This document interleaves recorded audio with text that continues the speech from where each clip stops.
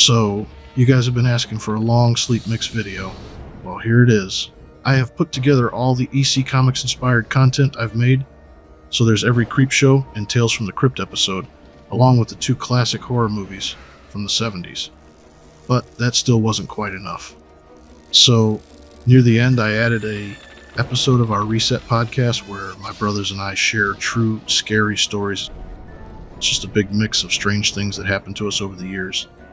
And it all wraps up with my personal horror story, something I experienced while camping that to this day I still can't explain. So sit back, relax, and enjoy your nightmares. But maybe don't wear headphones. That monster under your bed might want to listen too.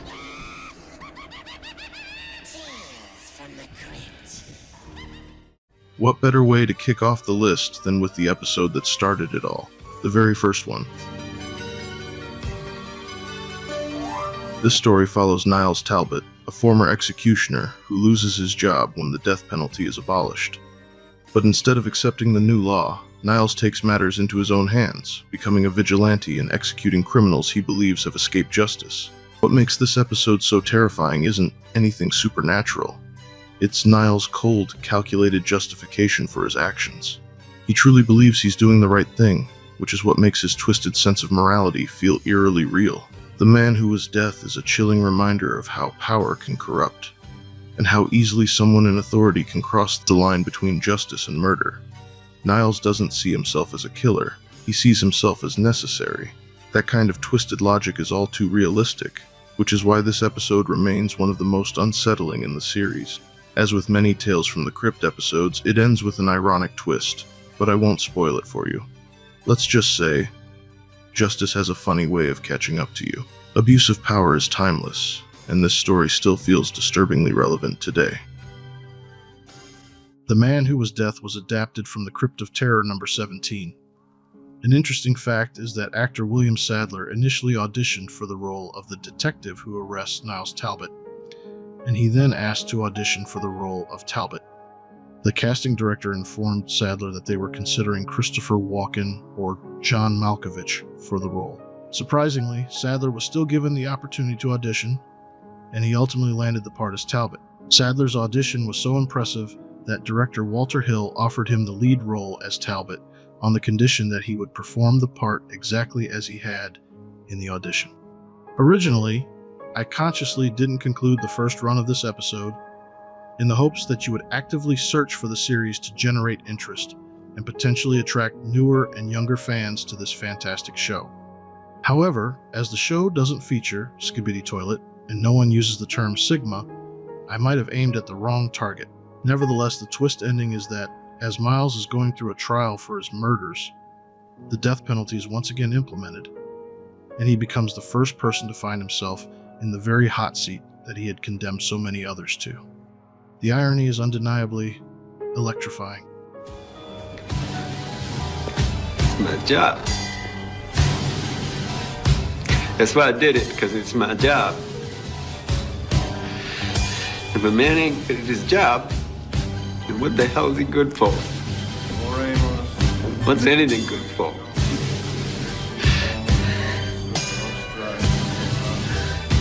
In grace, aeterna felicitas, divina prosperitas, serena lactitia, caritas, vosa, sanitas, semper in terra.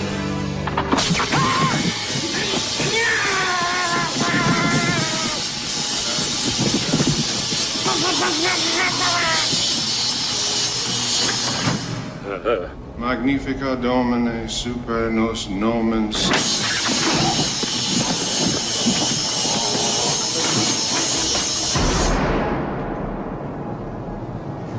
I didn't want no haircut. They said that was a mistake because my head might catch on fire from the electricity when they juice me. I told them, don't worry. The governor gonna call.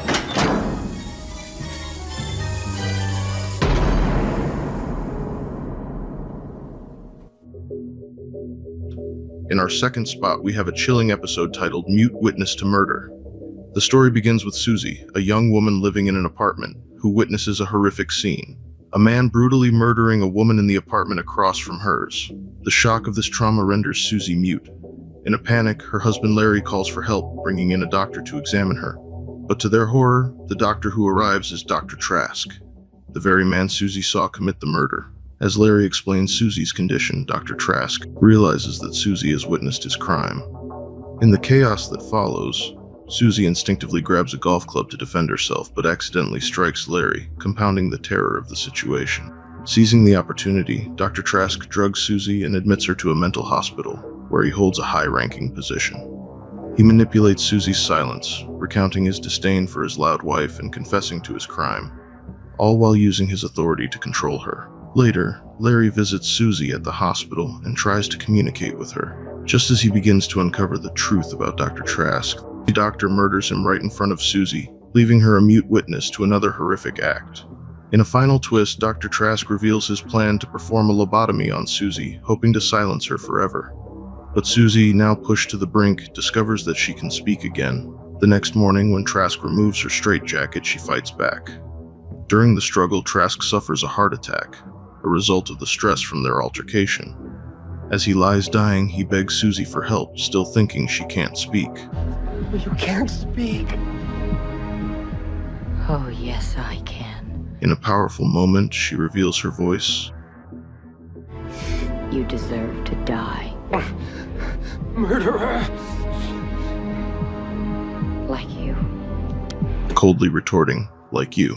The episode ends with Susie repeatedly saying "died" into a video monitor, notifying the staff that Dr. Trask has succumbed to a heart attack. Her haunting repetition underscores the psychological toll the ordeal has taken on her. Dead.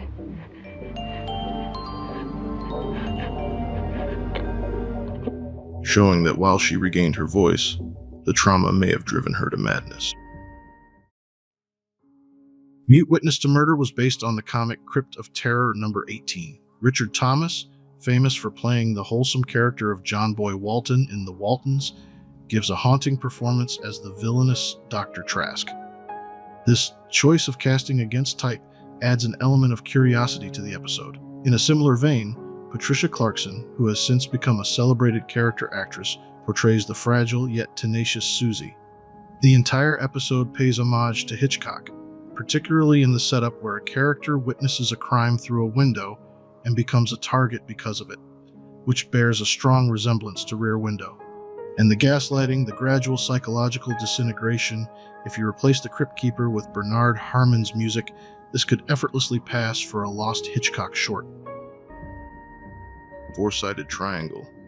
The story follows Mary Jo, a young runaway who is living in a remote farm and working under the oppressive control of George and Louisa Yates. George has been blackmailing her and treating her badly. One day, he assaults her and leaves her with a head wound. After escaping into the cornfields, she imagines a scarecrow coming to life. When the Yates find her, she becomes progressively more erratic, talking about her man and how she wants him to make love to her. George dismisses her behavior as craziness, but her condition continues to deteriorate. Louisa becomes suspicious of what's going on, and George grows increasingly obsessed with Mary. At night, Mary runs off to see the scarecrow, convinced it's her lover. Louisa begins to realize what's going on and confronts George. You know what I'd do to you if I caught you cheating on me, don't you? Same thing you do to bulls when you want them to be steers. When she goes searching for them one night, she finds the scarecrow with its clown face and stabs it with a rake.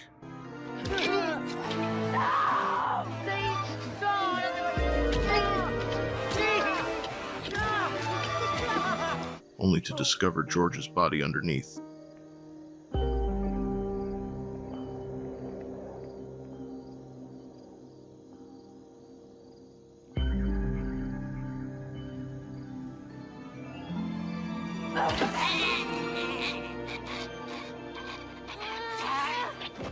Mary grabs the keys to the farm's working car and runs off, singing about her newfound freedom.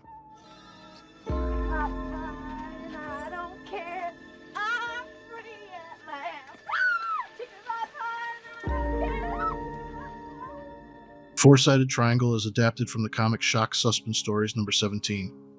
Unlike other episodes of Tales from the Crypt, it avoids fantastical elements and focuses on realistic horror. The story revolves around a runaway girl who finds herself trapped in an abusive situation on a farm with a malevolent couple. Patricia Arquette delivers a poignant portrayal as Mary Jo, who turns to a scarecrow for comfort and mistakenly believes it loves her. This leads to a disturbing four-sided love triangle, from which the episode derives its title.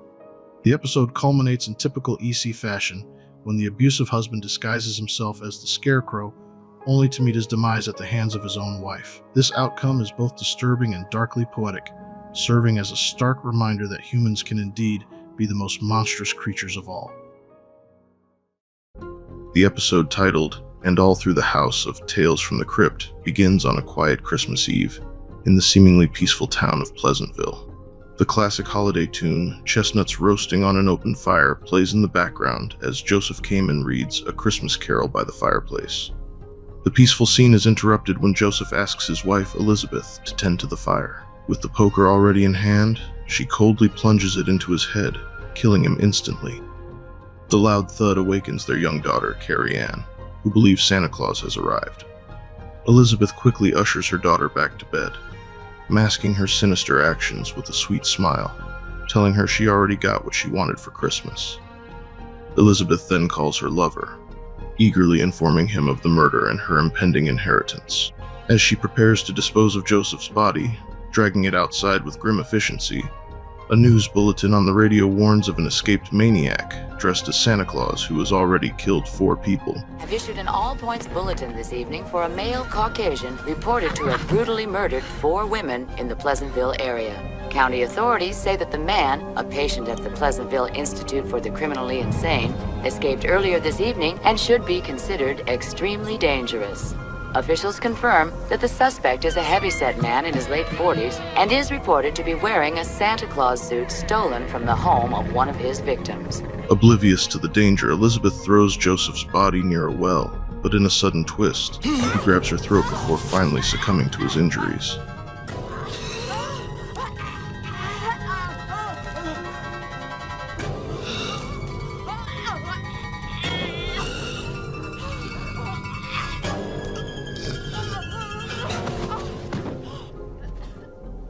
Just as she catches her breath, Elizabeth hears a sleigh bell ringing from the woods. The escaped Santa, wielding an axe, attacks her. She manages to defend herself, slashing his face with an icicle and kicking him before escaping inside the house.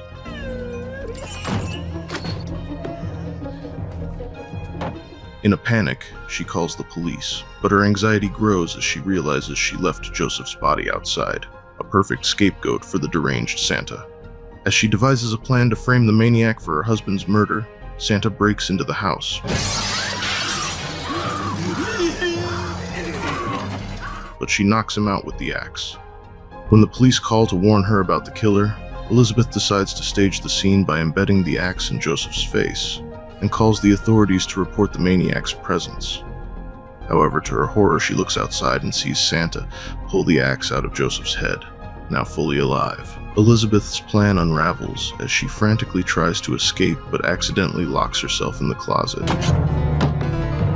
Meanwhile, Carrie Ann, in her room, spots Santa climbing a ladder to the house. Excited to meet him, she opens the window and pulls him up. Elizabeth, having freed herself from the closet, runs upstairs, only to find her daughter missing. No! Carrie! Carrie Ann's voice calls out from downstairs, and Elizabeth rushes to find her in the living room. But before she can breathe a sigh of relief, Carrie Ann reveals the chilling truth. She let Santa in. The episode ends with Santa menacingly asking, "Naughty or nice?" as Elizabeth is left screaming in terror, trapped by the very killer she thought she could outsmart.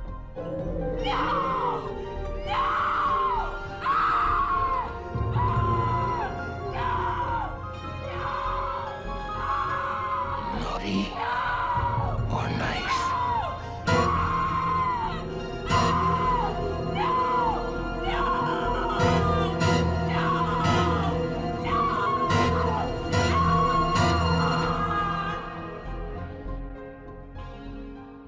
All Through the House is adapted from the story featured in Vault of Horror number 35.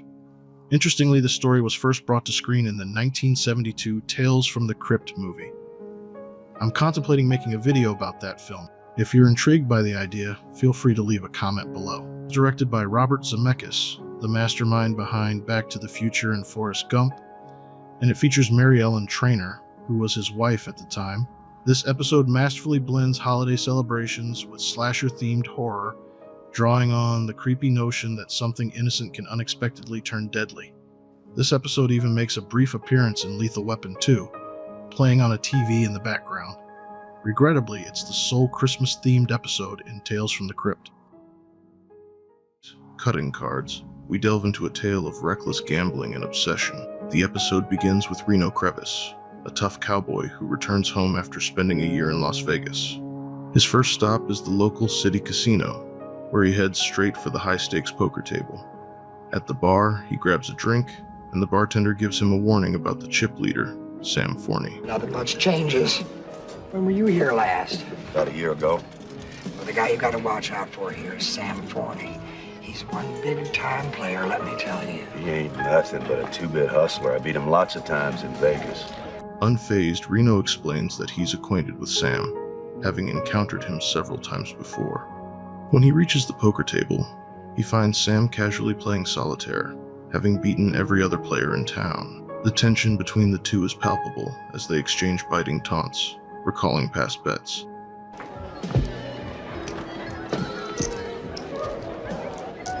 I used to have a regular game back here with Gibbons and Norris and a bunch of the boys. They don't come around here anymore. I cleaned them all out. I guess they weren't used to my kind of competition. You trying to tell me something, Sam? Yeah, I am, Reno. I'm just reminding you. I'm the best. I wouldn't want you to forget that. Reno once won $10,000 from Sam, and in return, Sam won a Cadillac from Reno, which led to an awkward conversation with his wife. Their years-long rivalry has pushed them to the brink of insanity, as evidenced by their outrageous bets. Despite being broke, Reno is insistent on playing a game with Sam. Sam agrees, but on one condition. If Reno loses, he has to leave town forever. Deal. Only one problem. You're broke. I got $100 in my pocket. I ain't asking you to stay. $100 don't mean nothing to me, but there is one thing that I want, and I want it real bad. I want you out of my life for good. I really don't like you, Reno. You show up and right away things just go to shit. 5 or 6 times you and I hooked up and somebody always gets burned in the end, so I'm willing to play. See who leaves, clears out of town, out of state for good, okay? We got a deal? You're on. They start the game with a simple roll of the dice, each rolling a pair of 6s. The tie only ignites their thirst for danger. Reno then suggests they play Russian roulette, but Sam hesitates at first. Sam retrieves a revolver from his car, and the two engage in a nerve-wracking showdown in a parking lot, passing the loaded gun back and forth, pulling the trigger each time.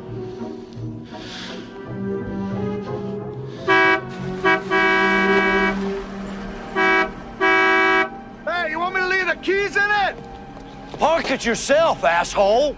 Who you calling an asshole? You heard my friend. Get the hell out of here. Hey, take it easy, no problem. When they reach the final chamber, Reno discovers the bullet was a dud. Enraged, the two blame each other for cheating. Buddies say that Reno Crevice didn't have the balls to do it. I want him to say that he went out strong. God. A dud? What happened? You put a ringer in. You're playing the whole thing.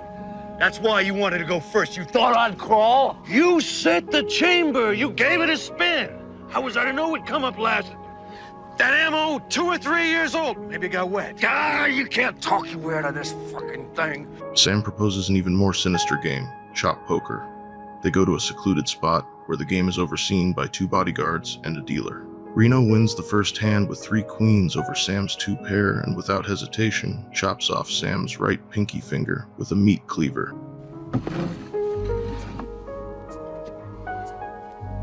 Careful, only one.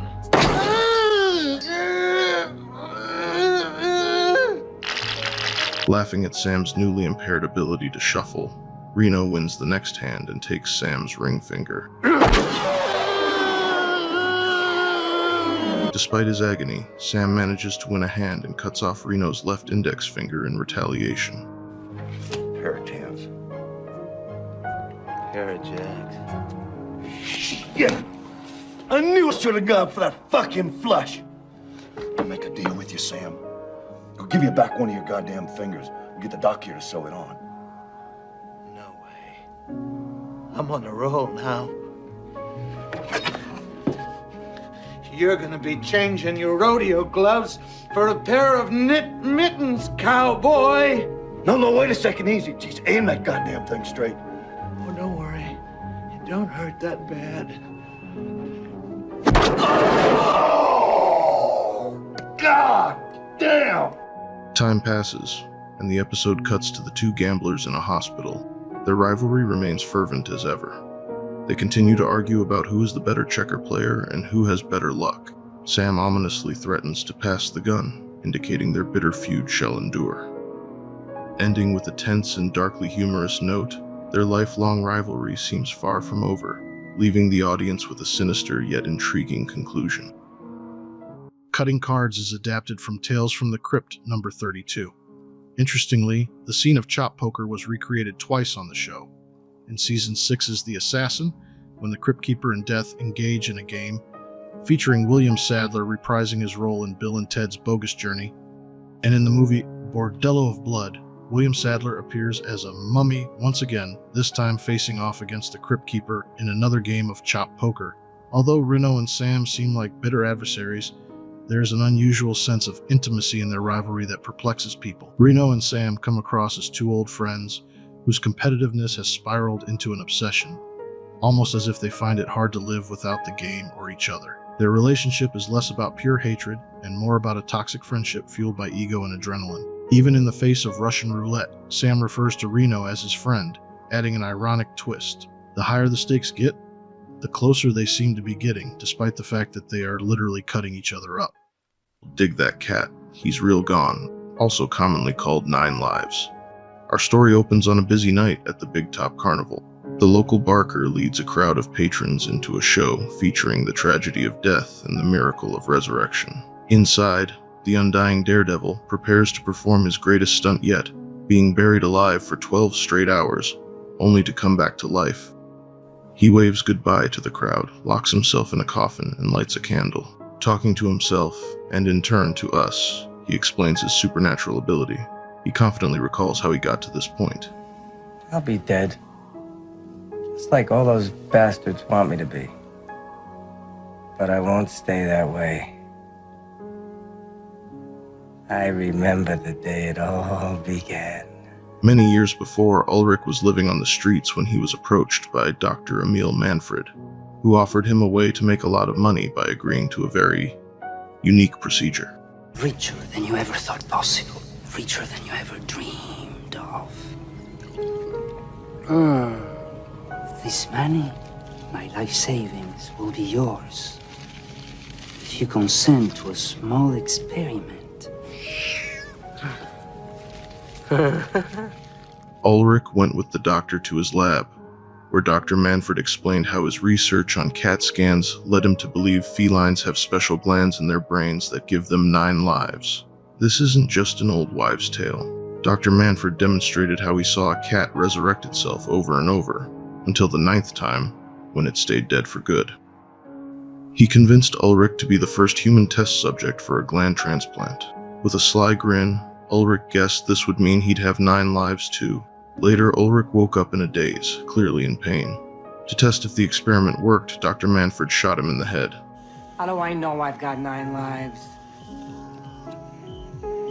They sought to kill you.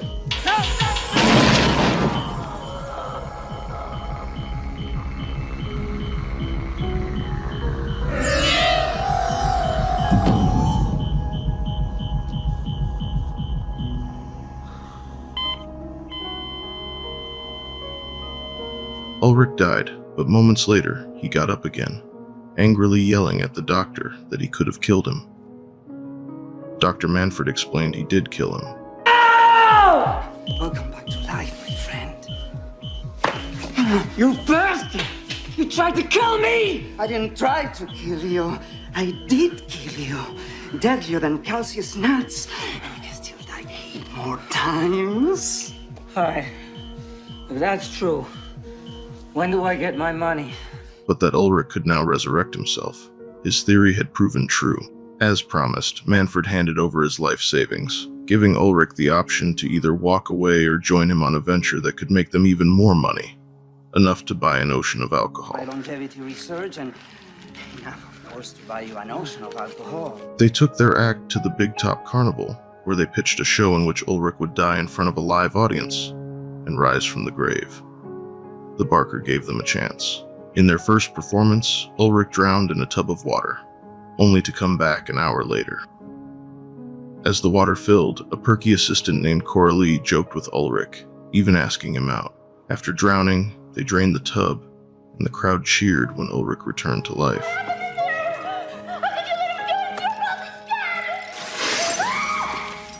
The act became a hit, and he began a relationship with Coralie.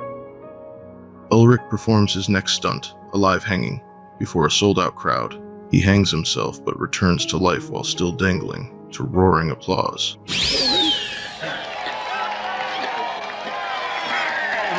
Dr. Manfred is thrilled, putting most of their earnings toward his research. But Ulrich, he wants more than his usual 40% cut. One night, after leaving the carnival, they get into a terrible car accident.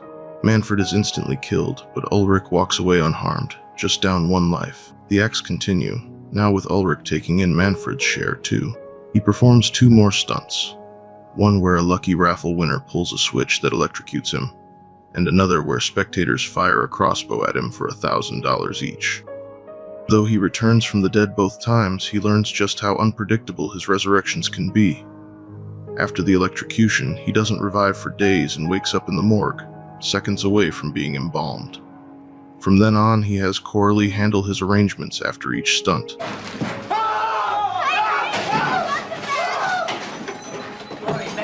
What was that take? As the carnival grows rich, Ulrich and Coralie plan a vacation. But greed gets the best of her, and she fatally stabs him, running off with all their money before he resurrects once more. Kids, stay here! Stay here! Stay here! Left broke and down to 2 lives, Ulrich decides to do one last show, demanding all the profits. The Barker is furious, but Ulrich argues that the carnival's success relies on him, hinting that he could pull a no-show if they don't agree. The Barker relents. For his final stunt, Ulrich prepares to be buried alive, just like in the opening scene. Laughing at his successes, he suddenly makes a horrific realization. But what the hey? I'm already set for life.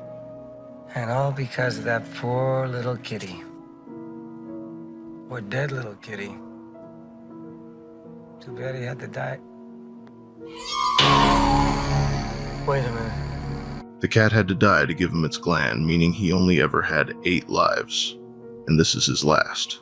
He panics, begging to be let out, but the gravediggers above just hear muffled groans and mistake them for a cat. Somebody wait! I don't have 9 lives! Ulrich dies in the coffin as a stray cat curls up on his grave. Fans love this iconic episode for its darkly funny yet chilling twist, showing how greed can twist a miraculous gift into a curse.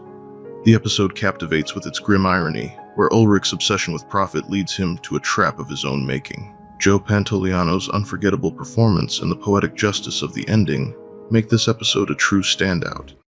The story of Dig That Cat, He's Real Gone is based on a tale from Haunt of Fear number 21.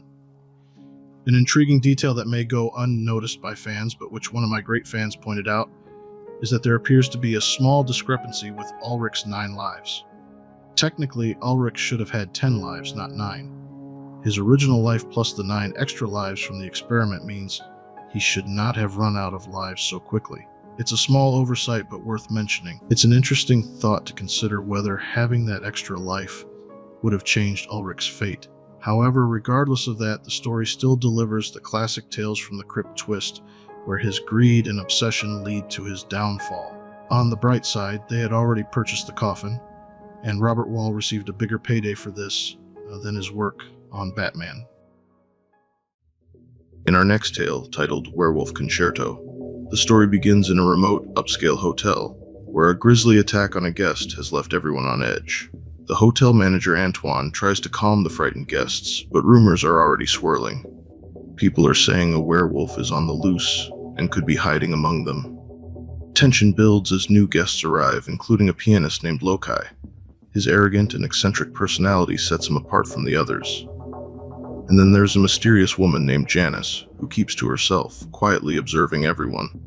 Lokai wastes no time bragging about his supposed expertise in hunting werewolves, revealing that he's been hired to identify and kill the creature, who, he insists, is lurking somewhere in the hotel. Lokai begins his investigation with a direct, even aggressive approach, confronting the guests and inspecting every inch of the premises. Before long, his suspicions fall on Janice. Her calm, aloof demeanor makes her stand out amongst the frightened guests. But Janice doesn't try to explain herself. She observes Lokai's efforts with a wary, almost calculating eye. As Lokai's confidence grows, so does the tension between them. He soon announces that he's set a trap, certain that he'll finally expose the werewolf that night. As darkness falls, everyone waits with bated breath for the creature to make its appearance. Then, in a surprising twist, Janice reveals to Lokai that she's also a hunter, here to track down the werewolf herself. She turns the tables, accusing Lokai of being the creature they are all afraid of. Lokai responds by transforming, revealing his true form, a werewolf. In a dramatic showdown, Janice outmaneuvers him.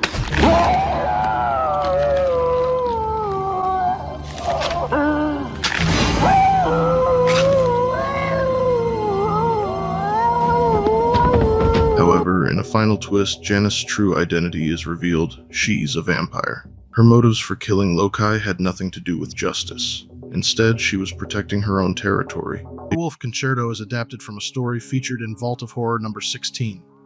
The episode reunites actors Timothy Dalton and Walter Gotell, who both starred in the James Bond film The Living Daylights.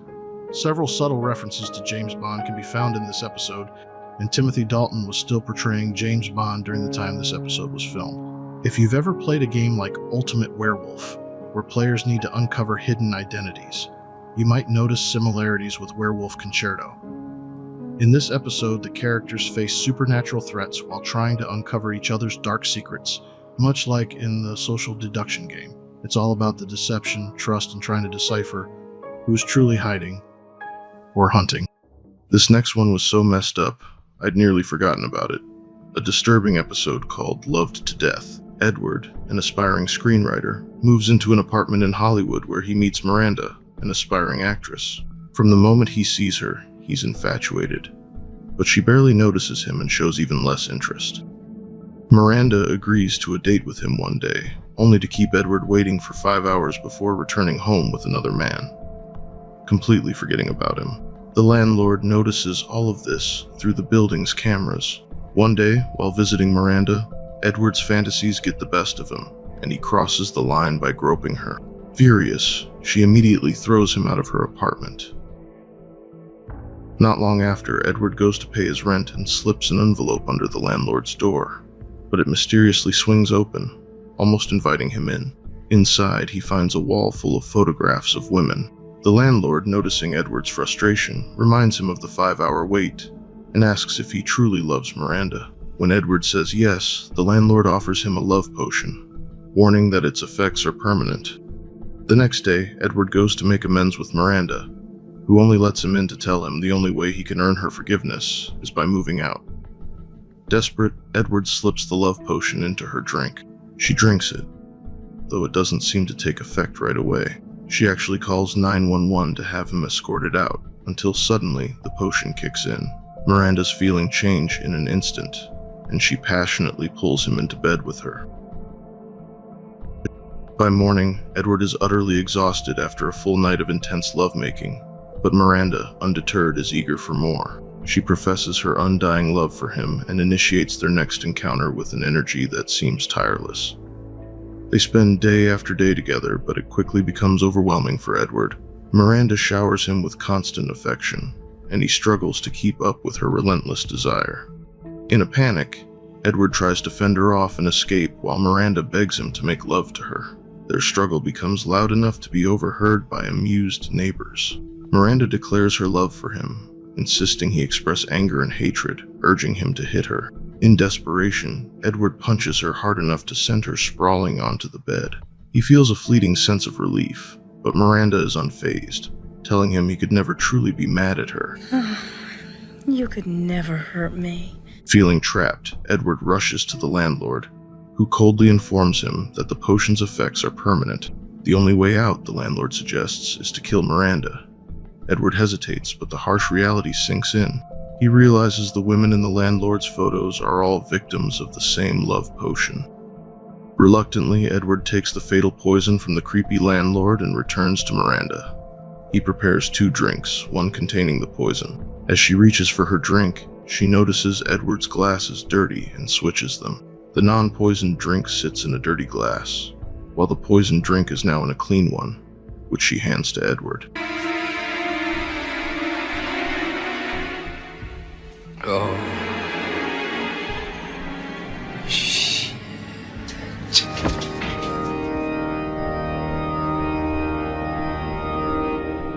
Edward wakes up in the afterlife, dressed in white and surrounded by others who have passed on. Initially, he believes he is in a good place until he hears Miranda's voice calling for him.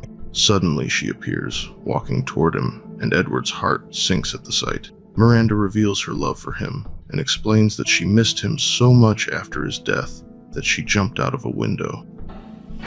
Now we'll be together, my love! Though Edward died unintentionally and Miranda took her life, they find themselves in the same afterlife. However, Miranda is disfigured from her accident, and this grotesque transformation seems to carry over into the afterlife. As she advances toward him, Edward realizes he is stuck with her for all eternity. He screams in horror at the realization of his predicament, and the absurdity of it all is utterly hilarious. Maybe then he wouldn't have ended up in a state of holy deadlock. The episode Love to Death is adapted from a story featured in Tales from the Crypt number 25. Interestingly, it shares the same plot as an episode of The Twilight Zone, titled The Chaser. There are also some thematic similarities with another Tales from the Crypt episode called Till Death. Both episodes share a common theme of an obsessive and dangerous love, with characters resorting to supernatural means to obtain affection. In Till Death, a character even uses a love potion to capture a woman's heart. I've made the joke that if men use a love potion, it's considered horror, but if women do it, it's called a romantic comedy. However, no matter how you look at it, using a love potion is creepy. Perhaps the straightforward approach of asking out the person you have a crush on would be a better option. But what do I know? I'm just a guy on YouTube creating videos. Next up is an episode that many of you have praised, but it delves into some pretty dark places. But I gotta say, it's a true classic. From Season 2, Episode 5, titled Three's a Crowd, the story centers on Richard and Della, a couple in a failing marriage. Della has been getting a little too cozy with Richard's best friend, Alan, who was also his best man at their wedding. Richard's paranoia begins to escalate, exacerbated by his inability to give Della a child, and his struggle to provide her with the luxuries she desires, further driving a wedge between them. For their anniversary, Alan, now wealthy since their wedding days, generously offers Richard and Della the chance to stay at his spacious cabin while he resides in the guest house. I'll go and get the bags. Oh, look at this. Oh, this is wonderful, Alan. I'm glad you like it. I like it too. This is really something. Put those two in the main bedroom, and I'll take mine to the cabin. It's revealed that Alan and Della once dated before she chose Richard, which adds to Richard's insecurities about her loyalty. Tension rises as Richard and Della argue over Alan buying her gifts, highlighting Richard's frustrations after losing his job. Supplies, food, booze, drugs. I'm gonna give you an anniversary you'll never forget. Mi casa es su casa. In a moment of anger, Richard bluntly suggests that perhaps Della should have stayed with Alan, who could give her everything she wants, including a child. One night, while staying in the cabin, Richard awakens to find Della missing from their bed. He quietly steps into the hall and overhears Della and Alan talking on the deck. Their unsettling conversation includes phrases like, "Did you tell him yet?" and "Does he know?" I kept thinking that things were fine just the way they were, but now I never knew I could feel so happy. The old life ends, and the new one begins. This only fuels Richard's anxiety. He sneaks back into bed as Della returns, pretending to be asleep. The following morning, Richard wakes up to find he's alone in the bed. Shortly after, he learns that Della and Alan have gone shopping together in town. Heartbroken and feeling betrayed, Richard decides to drown his sorrows in alcohol, and honestly, who can blame him? When Della and Alan return, Richard confronts them, but his accusations are dismissed as drunken ramblings. They brush off his concerns, leaving him to sober up while they retreat to the guest cabin. Instead of finding clarity, Richard drinks even more, spiraling further into confusion and despair. Later that night, Paul returns to the main cabin, urging Richard to join him because Della has a surprise for him. However, Richard, fueled by paranoia, anger, and alcohol, feels abandoned after they left him to drink all day without checking on him. As his mind snaps under the weight of suspicion, Richard's anger takes a dark turn. He threatens Paul with a crossbow. What the fuck are you doing with that? Oh, thinking about using it. On you. Initially, Paul thinks it's a joke and continues to coax Richard to leave the cabin. But once he realizes Richard has truly lost his grip on reality, he calls him crazy. That's not funny. The thing is loaded. I know it. It's not funny, Richard.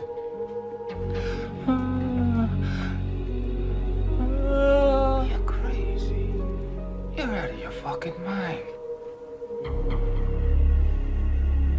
And you're dead, friend.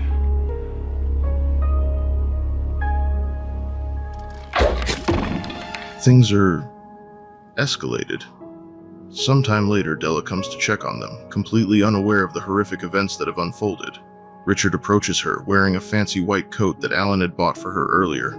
When he steps into the light, Della sees the stains across the front of the coat. Concerned, she asks where Paul is, and Richard simply gestures upward, making no effort to cover the bloodstains that now coat his hands.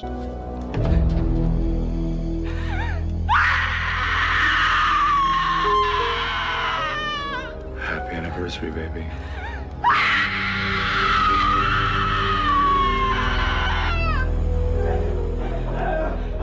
In a panic, Della tries to hide from him in the master bedroom, but Richard bursts through the door.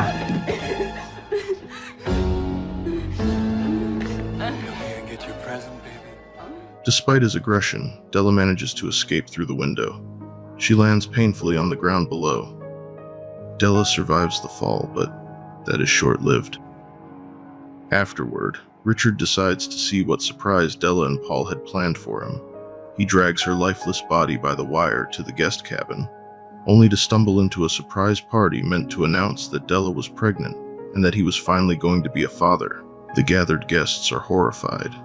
This episode is very cherished, not only for its intense exploration of jealousy, paranoia, and the dark consequences of miscommunication, but also viewers are captivated by the psychological depth of the episode, which shifts away from typical horror tropes to present a more human and relatable story centered around Richard's insecurities and emotional turmoil.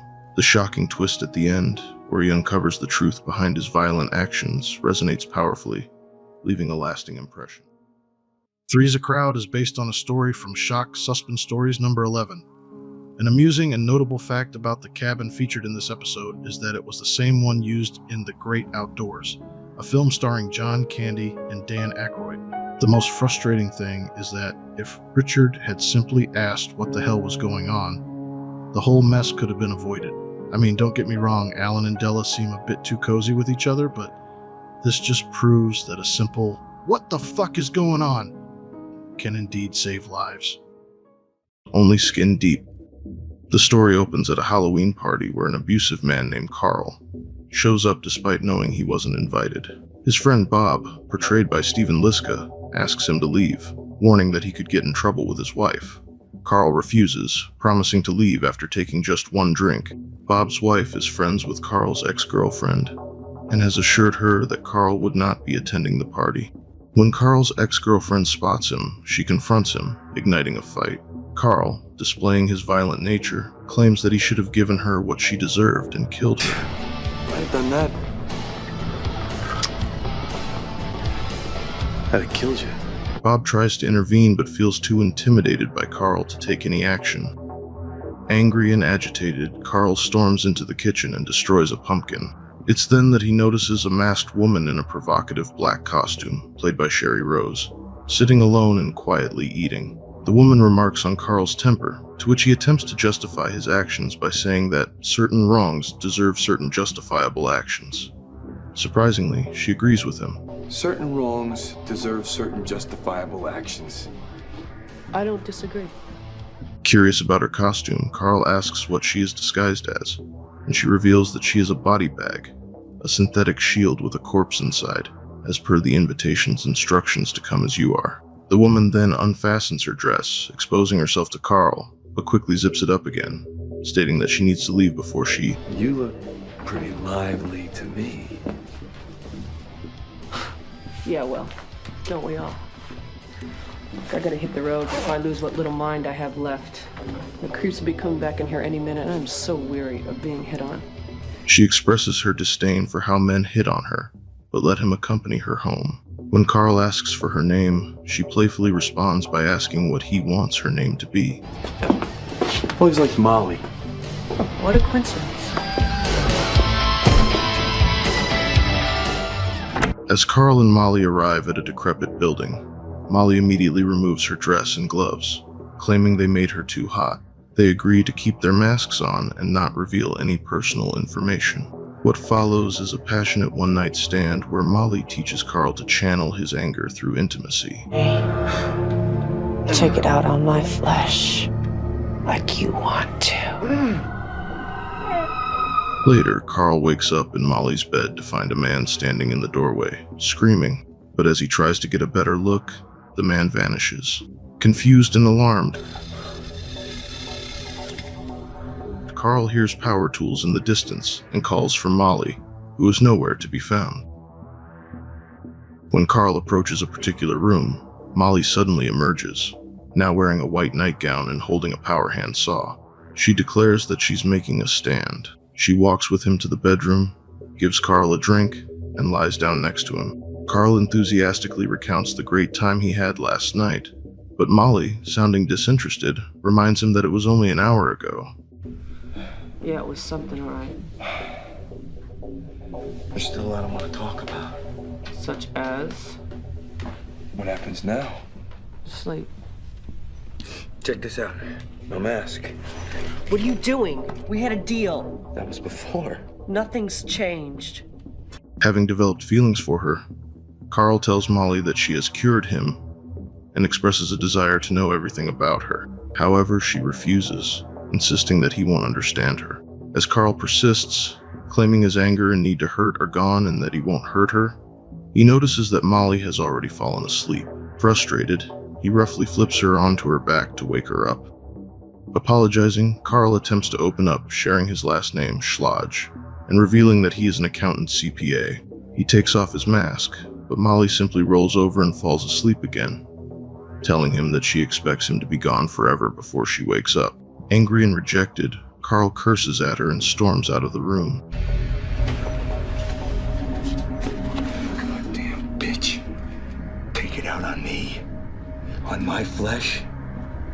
You just won the fucking lottery, baby.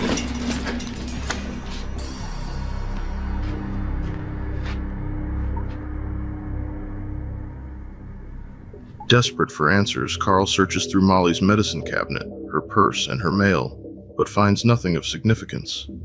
Her mail only addressed to resident or occupant. Dazed from the strange drink she had given him, he wanders into the room where she was working and discovers a wardrobe filled with masks from men she has presumably lured into her home. One of the masks resembles the man he saw in his earlier vision, sending chills down his spine. Horrified, Carl confronts Molly, leading to a heated fight. In the struggle, he accidentally cuts her hand with the power saw while she tries to defend herself. In the chaos, he tears off her mask, only to find that it is not a mask at all. It is her real face.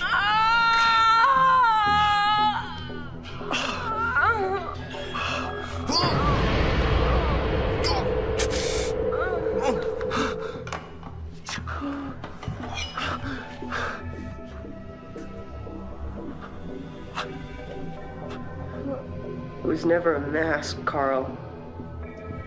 It's the way I was born. Hair of the dog, and a little something extra. I swear, you must have the slowest metabolism in the whole goddamn world.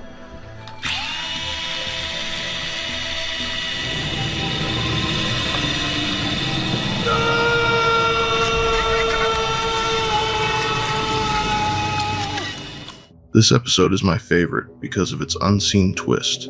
The revelation that Molly wasn't wearing a mask reshapes the entire story, showing her true nature as a serial killer.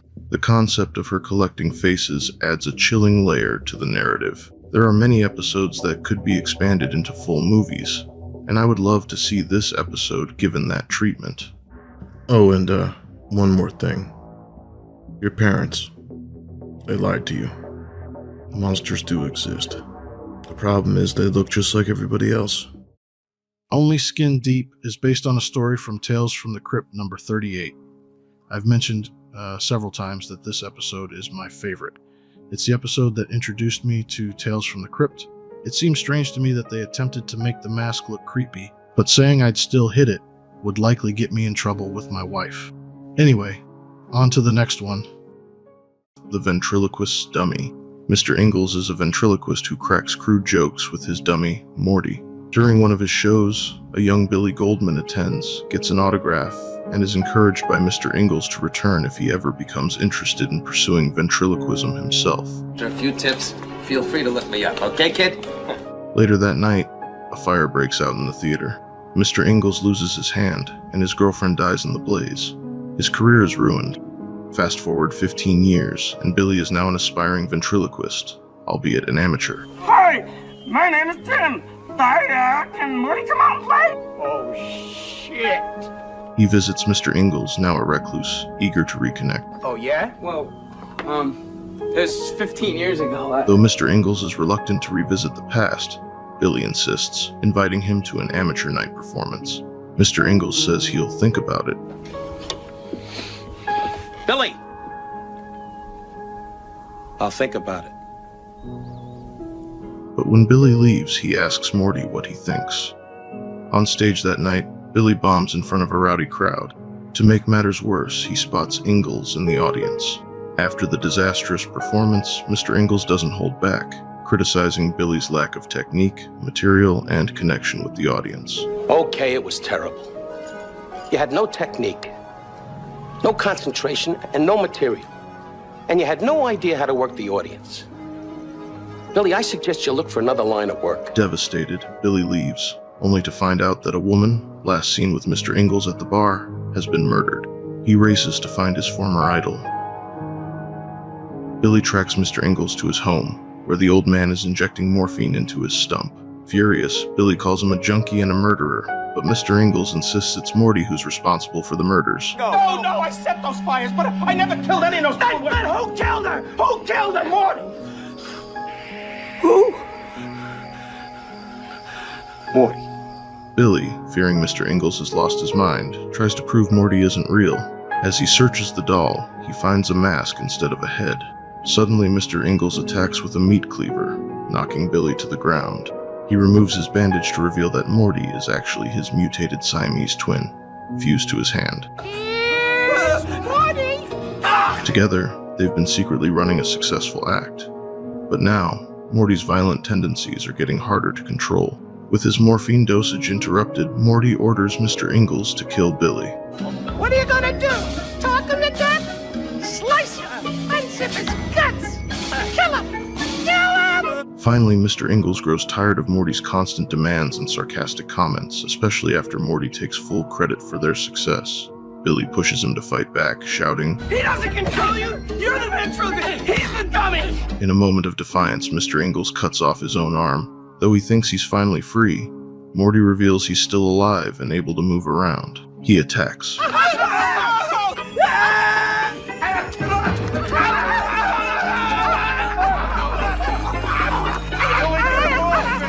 Before scurrying away, a now deranged Billy grabs a baseball bat, tearing through the house, and after one wild swing, even nails Mr. Ingalls' lifeless body in the head. He finally gains the upper hand when Morty gets stuck in a meat grinder. Billy cranks the handle. What are you doing? I'm making an asshole casserole, pal, and you're the main ingredient. But he stops when Morty promises to do anything to save himself. Sometime later, Billy's career takes off as a ventriloquist, now with Morty acting as his doll. During one performance, Morty breaks from the script and starts catcalling a girl in the audience. Billy argues with him on stage and Morty reveals he's renegotiating their deal. Suddenly, Billy screams in pain. As the audience starts to leave, Billy pulls the doll off his hand, only to reveal that Morty has fused himself to Billy's own hand. Looks like we're stuck with each other. The Ventriloquist Dummy is based on a story from Tales from the Crypt number 28. This episode features two iconic comedians, Don Rickles and Bobcat Goldthwait. Rickles, renowned for his insult comedy, portrays the bitter and reclusive ventriloquist Mr. Ingalls, while Goldthwait, famous for his frantic energy and distinct voice, plays the eager but untalented Billy Goldman. Their chemistry adds a unique mix of comedy and horror. The makeup and prosthetic effects for Morty, especially when he's depicted as a sentient, severed twin, were created by the legendary Kevin Yeager, whose work includes both the Crypt Keeper and Chucky. He expertly crafted the iconic scene. I've been told I pronounce his name wrong almost every single time I say it. But hey, I do my best. I'm from Philly, and I pronounce words differently. In the words of Brad from Rick and Morty, I throw balls far. You want good words? Data languager. I have to admit that I always chuckle when Billy threatens to turn Morty into an asshole casserole. What are you doing? I'm making an asshole casserole, pal, and you're the main ingredient. Let the punishment fit the crime. Geraldine Ferret, a predatory lawyer, is arrested in Sticksville for an improper license plate. Her offense was minor, but she was still handcuffed and brought into the courthouse for her arraignment. After calling her boyfriend to inform him that she'll be running late, Geraldine was very obnoxious and handed her business card to an injured man in a wheelchair, offering her legal services in the future.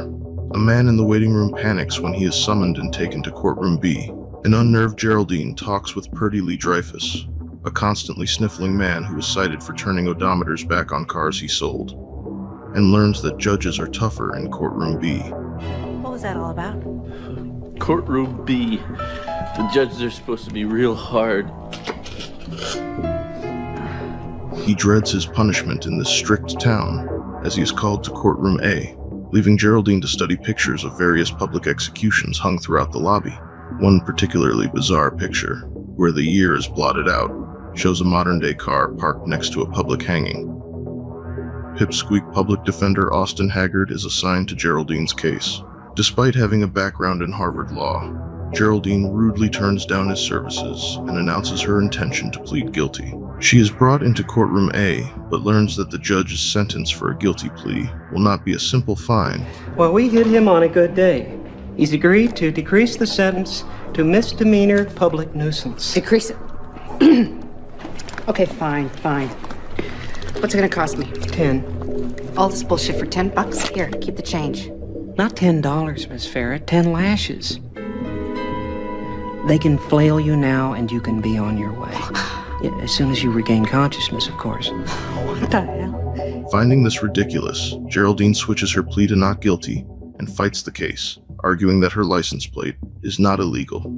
Haggard enters the courtroom and gives the judge a file of evidence that proves Geraldine's spirited quality. While it's full of articles documenting a case where Geraldine fought and beat a wealthy pacemaker company, the judge believes she's immoral and that all she did was take down a medical company with no past problems. In 10 years of use outside the laboratory, the Cardi Talk 7 pacemaker never failed. Ever. That's irrelevant. We all know mechanical devices break. This revelation, along with her snotty license plate, leads the judge to declare her guilty and up her sentence to 100 lashings. Guilty as charged. Guilty, like hell. Well, the fine is 100 lashes, to be administered immediately. Haggard's pleas to commute the sentence to public service are denied, and she's taken downstairs to a dungeon. Purdy Lee is also there and reveals that his nose was cut off as part of his punishment. Before Geraldine is punished, Haggard shows up and tells her that the judge has thrown her case out. Good news, Miss Barrett. The judge looked up the state code. Your license plate has 6 digits after all, exactly like you said. Your case has been thrown out. I told you I'd get you off. You little turd! I had this thing beat until you showed up with that file folder. You're a nag on his way to the glue factory. I'd rather be dead than you.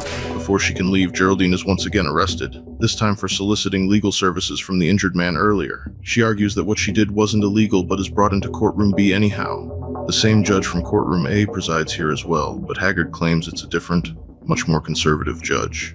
Haggard declares Geraldine not guilty, but presents a ludicrous argument involving a temporary insanity plea. The judge laughs at her and declares her guilty. What a load of... Guilty as charged. You ready for sentencing? She is ushered into courtroom C, a much more intimidating box-like room. The same judge once again takes the stand and quickly declares her guilty. So your actions were cut and dried. You violated the law and you must pay. However, the sentence handed down by my colleague was wholly inappropriate. I sentence you to death by electrocution. Sentence to be carried out immediately. After a private talk with Haggard, the judge realizes Geraldine's specific skills could be useful and commutes her sentence to public service for a time yet unspecified. She rushes out of the room but finds herself back in the dungeon. The ghosts return and nudge her closer to an electric chair. Suddenly, Haggard appears and takes her place in the chair. He reveals himself to be a former lawyer who got many criminals off by bribing jury members and has been working in Sticksville for a long time. Yes, get out of my way! All right!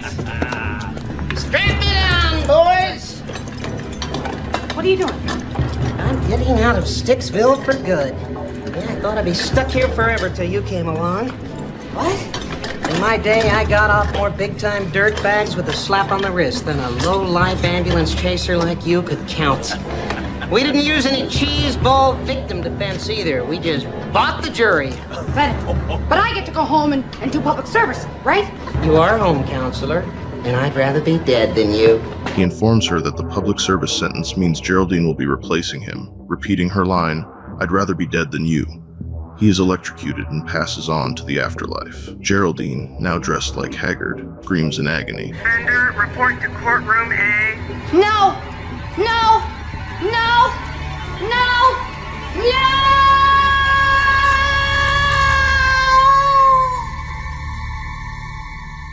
Let the Punishment Fit the Crime is from the comic Vault of Horror number 33. Despite not explicitly stating it, there is a strong implication that the courthouse serves as a form of purgatory. The town Sticksville may be a reference to the river Styx in Greek mythology, which served as a border between Earth and the underworld. While Geraldine Ferret may be a crappy person, I don't believe she deserves to be Steve Urkel for all eternity. Okay, that's enough with the 90s references. One of my favorites, starring the legendary Tim Curry in Death of Some Salesman.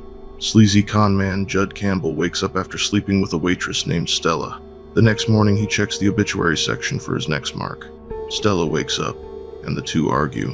Judd had conned her into believing he loved her and would rescue her from her crummy life. He admits it was a promise he made only the previous night, but the warranty expired this morning. He refers to his grifting as salesmanship as he leaves her. Judd, a traveling cemetery plot salesman, visits the home of Mrs. Jones. Her husband passed away a few days ago, but Judd claims he made a promise to put a down payment on a final resting place. Mrs. Jones wonders why her husband never mentioned it to her, but her attention is grabbed when Judd mentions the benefits package that comes with the plot. All funeral expenses paid and $10,000 in cash. She begs him to accept cash now, as if it were paid before her husband died, and he accepts. It turns out this is a typical con Judd pulls. tricking people into giving him down payments with the promise that he'll eventually return with papers for the benefits package. The next house Judd visits is the Comfrey residence, where Ma Brackett answers the door and says nobody by the name of Comfrey lives there. Can I help you? You must be Mrs. Comfrey. You know, you're exactly the way your husband said you were. He's a very lucky man. Mrs. who? Mrs. Comfrey? There's nobody here by that name. Well, isn't this 2465 Maple Street? No. This here's Maple Drive. Maple Street is way across town. Oh. Realizing he mixed up the addresses, Judd prepares to leave, but Ma invites him in after realizing he's a salesman. Young man, are you selling something? He pitches his cemetery plot to Ma, who summons the grizzled Pa Brackett into the room to take part. I do have a lovely brochure that I'd like to... I'm sorry. I don't want Pa to miss this. Pa! Pa takes glee in having a salesman over, claiming nobody goes door to door anymore and that most people would rather shop on the TV. Mr. Campbell's a salesman, Pa. A salesman, huh? Ain't that nice? In the old days, traveling salesmen used to come by all the time. Of course, nowadays, everybody stays home, does their shopping on the TV. I don't know, but to me, it just ain't the same. No. Well, set yourself. Judd coaxes them into a special benefit package worth $40,000 for the price of $750 cash on the spot. The Bracketts fall for it, but Pa wants to see the land before buying. $500 buys everything for the both of you. $500, that's all?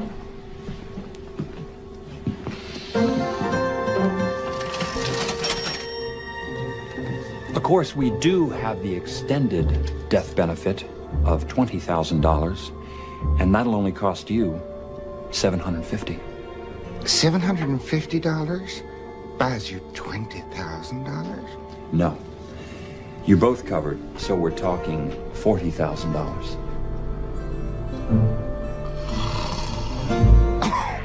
Well, we can't say no to that, can we? We'll do it.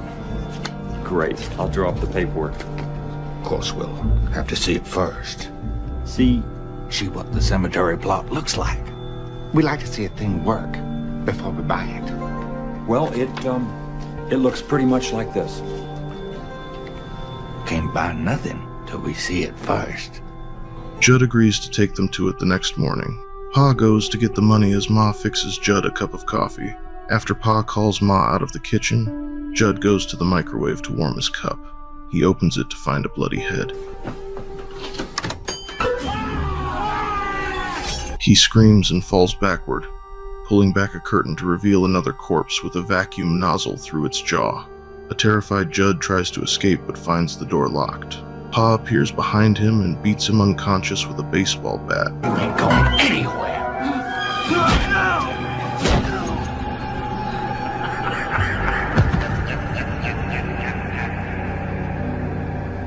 That night, Ma and Pa argue over what to do with the handcuffed Judd as he slowly starts to wake up. Pa wants to kill him quickly, but Ma wants Winona to have a look at him. Pa scoffs, claiming nobody will ever want her. They tell Judd that the corpses are just like him, salesmen who had already succeeded in selling them a crummy microwave and vacuum cleaner. Pa then shows Judd the color TV they bought from another salesman. Well, they're salesmen like you. Like that guy what sold us the crummy microwave. Didn't work. And the vacuum and the color TV. Wasn't no color TV till I fixed it.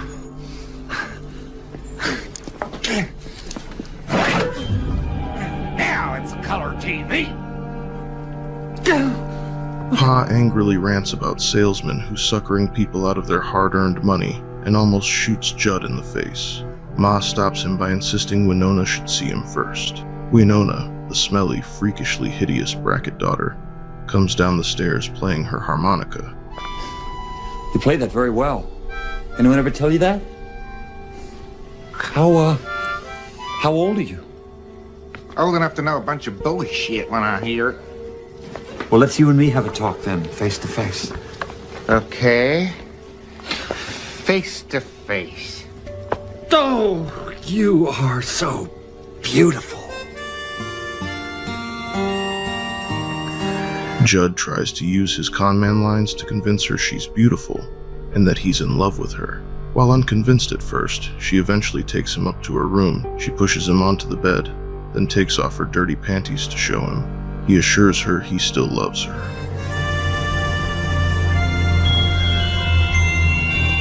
You still love me?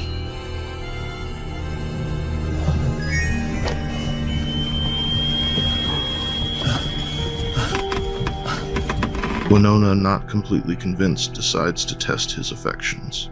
After a bizarre, awkward attempt at intimacy, complete with Judd trying to convince her that the body never lies, she strips down, eager to see if Judd can perform. He manages to pull it off, barely, and Winona is so convinced by his flattery that she's ready to marry him on the spot.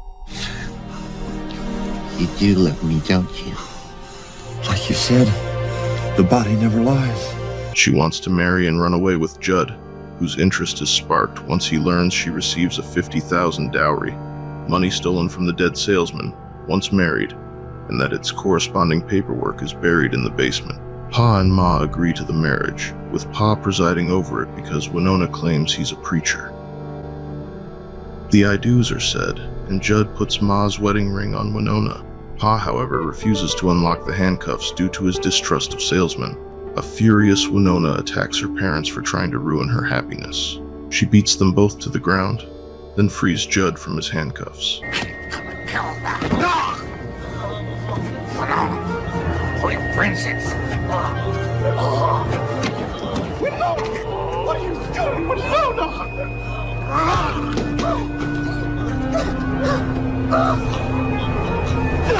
Winona, you killed him!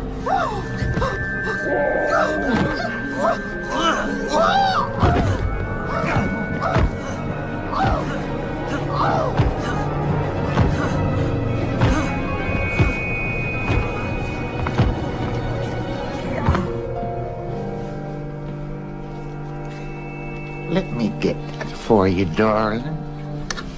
They go downstairs to get the dowry, where Judd immediately shoots Winona with Pa's gun.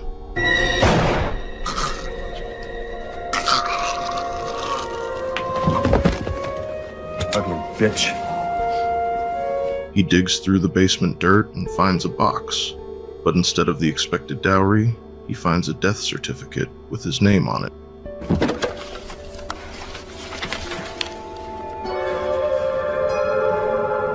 You find something down there, young man?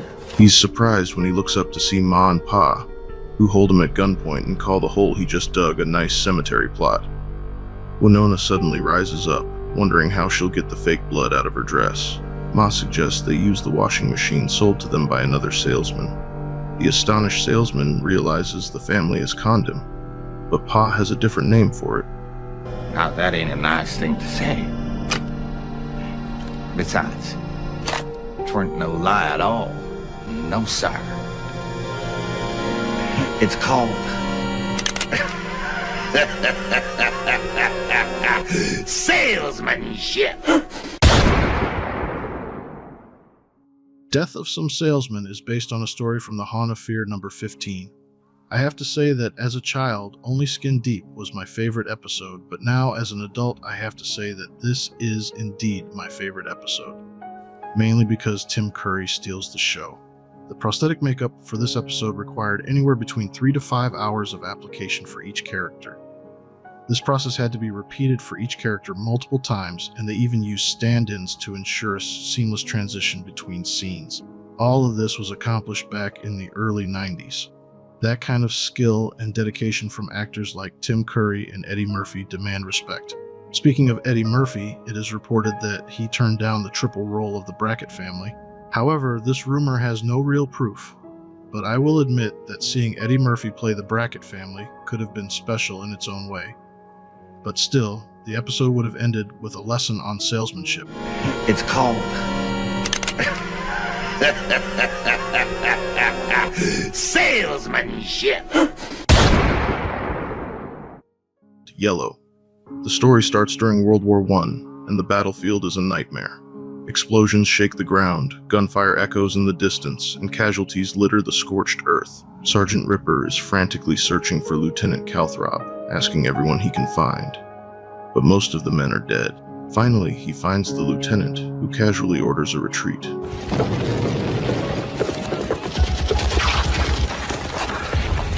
Drink, Sergeant. Lieutenant, our orders have it. Take that hill.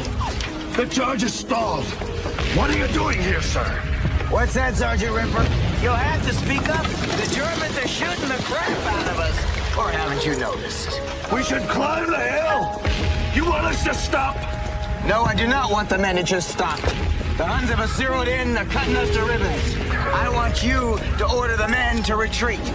I can't do that. The general ordered us to take that hill.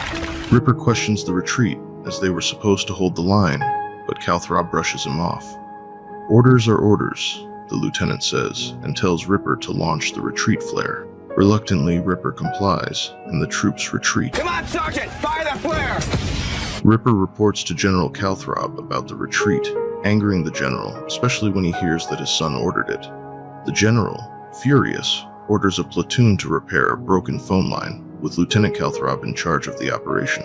Ripper and Captain Milligan argue over whether Lieutenant Calthrop, whom Ripper calls Yellow, should be trusted with the task. Get Deep Harmony on the line. The line's dead, General.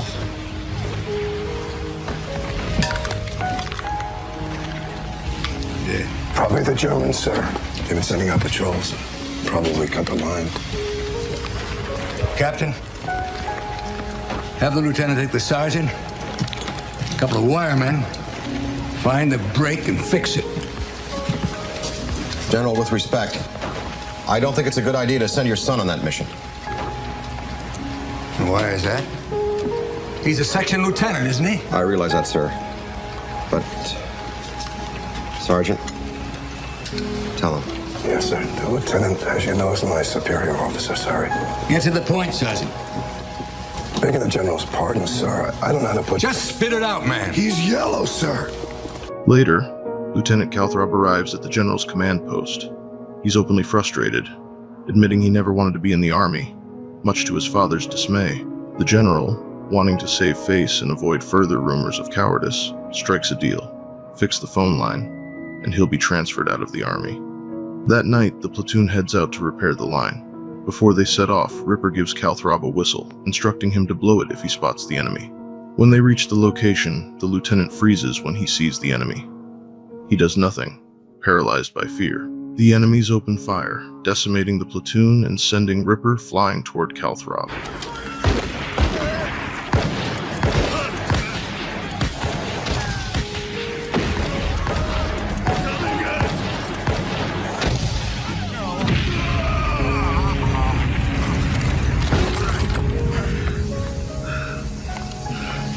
You were supposed to warn us.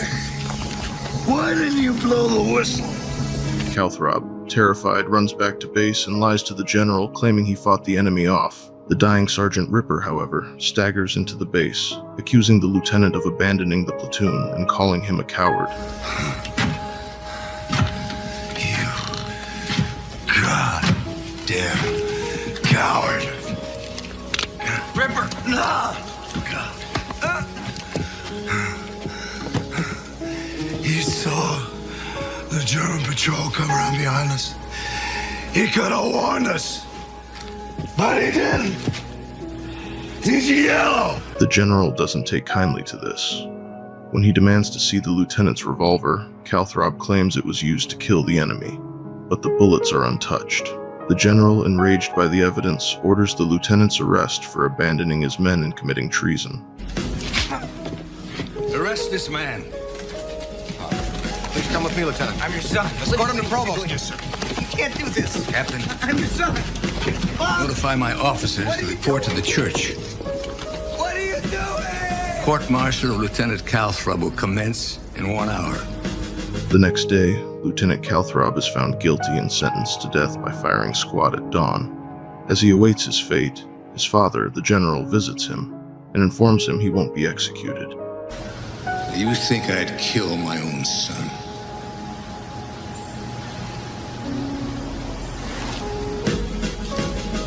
Come on, listen to me. There's always a blank in one of the rifles in the firing squad. raise a question of doubt as to who fired the fatal shots. And I'm the one who loads the rifles. The general, responsible for loading the rifles of the firing squad, offers to load each rifle with a blank, allowing Calthrop to fake his death and escape when the army retreats. The general only asks that his son face the firing squad with courage. In return, the lieutenant will be given a pack full of supplies and forged papers to escape Europe. Father and son reconcile, and the next morning, the lieutenant is calm, ready to face his fate. He spots the pack in a ravine, confident that his father has kept his word. He addresses the firing squad, apologizing for his past actions. I know now what Shakespeare meant. Cowards die many times before their deaths.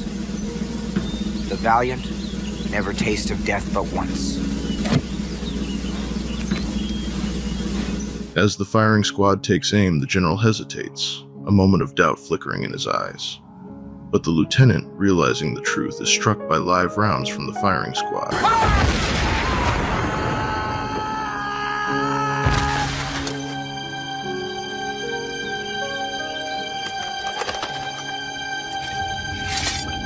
As he dies, the general and Captain Milligan watch his last breaths. The captain remarks, "He died like a man," and the general is satisfied that no one will ever think his son was yellow again. My son is not yellow. All right, Lieutenant, we gotta move this company out now on the double time. Make sure all our gentlemen, please have a hell of a day.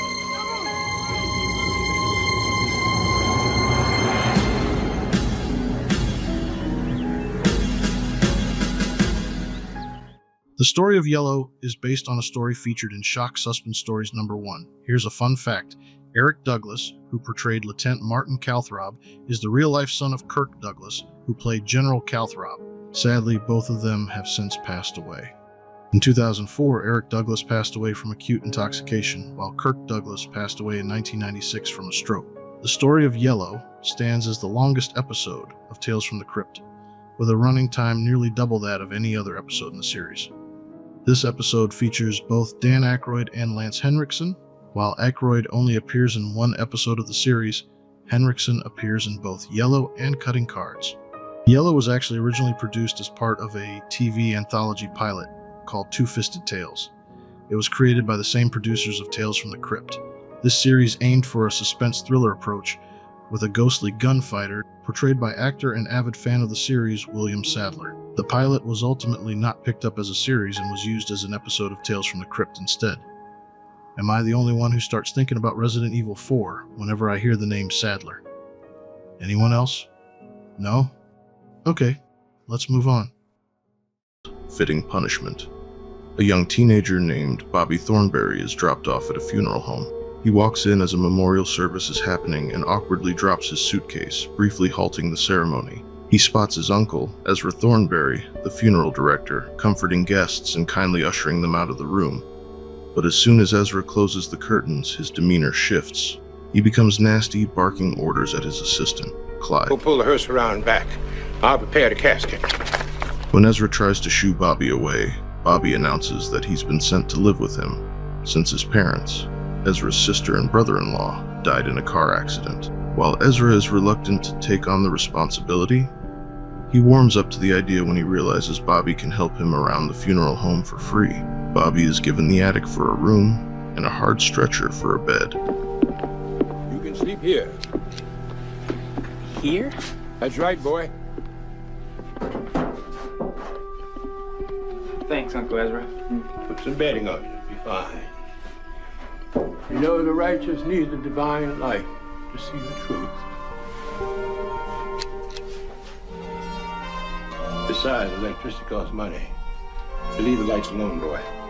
Ezra begins teaching Bobby the ins and outs of the funeral business, starting with how to take care of the corpses. Though initially grossed out by the process of draining blood, Bobby soon learns that Ezra cuts costs by filling the bodies with tap water instead of embalming fluid. Get in there. Aren't you supposed to use chemicals or something? He's dead, you damn fool. He doesn't know the difference. Besides, those chemicals cost money. Like it says in the Bible. Penny saved, penny earned.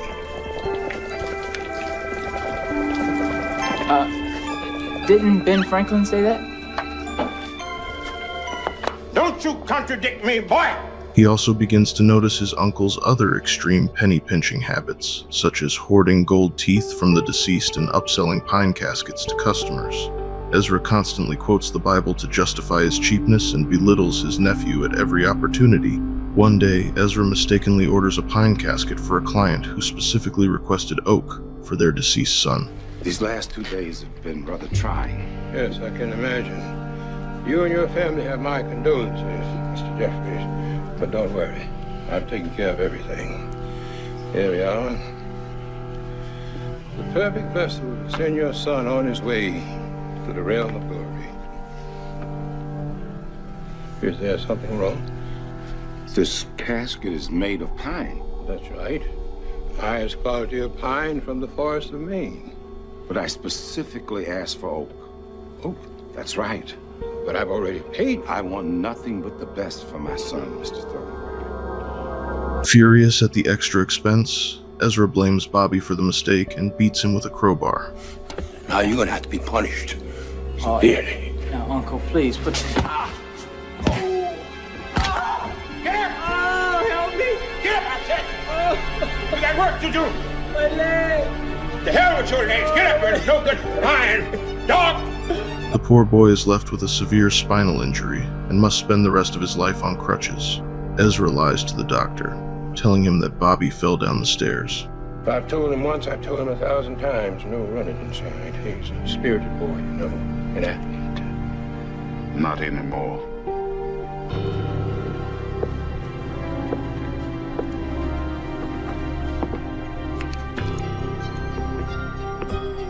Later, Ezra sells Bobby's Air Jordan shoes to help pay for his mounting medical bills. Bobby, fed up with his cruel uncle, threatens to tell the sheriff the truth about how he really got injured. Ezra! Don't you Ezra me. Where are my Air Jordans? I sold them. You sold them? Got a pretty good price for them, too. How could you sell my shoes? Don't you raise your voice at me, boy. Look at you. You're nothing but a helpless cripple. What are you gonna do with shoes? All you're gonna do is cost me money. You're nothing but a goddamn burden. Well, you should have thought about that before you hit me with that crowbar. I ought to call the sheriff. That's what I'm gonna do. The sheriff's, huh? And where are you gonna go next? The state hospital, that's where. Realizing that the extra pine casket might come in handy, Ezra lures Bobby to the top of the basement stairs and throws his basketball at him. This causes Bobby to lose his balance and fall, breaking his neck. Hello, Bobby. Hi, Uncle. Oh, what are you doing with my ball?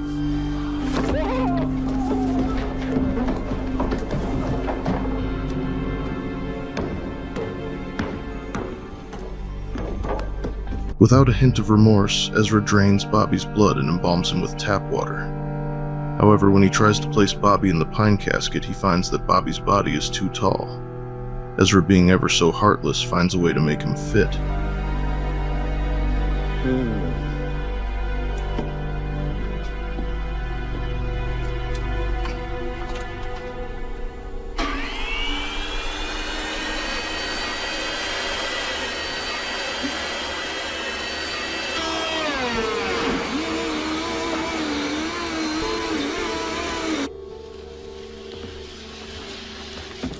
At the wake, suspicion begins to mount.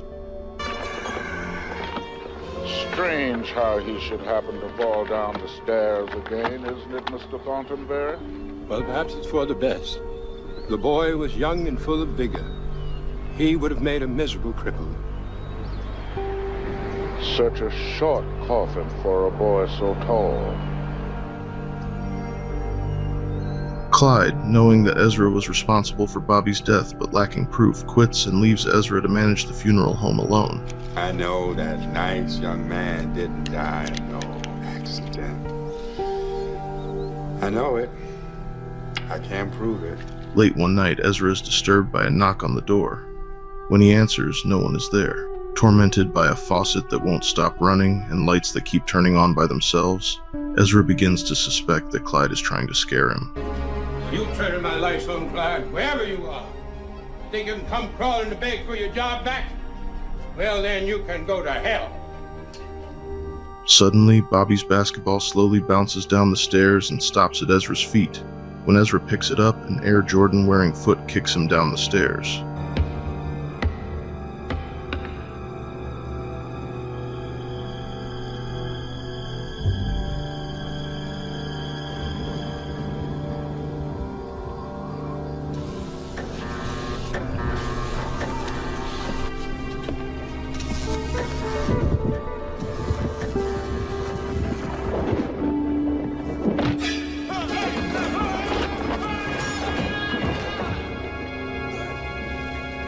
In an ironic twist, Ezra suffers a spinal injury from the fall and is left unable to feel his legs. A legless, reanimated Bobby, now aided by crutches, slowly descends the stairs. As he approaches Ezra, Bobby recites the Bible quote, "Blood is thicker than water," before getting revenge on his cowering uncle.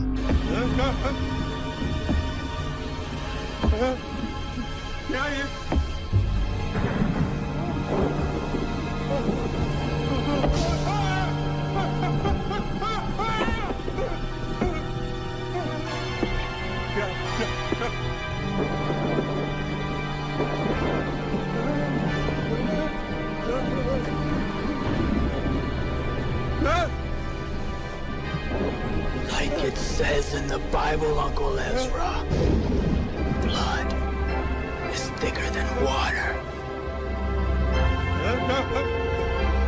Not here! This can't be happening. Somebody help me!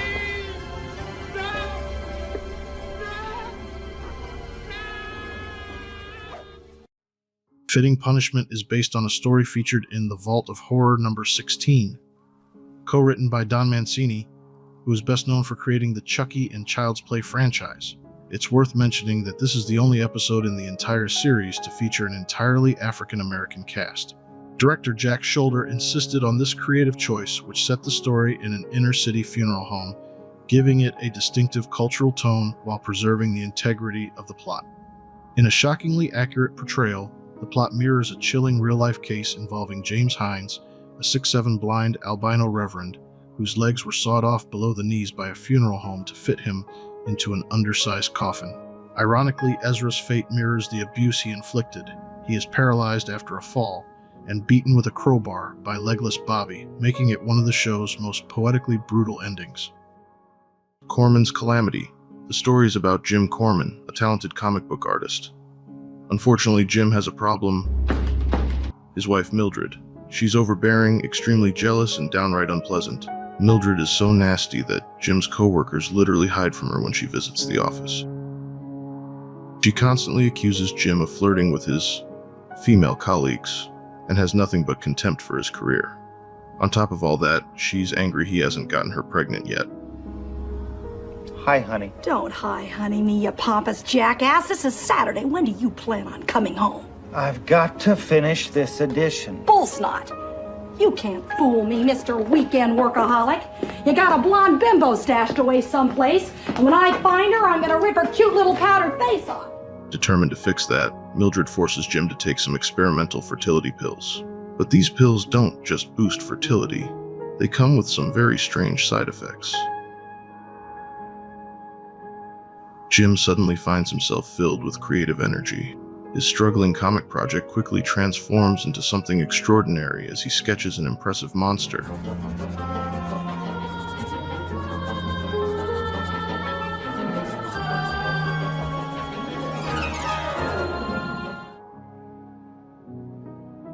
Later that evening, Jim has a brief but flirty encounter with a young woman named Lorelei Phelps at the laundromat.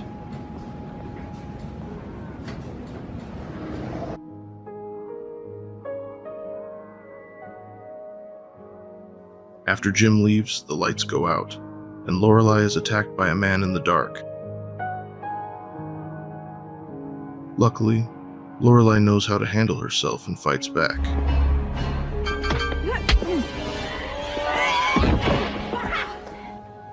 Ow. That Bruce Lee shit is gonna cost you, babe. Just as things start to look grim, a reptilian monster similar to Jim's drawing emerges from a washing machine and attacks Lorelei's assailant, biting his head clean off.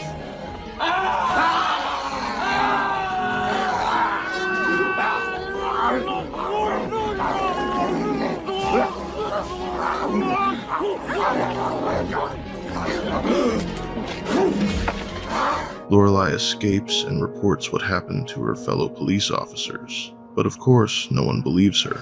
A monster emerged from the washing machine and gobbled up the assailant. That's right, sir. And you left the premises after it spat the head out. Well, actually...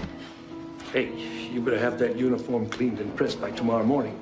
The captain will want to have a word with you.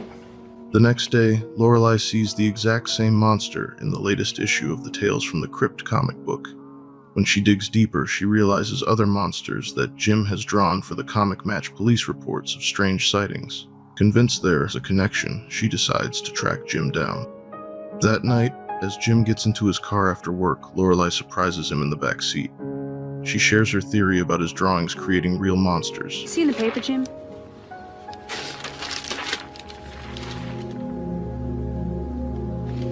I was there. I saw that thing with my own eyes. What's your point? There's been a rash of monster sightings in the past month. All different, all horrible. These are police sketches, made from eyewitness descriptions. These are recent Tales from the Crypt comic books, drawn by you.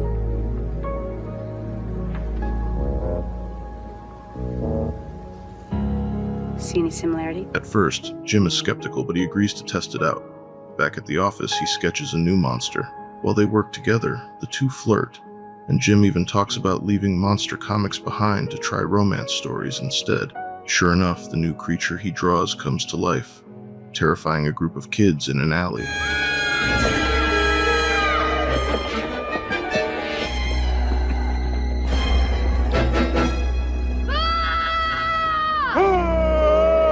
It's clear Jim feels a connection with Lorelei. He starts sketching romantic pictures of them together, including a dinner date. He later calls her to arrange a real dinner, but Mildred overhears their conversation. Yeah. See you in 5. Nice secluded spot, huh? How long have you been? Long enough, you little creep. You're gonna meet some playgirl tramp, aren't you? Of course not, honey. You're the only woman in the world for me. Yeah? And pigs have wings. Look, you wait here, mister. I've got a surprise for you in the car. Frustrated and angry, Jim vents by sketching a grotesque caricature of Mildred. Just like his other drawings, this one also comes to life. When Mildred bursts back into the room with a gun, her monstrous double steps in. The creature doesn't take kindly to being insulted and turns on her. Well, that's flattering. Is that how you picture me, Jim, as a rancid heap of garbage? God, what an eyesore. Why don't you feed it a laxative and put it out of its misery?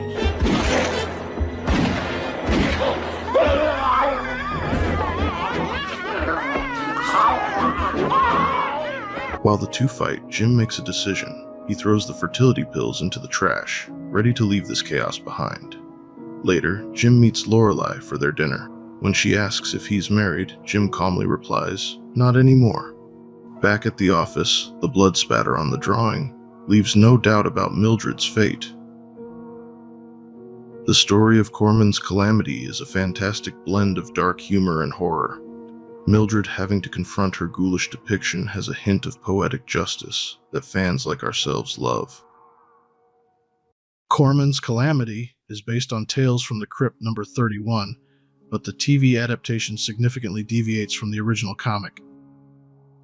While the comic originally focused on EC Comics artist Jack Kamen and co-workers, the TV adaptation reimagines the protagonist as Jim Corman, Harry Anderson, and incorporates a new plot involving fertility pills and monstrous manifestations. Unlike many Tales from the Crypt episodes, which blend dark humor with genuine horror, Corman's Calamity leans heavily into comedy. The over-the-top performances, wacky monster designs, and playful music by composer David Kittay create a distinctly lighter atmosphere, closer to Scooby-Doo than most episodes of the series. The moral of this story: don't be a dick to your spouse, or they'll sleep with a pretty lady cop. Next up is the deliciously twisted episode titled What's Cookin'? This one serves up a gruesome tale of desperation, betrayal, and some unusual culinary choices. Fred, played by the legendary Christopher Reeve, and his wife Irma co-own the struggling Fred and Irma's Calamari Cafe. Fred has a dream to make it the Baskin-Robbins of squid, even though everyone around him thinks it's a terrible idea. Their janitor, Gaston, played by another legend, Judd Nelson. Gaston suggests switching things up and serving his family's recipe, but Fred stubbornly rejects the idea. Later that night, Irma runs into Gaston near the restaurant. The lonely drifter offers to walk her home, but Irma confidently assures him she doesn't need protection, revealing the gun she carries in her purse. Would you like me to walk you home? No, I'm okay. I can take care of myself. Besides, Fred's gonna be home soon. Bye. Meanwhile, Fred's landlord, Mr. Chumley, played by Meatloaf, shows up at the restaurant. He's furious over 3 months of unpaid rent, and when Fred can't pay, Chumley insults his cooking. Enraged, Fred attacks him with a knife. You're one lousy cook.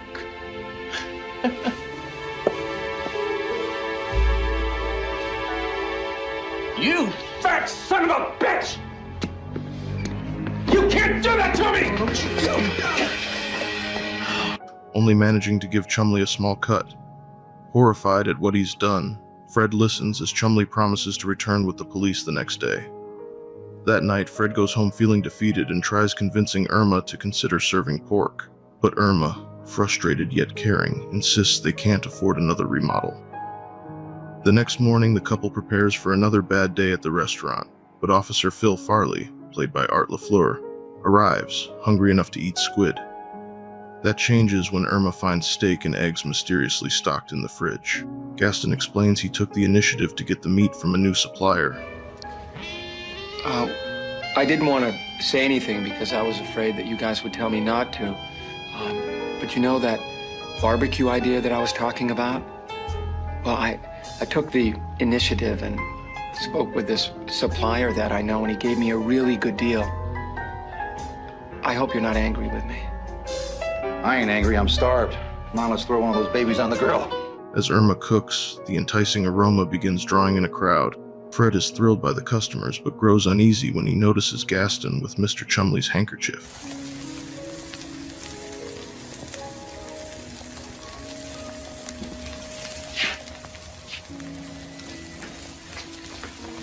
Gaston, can I have a word with you, please? God, you know, I can't believe what you told us about Mr. Chumley. The city's turning into a goddamn sewer. Fred's anxiety spikes after Officer Farley mentions that Chumley never made it home last night.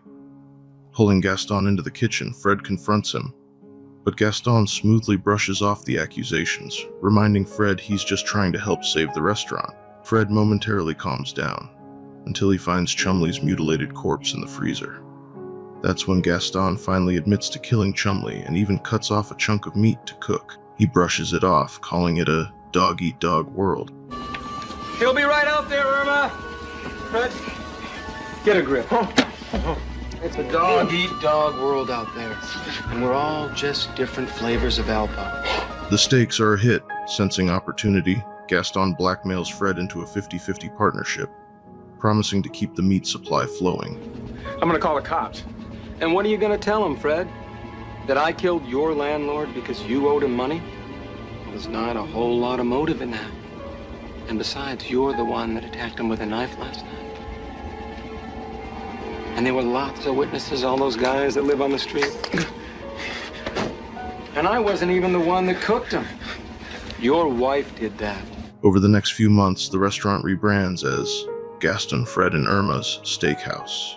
Customers flood in, including a famous food critic, and Fred reluctantly adjusts to the success. Guess we are.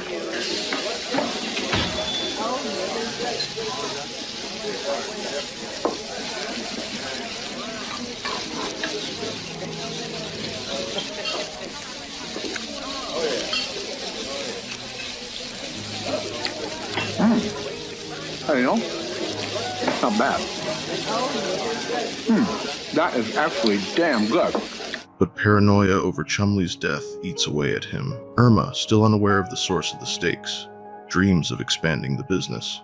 Meanwhile, Gaston steals the gun from her purse, suspecting Fred might break under the pressure. He later spins a sinister lie, telling Irma that Fred is the one killing people for the stakes. Claiming he's overwhelmed with guilt, Gaston says he plans to kill himself and instructs Irma to meet him and Officer Farley at the restaurant to put an end to Fred's supposed crimes. Gaston arrives at the diner with the gun and tries to kill Fred, but Fred fights back.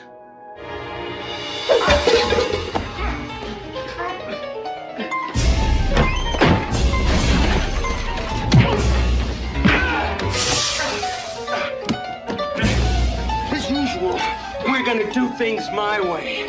And I say you're gonna blow your fucking brains out. Just as Gaston gains the upper hand, Irma walks in. Gaston smugly reveals his plans to murder both of them, only to realize the gun isn't loaded. Fred and Irma reveal they were onto him all along. They were arguing, officer, when I got here. It was horrible. He picked up a cleaver and he fired!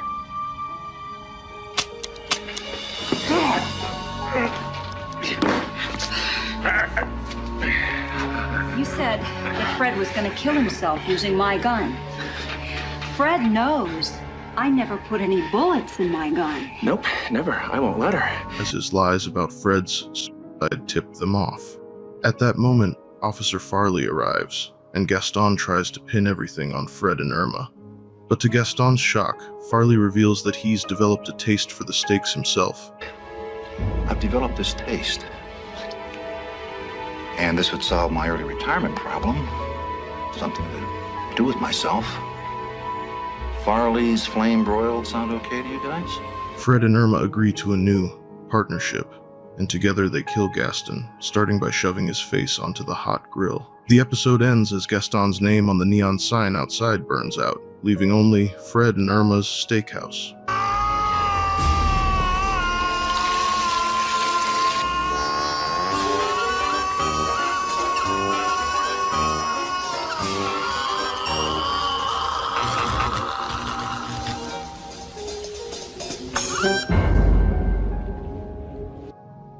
What's Cookin' is a gruesome, darkly funny tale that shows just how far people will go when the stakes are high. What's Cookin' is adapted from a story featured in Haunt of Fear number 12. In a fun Easter egg, Squid Loaf can be seen advertised in the restaurant in the opening scene, a reference to Meatloaf, who portrays Mr. Chumley in the episode. The episode is packed with a star-studded cast of recognizable actors. Fresh off his Superman fame, Christopher Reeve portrays Fred, the struggling restaurant owner, bringing a mix of earnestness and desperation to the role.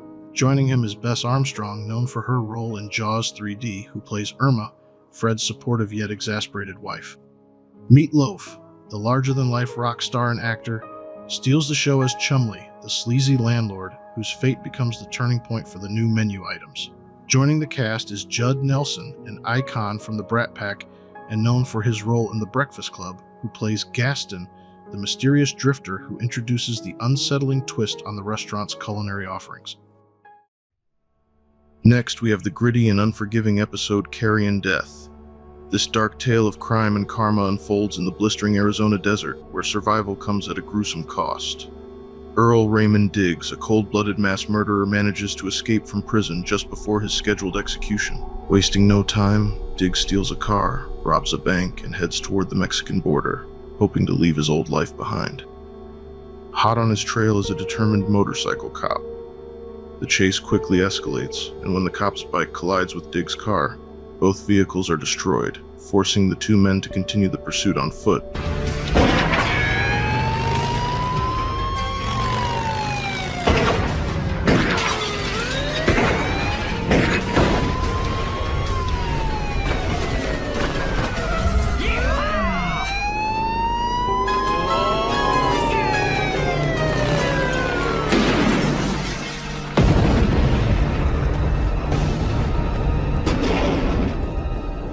As they push through the endless wasteland, a lone vulture begins circling overhead, watching with eerie intent. The bird seems to taunt Diggs, occasionally swooping closer, and, oddly enough, it even seems to guide the cop toward him. Right there. Mexico's right over that hill.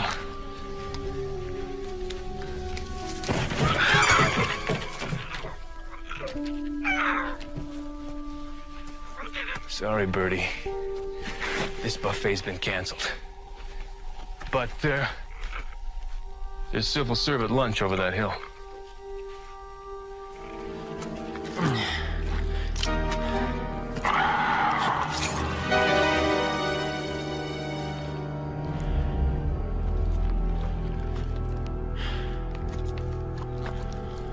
Looks like our friend Diggs took off on foot. All right. But just remember.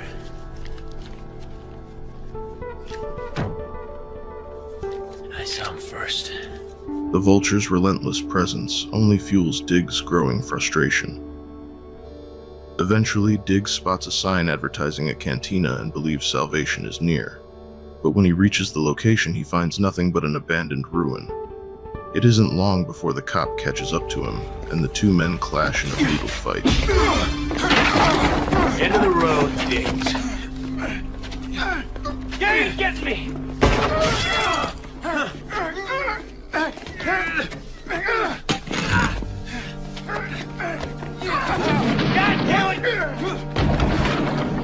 You're mine!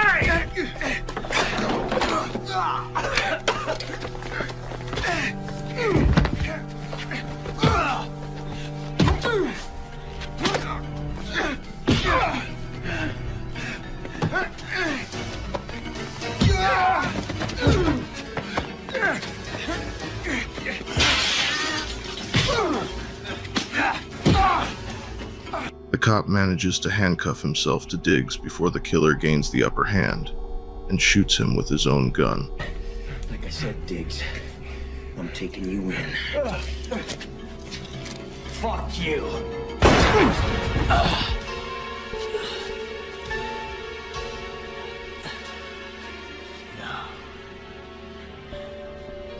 But in a grim twist, the cop swallows the key to the handcuffs just before succumbing to his injuries. Now tethered to a dead body and with the gun out of bullets, Diggs is left with no choice but to drag the cop's lifeless form across the unforgiving terrain as the desert heat and exhaustion take their toll. The vulture, sensing opportunity, stays close, circling above as Diggs grows weaker and more desperate. He finally reaches the border, or so he thinks, as he crests a hill that marks the dividing line. But before he can celebrate, he loses his footing and tumbles down the other side, the cop's body dragging behind him.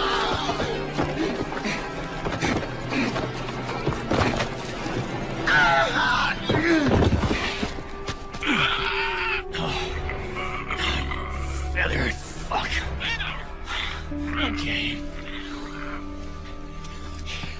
Want some lunch? Here. Lighten my load. Hey! I'm talking to you! Huh? Isn't it good enough for you? What do you want, Bird? Huh? You want me? No! No! You ain't getting me, Bird! You ain't getting me! God damn it, you ain't getting me! Desperation overtakes Diggs as he tries to free himself from the cuffs. Using the cop's badge and a piece of wood, he fashions a crude hatchet. His plan? To sever the cop's hand. But heat stroke and fatigue blur his vision, and in a horrific mistake,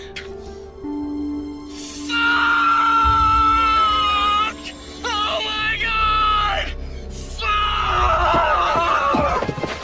now barely conscious, Diggs stumbles backward and finds himself dangling off the edge of a rocky cliff. The weight of the cop's body pulls on the cuffs until, with a sickening snap, Diggs' severed hand gives way, sending him plummeting to the ground below. Broken, paralyzed, and utterly helpless, Diggs can do nothing as the vulture finally claims its prize. The episode ends with the bird plucking out one of his eyes, feasting on the man who thought he could outrun death itself. I'm not.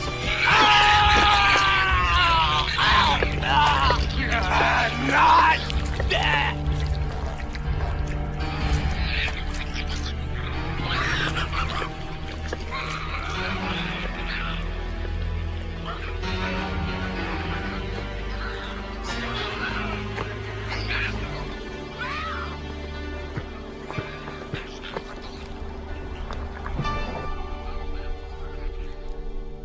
Carrion Death is a grim reminder that no matter how far you run, karma will always catch up to you.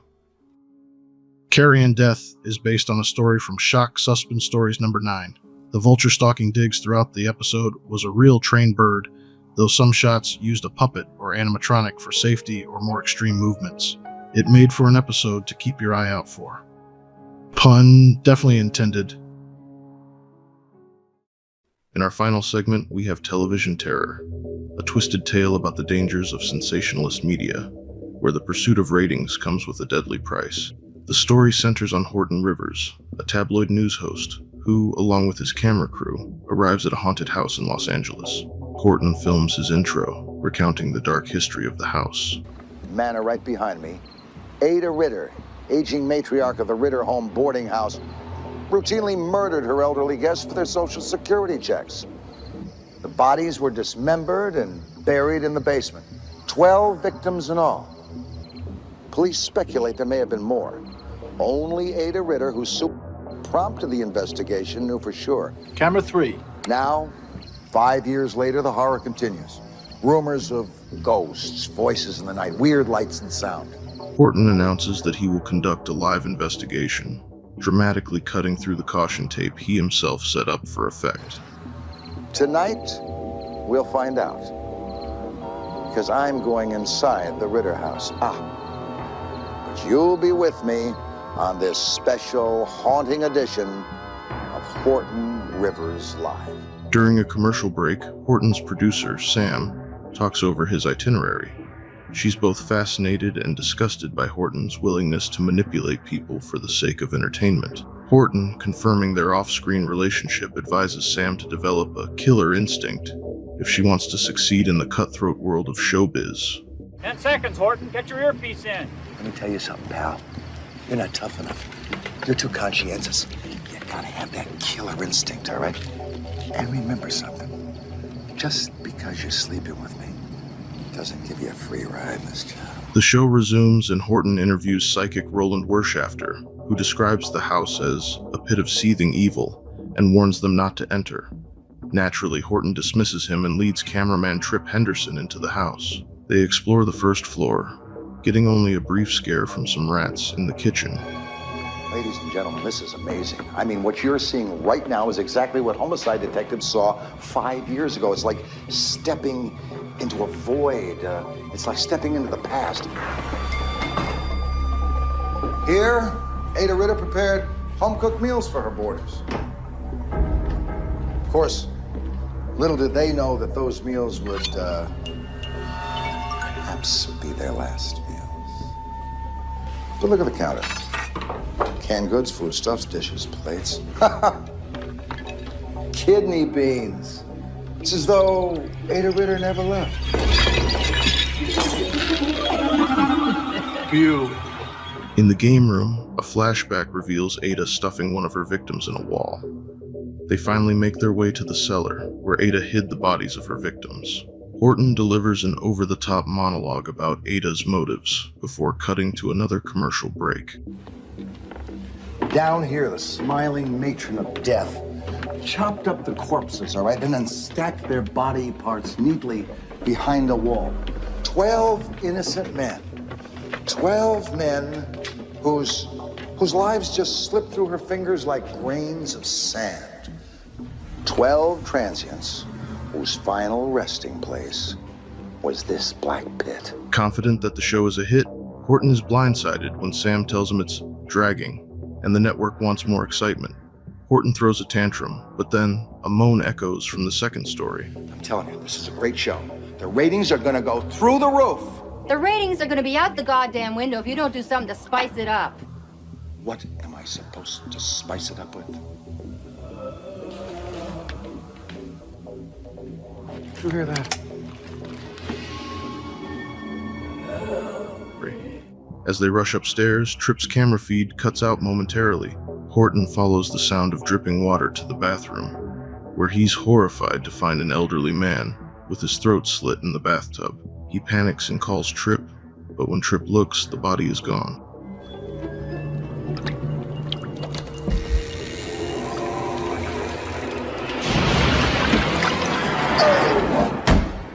Trip! Come here! Horton, what's happening? Come here. What is it, Horton? What the hell is going on? Suddenly, the chandelier rattled and doors slammed back and forth. As Tripp's camera feed returned, an unseen force moved through the room. The chandelier crashed to the ground, smashing a painting, while blood began spewing from a closet door. When things quieted down, Horton performed for the camera, claiming this was the first ever paranormal activity caught on film.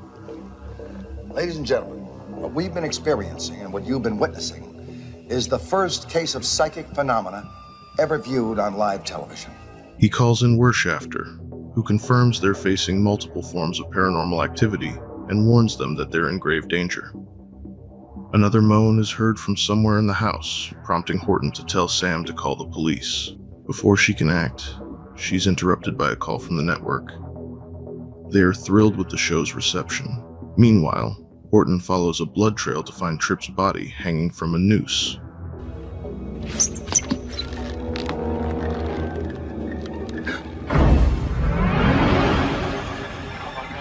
It's Tripp. Horton? Horton, who's got the camera? He realizes a ghost is holding the camera and screams in terror. Desperate to escape, Horton is pursued by a horde of angry spirits into a corner room. He pleads for help, but Sam, seeing the ratings soaring, decides not to send any assistance, unaware of the full danger Horton is in. In the end, Horton is attacked by the vengeful ghost of Ada Ritter, who mortally wounds him with a chainsaw. As a curtain rope is wrapped around his neck, she pushes him out the window. His bloody body hangs from the second-story window, the camera capturing it all live on air. Sam, who thought she was finally developing her killer instinct, watches in horror as the reality of her mistake hits her. The ratings might be soaring, but it comes at a far more terrifying cost. Meet 4 women and 1 man who say they have on the next edition of Horton Rivers Live. I want to show you guys something. This Halloween decoration. I've had it since I was a kid. I had my mom buy it for me. I take it out every Halloween, and it's from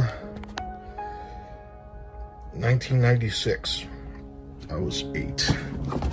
If that shows you anything. But the cool thing, and the reason why I bring this up is because the little prop that comes with it has an episode, or artwork from an episode that we just featured in this video. I thought that was kind of cool to share. Television Terror is based on a story from Haunt of Fear, number 17.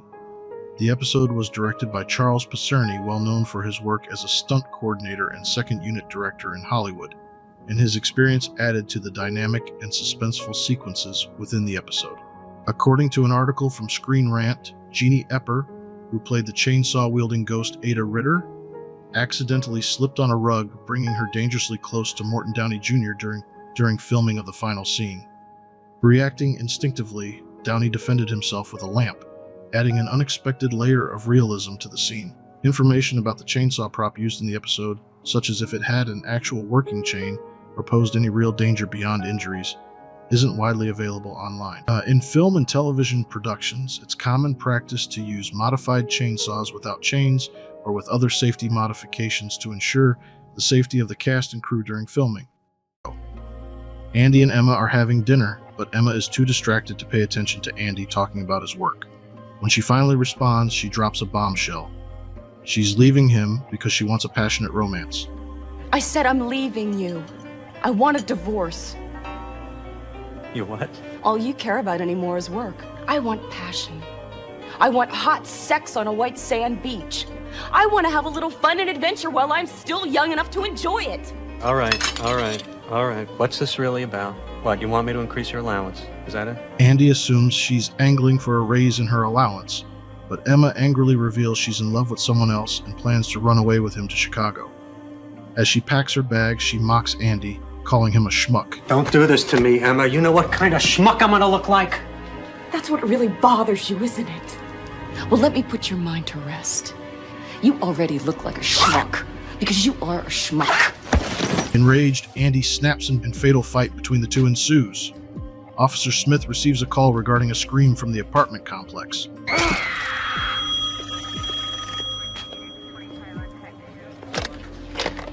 Police department. Uh-huh.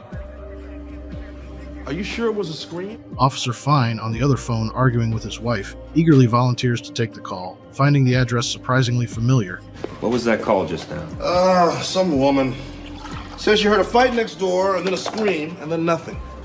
Did I hear the name Conway? Yeah. They in Wood Glen, Unit 402? As a matter of fact, you know?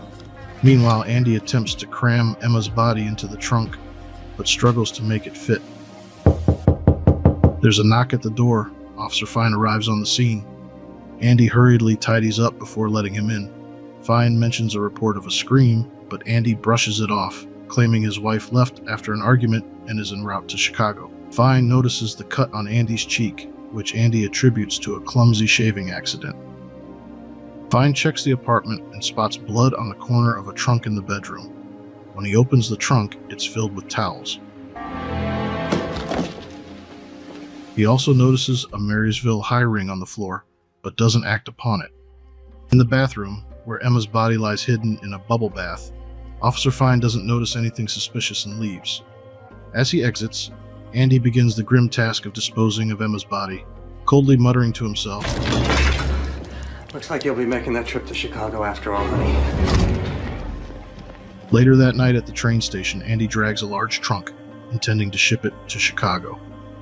Officer Fine reappears and observes Andy as a luggage carrier notes that he forgot to fill out a name and address. Andy, caught off guard, quickly improvises, claiming his wife called from Chicago and that they've reconciled, forcing him to buy a last-minute train ticket he hadn't planned on purchasing. Fine sees him off, only to board the same train moments later, taking a seat directly across from Andy and making him increasingly uncomfortable. Train gets in Chicago around 6 a.m. We're lucky. Long time no see, huh?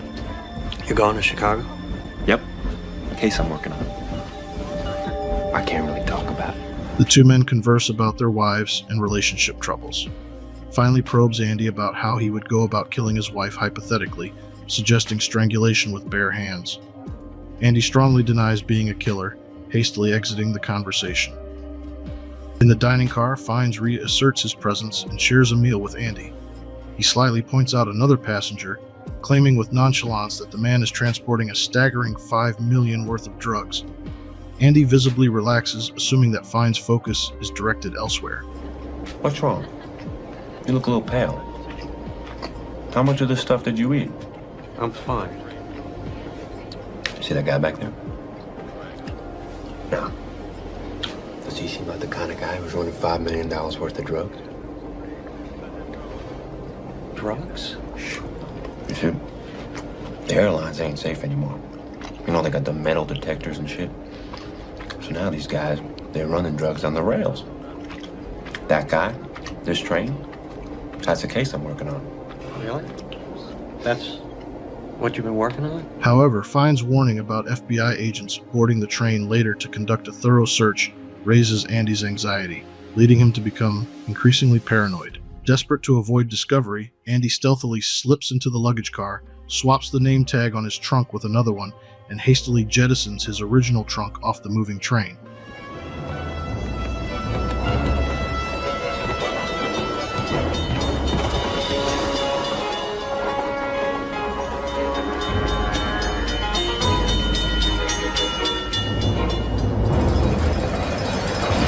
Andy returns to Fine, exuding confidence, and boldly declares that he's ready to unveil the contents of his trunk to the FBI agents.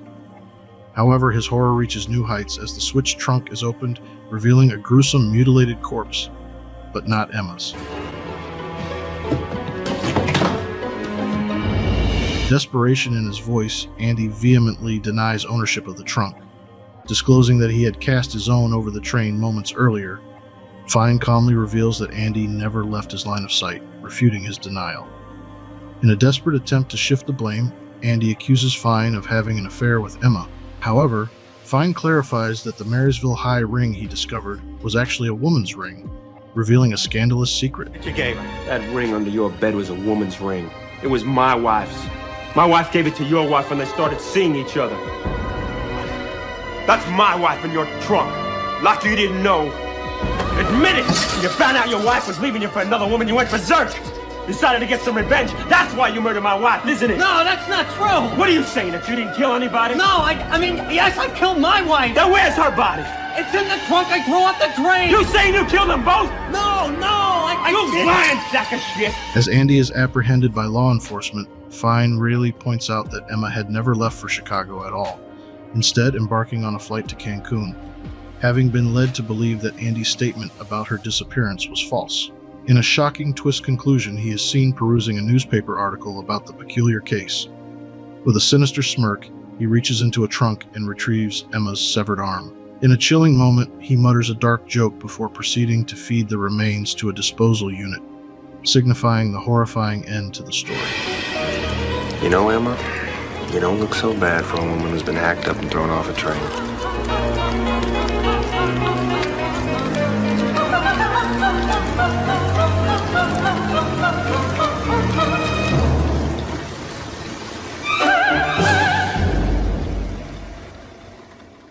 Two for the Show is adapted from a story featured in Crime Suspense Stories number 17.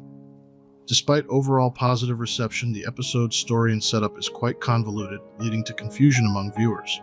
To simplify, the story involves two men's wives who are having an affair with each other. Both husbands end up killing their wives, but at different times. The cop, having more information, sets up the other guy for the murder so he can get away scot-free. This overly convoluted outcome is due to the need for numerous things to fall in place purely by chance to fulfill the cop's plan. This episode can be confusing if you're not paying close attention. A fun piece of trivia is that Vincent Spano, who played Officer Fine, went on to direct the season 6 episode In the Groove. Overall, the attempt to add complexity and a twist backfired, making the episode overly confusing and detracting from its overall quality. The attempt to recreate a comic book story resulted in an overly complicated narrative with poor direction. Next is an episode with two of my favorite actors, people who live in brass hearses. Billy DeLuca and his brother Virgil, played by Bill Paxton and Brad Dourif, are planning a heist at the ice cream factory where Billy currently works. While they review their plan, Virgil watches cartoons, leading to a misunderstanding about the sequence of events. This frustrates Billy, who loses his temper. Virgil berates himself, but Billy brushes it off and tells him to get ready. The next day, an ice cream truck rolls down the street, driven by Earl Bird, a local favorite among children. Earl entertains the kids with a puppet show, earning their applause. Hey, Mr. Bird, it looks like all our friends want ice cream. Of course they do, little Willie. While this is happening, Billy confronts Earl, accusing him of being the reason he went to prison. Earl defends himself, explaining that Billy was stealing and trimming profits, leaving him no choice but to report him. Billy appears to make peace, asking for something buttery from the menu. When Earl says no to butternut, butterbrickle, and buttermilk, Billy settles for 2 butterscotch ice creams. As Billy pays, he notices Earl has a large box of cash in his truck. Back in the car, Billy gives Virgil one of the ice creams and vents about Earl turning him in. Thanks. You'll get yours tomorrow, Bird. Billy, he's just an old puppet, man. I don't care if he can pull monkeys out of his ass with a hairpin. I want payback! Oh, sure, Billy. Anything you say. You done hard time. Billy vows to get even for the 2 years he spent in prison because of Earl's betrayal. At the factory the following day, CEO Mrs. Grafungar berates her employees for slacking off and emphasizes Earl's efficiency as an example. When Earl arrives to pick up his order, Grafungar attempts to flirt with him, suggesting a date or dinner featuring her green bean and potato chip casserole. Earl politely declines both offers, which upsets her. After paying for his order, he leaves. Meanwhile, Billy and Virgil spy on Earl, watching him count his money, and review their plan again. Billy insults Virgil, causing him to threaten to back out of the heist. To calm him, Billy manipulates Virgil, claiming everyone is plotting against them. Virgil, please. We don't have time for this shit right now. I need you on this one. No, you don't. Come on, yes I do. No, you don't. We're a team. You don't even like we me. are. You're I do always like yelling at me and you're hitting me and stuff. No, and you you're got just... that all wrong, baby brother. Don't you get it? Don't you see? It's not me. It's them. Who? Them, everybody. Everybody out there saying the DeLuca brothers are shit. Screw them. They're garbage. They're scum. Later, Mrs. Graffungar orders Virgil to load Earl's truck, but Virgil snaps and attacks her in a locked room. Though she survives, she crawls out bleeding. As Earl grows impatient, Billy tries to keep Graffungar hidden by using a nearby hook to drag her out of sight. Come on.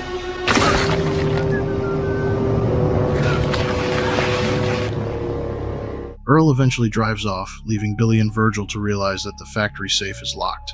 Frustrated, Virgil suggests going after Earl directly for the money. They break into his house, guns drawn, and demand the cash. Hands where we can see him, Bird. We want it all. We don't mean 31 flavors. Yeah! Show him we got ways of making him talk. Right, Billy! Earl tries to escape, but Virgil shoots him in the head. You f***ing idiot. Wouldn't tell us where the money was, would he? Is he gonna tell us now? Huh? Is he? With Earl seemingly dead, the brothers search the house. Billy discovers a large freezer filled with money disguised as ice cream and calls for Virgil. Suddenly, a gunshot rings out, and Billy's lower leg is blown off. Original.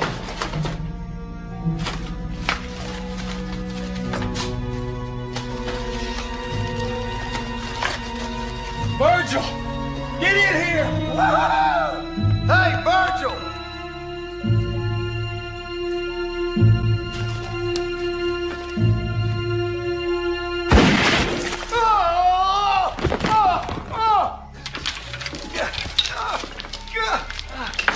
You just couldn't leave well enough alone, could you? Earl emerges, alive and armed, revealing that his twin brother, whom Virgil shot earlier, was the one they killed.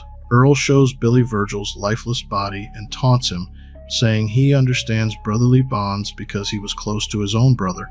Earl turns to reveal his conjoined twin, whose lifeless body is still attached to him. Earl reminisces about his brother, who wasn't sociable, but was the best ice cream salesman when performing as Little Willie during puppet shows. Enraged, Billy curses Earl. Go to hell, you freak! Look first.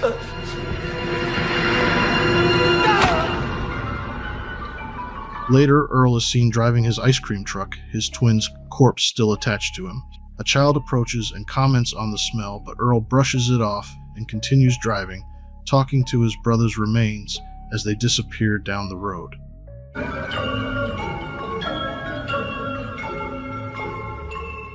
People Who Live in Brass Hearses is based on a story featured in The Vault of Horror number 27. Brad Dourif, who plays Virgil in this episode, is an icon of the horror genre, having appeared in dozens of films, both mainstream and obscure. He is better known as the voice of Charles Lee Ray, aka Chucky, in the Child's Play film franchise. Chucky is one of my all-time favorites, and he's the main reason I got into horror in the first place. Child's Play 2 is my favorite and will be featured on the channel soon. This episode also features Bill Paxton, the only actor to be killed by a Terminator, an alien, and a Predator. He also survived the largest tornadoes in history. Sadly, we lost Paxton in February 2017 due to a stroke. He left behind a legacy of memorable childhood moments for fans worldwide and will be missed by the horror community. Top billing. Barry Bly walks into a dimly lit office, clutching a thin rope. He approaches Sheila Winters, who is at her desk and distracted by a phone call, and proceeds to strangle her. However, Sheila responds by thanking him for coming in, revealing the moment to be a casting audition. Sheila, the casting director, insists Barry is wrong for the part, prompting the desperate actor to beg for a chance. Despite his pleas, he leaves frustrated and empty-handed, passing a long line of actors who bear a resemblance to him. On his way out, he bumps into Wynton Robbins, a former roommate and rival actor. Wynton, more talented and handsome than Barry, brags about his recent commercial successes and his strategic branding. Jealous and bitter, Barry mocks Wynton for prioritizing money over artistry. He then shows Wynton a flyer for an upcoming Hamlet audition, only for Wynton to mock the idea of doing free theater in such a run-down area. Barry's life spirals downward. His agent drops him, bluntly stating that he doesn't have the look for Hollywood. He returns to his apartment only to find his girlfriend Lisa moving out. Adding insult to injury, he learns he is being evicted. The landlord locks him out while devouring the last of a chicken dinner Lisa had left behind for Barry. Determined to salvage his dreams, Barry goes to the Hamlet audition the next day. he discovers the theater's entrance hidden in a strange alley.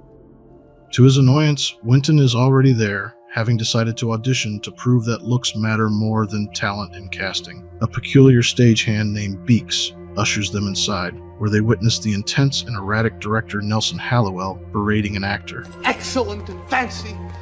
He has... Oh, no! No! No! It's wrong! It's all wrong! Hamlet is holding in his hands the skull of Yorick. He sees what 20 years of rotting in the ground have done to his friend. That is why he is so upset. Hallowell demands raw, visceral performances, insisting the actor kiss a plastic skull. When the actor falters, Hallowell dismisses him in frustration, muttering, "I've lost another one." Barry and Winton meet Hallowell in his office, a cramped closet filled with props. Hallowell rambles about his vision for a groundbreaking, realistic production of Hamlet. Sensing the director's instability, Winton tries to leave, but Hallowell suddenly offers him the lead role, claiming Winton has the look. I want to bring to the stage a Hamlet that will look and feel and be so real that the people will stumble from their seats, tumble from the theater, their minds reeling, and wrench their guts up on the curb. Yeah. It's all yours, Barry. Break a leg. Break both. You! Yes. High cheekbones, fair skin, slightly frosted hair. You must be Danish. Actually, I'm Polish. Perfect, I knew it. The part is yours. What? What? Barry seethes as Hallowell introduces a smug Winton to the cast. Later, Barry sneaks into the dressing room while Winton is trying on his costume. Winton smugly reiterates his belief that acting is about marketability and ticket sales, not artistry. As he rambles, Winton notices a strange tag inside his costume marked Yorick, which puzzles him. Barry snaps, strangling Winton with a rope while reciting Hamlet's lines. Why? Are you out of your mind? Rat! Intent for a ducat! That's Hamlet! And Act 3, Scene 4!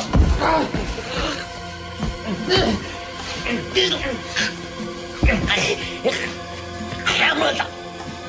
I'm not Hamlet!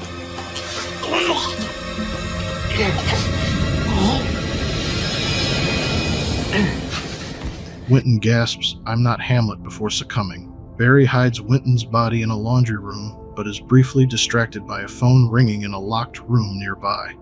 Returning to the stage, Barry lies to Hallowell, claiming Winton quit due to stage fright. Hallowell seems unfazed and casts Barry in the role of Hamlet.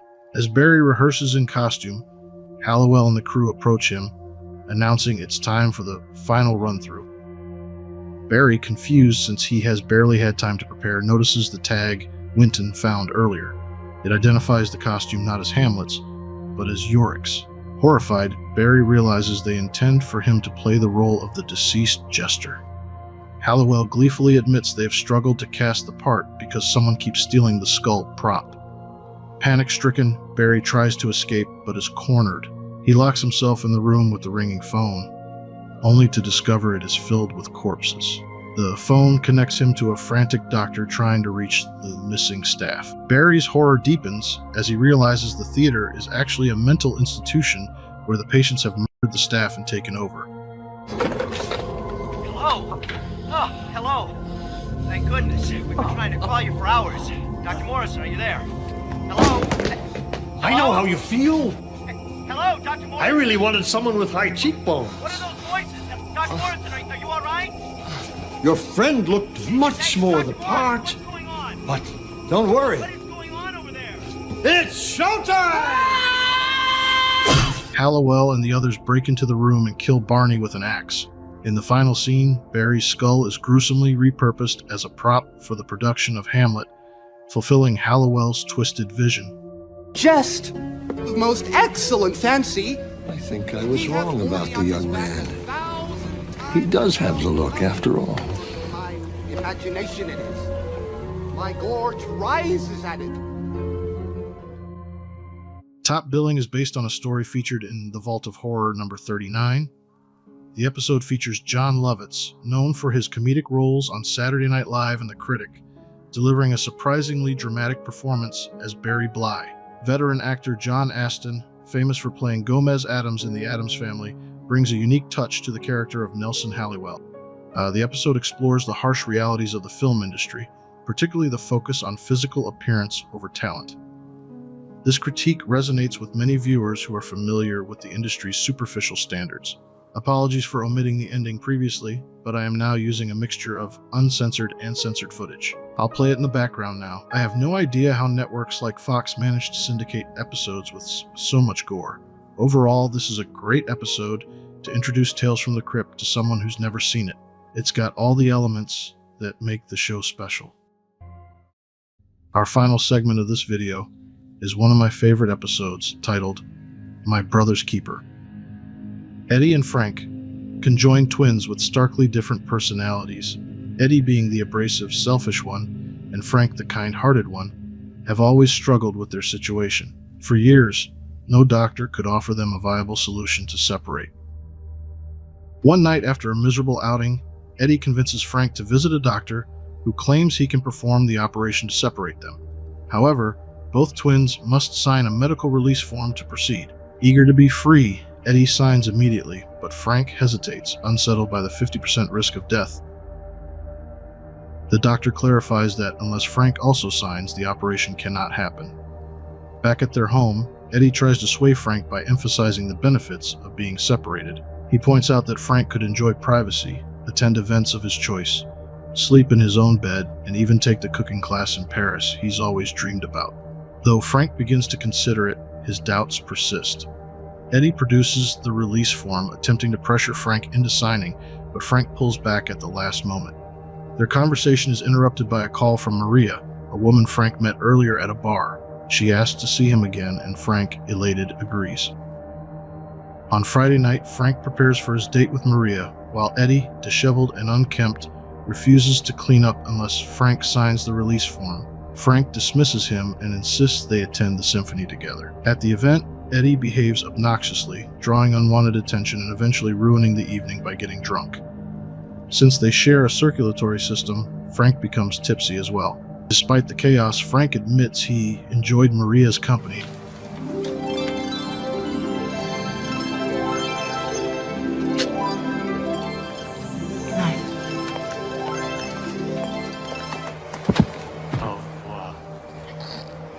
I know you tried to ruin it for me, but you didn't. I'm happy, happy, happy. And you know why? Because I'm in love. Weeks later, Frank and Maria's relationship has progressed, and they are seen together in bed, fully clothed. Meanwhile, Eddie has invited a prostitute over. When both women go to the bathroom, Maria encounters the prostitute, who cryptically suggests that if Frank signs the release form, he and Eddie can finally be free from one another.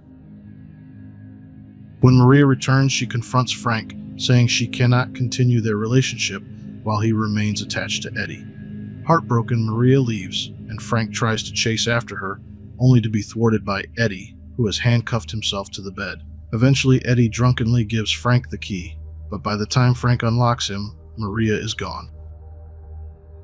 Furious, Frank blames Eddie for sabotaging his one chance at happiness. After a heated argument, Frank finally decides to sign the release form. Before Frank can act, Maria returns, confessing her love for him. She reveals that Eddie hired her to manipulate Frank into signing the release form, but that she genuinely fell for Frank in the process. Their reconciliation is short-lived, as Eddie, enraged by Maria's betrayal, murders her with a meat cleaver. Kids. Now, I'll never get rid of them. Darling, I felt you stiffen. Am I rushing things? Oh my God! Oh my God! What did you do? Double-crossing bitch wouldn't keep her mouth shut, Frank. Eddie calls 911 to report the crime. He taunts Frank, pointing out that they can't give him the capital punishment because Frank, who is innocent, would die too. Overcome with grief and rage, Frank downs Eddie's alcohol, intending to put a permanent end to their living nightmare. I thought you'd like to live dangerously, Eddie. Ever since we were kids, I've had to put up with you being a bad one. make excuses for you, and clean up after you, apologize for you. Well, that's a lot of responsibility, having to be the good one all the time. Frank, you're gone. Before passing out, Frank dips a pen into Maria's blood and signs the release form.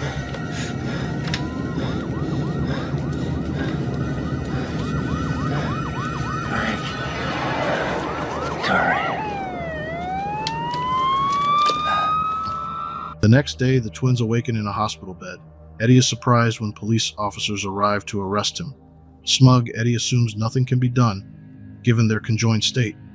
Frank, however, smiles and says, "We're not freaks, Eddie. We're free. Or at least, I am." Hey, you're over there! Oh, did I forget to mention, I signed Dr. Schnellkraut's release form. He did a pretty good job, don't you think? No! Don't let him take me away from you, Frank! They're gonna put me in a gas! Oh, what's come over you, big brother? They're gonna put me in the gas chamber! As Eddie's bed is wheeled away, it's revealed that the operation was successfully performed while Eddie was unconscious. Both twins are now separated, with Eddie handcuffed to his bed. Frank, relieved to finally be rid of Eddie, rests on his hospital bed. As a nurse fluffs his pillow, he makes a flirtatious remark, hinting that he may have absorbed some of Eddie's brash personality traits. Uniform, I'm thinking there's a studded leather corset just itching to come out. Am I right? My Brother's Keeper is based on a story in Shock Suspense Stories number 16. Here are a few fun facts about this episode. First, the twins depicted in the episode are shown as fraternal, but this is actually not a possibility in real life. Identical twins come from the same fertilized egg, therefore conjoined twins are always identical. Timothy Stack and Jonathan Stark, the actors playing the twins, do a great job portraying the twins' contrasting personalities despite being tethered together. And if you thought the actress playing Marie looked familiar, it's because she's none other than Jessica Harper, who starred in the original Suspiria. The episode also explores more profound themes, such as identity and personal freedom, giving it a bit more emotional depth than other Crypt stories. It delves deeper into the twins' personalities and their interpersonal struggles, particularly focusing on Frank's romantic escapades, which were absent in the comic. I just wanted to thank you all so much for watching, leaving comments, and subscribing. Even though I reused footage from previous episodes, the process of adding the extra snippets for this 23-episode series was still quite a task. I am happy I was able to scratch that itch of providing extra information for the first 5 parts of the series. Our first segment is titled For Crying Out Loud. The story opens with Marty Slash, played by Lee Ehrenberg, walking death row toward the execution room. Excitedly, he pleads, hurries things along, and straps himself into the electric chair, rambling with a crazed smile. As the switch flips, Marty is electrocuted, the grin still plastered on his face. The camera zooms in on his ear. But that's where the story ends. Let's go back 2 years to see how Marty got here. Marty visits a doctor, complaining about a strange noise, a muffled voice or scream, in his ears. No, it's not a ringing. Buzzing then. No, it's not a buzzing. Well then, what is it? It's like...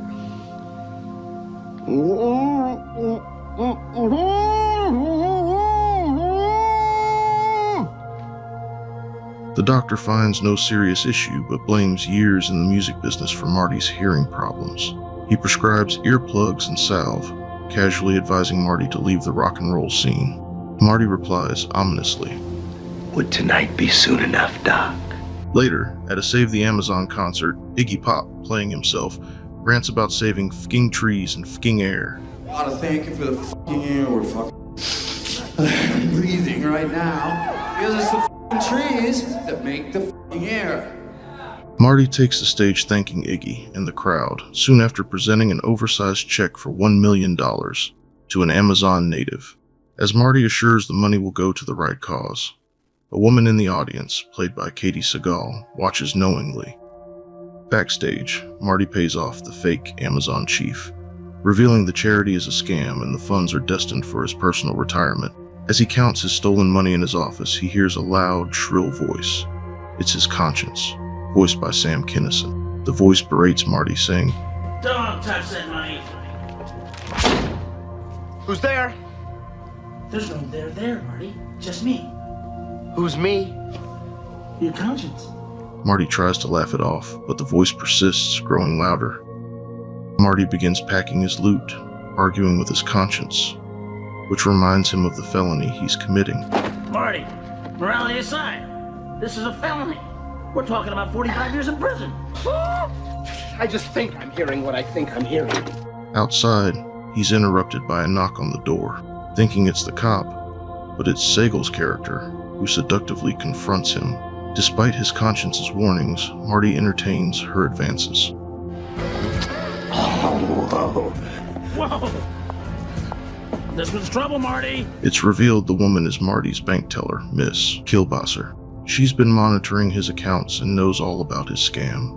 She demands half the money to keep quiet, threatening to expose him otherwise. Oh, this is what I get for being an entrepreneur, huh? Tell her to go to hell, Marty. It's not too late to do the right thing. Miss Kilbasser, Yes.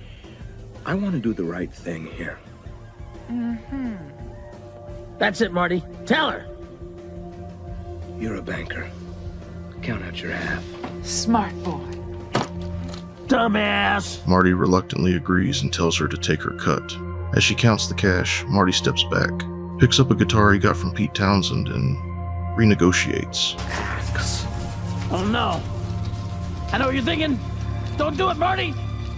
Not that! Ignoring his conscience protests, Marty kills Kilbasser and stuffs her body into a drum cajon. Another knock comes. It's the cop, responding to the noise complaints. Marty blurts out, "I killed my banker," but quickly recovers, blaming the music. The cop notices the cajon suspiciously, but after being hit in the neck by an earplug that shoots from Marty's ear, he leaves. Alone, Marty struggles to muffle his conscience screams.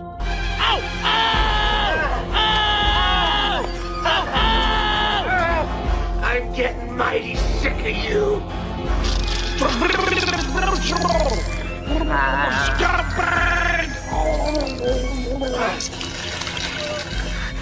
Hey, didn't you read that label? That stuff's 80% alcohol! Let's burn it! Fuck you! Hey, the doctor said a little Sam. Gently, gently! You're not even close, Marty! I'm way down deep inside you! Uh-oh, you're out of swab. What are you gonna use now, Marty? Oh, a nice sharp pencil. Great idea. Jam it way deep inside your brain, just so you can get at me.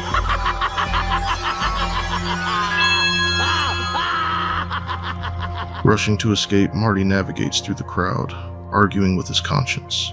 As the voice's shrill warnings grow louder, concert-goers begin to stare at him. Feeling unnerved, Marty hides in the bathroom, but everyone flees at the sight of him. The voice tauntingly asks, "Why is everyone looking at you?"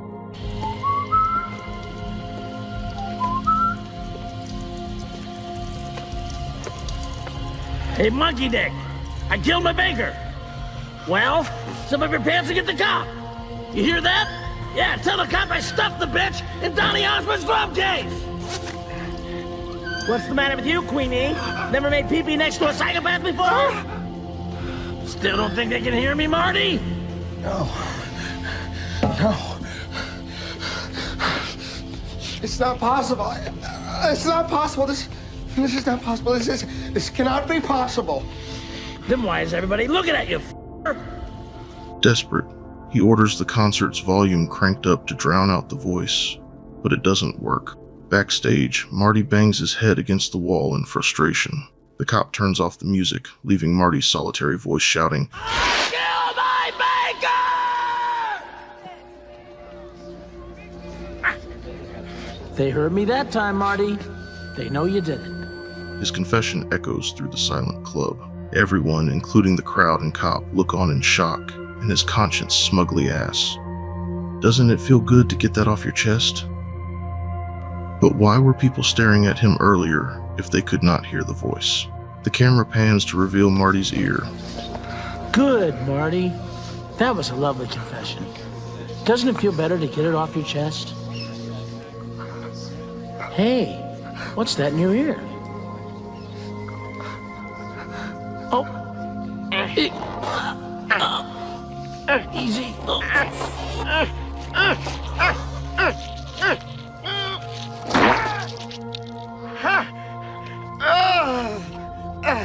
Hey, Marty, something just occurred to me. Do you think that's what everybody was looking at all the time? And they can never really hear me? Oh, Marty, that would mean that if you just kept your mouth shut, you could have gotten away with it after all. The scene then flashes forward to the beginning of the episode, where Marty gleefully prepares for his execution. His conscience continues to pester him until the bitter end, sealing his fate with a mix of dark humor and irony. Hey! Don't waste your breath. He's deafer than a doornail. Oh, I know. In the last remaining moments, let's go over those 10 Commandments a few more times. Let's see. You want to go first or shall I? All right, I'll go. Thou shalt not kill. Thou shalt not steal. Boy, you've done all these, haven't you, Marty? Huh? Is it time? Is it time yet? Is it time? What's the hurry, Marty? For Crying Out Loud is based on a story from the Vault of Horror number 15, titled Hear No Evil. While the episode and the comic share the same core premise of a man who is haunted by his conscience, there are some notable differences between the storyline and presentation. In the comic, the protagonist is named Arthur Crump, a pawn shop owner who murders his business partner for financial gain. While in the episode, Marty Slash is depicted as a sleazy rock promoter who embezzles charity money from a fraudulent fundraiser. Both narratives feature the main character's conscience manifesting as an imagined or psychological voice, tormenting him with guilt. Eventually, both characters are undone by their own paranoia, leading to public confessions of their crimes as they believe others can hear their guilt-stricken thoughts. Inspired by Edgar Allan Poe's The Telltale Heart, though with a slight twist in the details. In Poe's original tale, a man is driven mad by guilt after murdering an old man and burying his body beneath the floorboards. He becomes obsessed with the sound of the old man's heart still beating, which grows louder and louder in his mind until he confesses to the crime. While not directly adapted, they can be seen as alternate takes or modern reflections on the themes explored in Poe's work, while the comic and episode reinterpret these ideas through a crime narrative and dark humor. Sam Kinison, the iconic comedian known for his loud and explosive delivery, was handpicked to voice Marty Slash's conscience. His over-the-top performance added a distinctively comedic flair to the episode, brilliantly capturing the protagonist's inner torment and chaos. Kinison recorded his lines separately from the rest of the cast, providing him the freedom to fully embrace his intense vocal energy for the role without any constraints imposed during on-set filming. Of course, this episode stands tall due to Sam Kinison's unforgettable performance as Marty's conscience. If you're unfamiliar with him, do yourself a favor and watch some of his stand-up specials. You won't regret it. Our second segment, titled The Trap, opens with a woman named Irene listening to the radio while preparing tuna. She's startled by her husband Lou, who announces he's lost another job. The couple argues about their worsening financial situation. When the phone rings, they dread answering, fearing it's a bill collector. But it turns out to be an insurance company demanding payment. Lou comes up with a scheme to fake his death and collect the insurance payout. He calls his brother, Billy, who works at the city morgue, to help. Despite initial resistance, Lou convinces both Billy and Irene to go along with the plan. They stage their home to look ransacked, and Lou applies makeup to appear dead. While setting up, Irene and Billy share a fleeting, flirtatious moment before being interrupted by Lou, who demands perfection. Look, this is all f***ed up. I mean, this is... Billy, look! Listen, this is... You're not gonna let them see my face, are you? I'll try and keep them away from you, but I can't promise you anything. They're cops. It's their job to look at your face. Realizing he needs to be unconscious for the plan to work, Lou hands Irene a fire poker and tells her to knock him out. At first, she refuses, but Lou reveals he's been cheating on her with her best friend. Enraged, Irene tries to swing the poker but fails to knock him out. Billy, who secretly loves Irene and resents Lou's treatment of her, takes over and knocks Lou unconscious. After confirming Lou is still alive, Billy calls the police.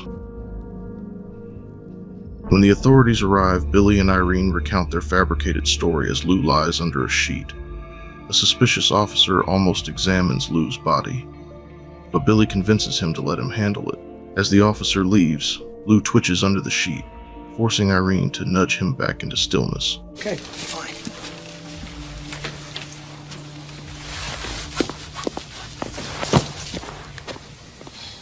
The story jumps to Lou's sparsely attended funeral. His grieving mother dismisses Billy and Irene's attempts to console her, snapping at them before storming off. Meanwhile, Billy and Irene share another romantic moment by Lou's coffin, unaware that Lou is awake inside, listening. Go to Flamingo, eat her straight up.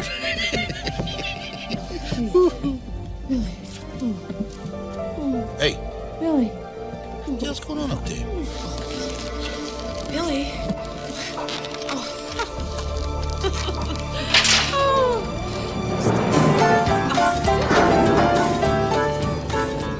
As the coffin is wheeled toward the crematorium, Lou panics and knocks on the lid. His mother hears the sound and insists Lou is alive. Irene's fault. Shut up, you little shit. Oh, Lou. Hey. I hear him. He's alive. I think he's alive. I hear him. He's alive. No, open this coffin. Open this coffin. He's alive. Open this coffin. I said open this coffin. But the officers, believing her to be delusional, drag her away. Lou narrowly escapes cremation.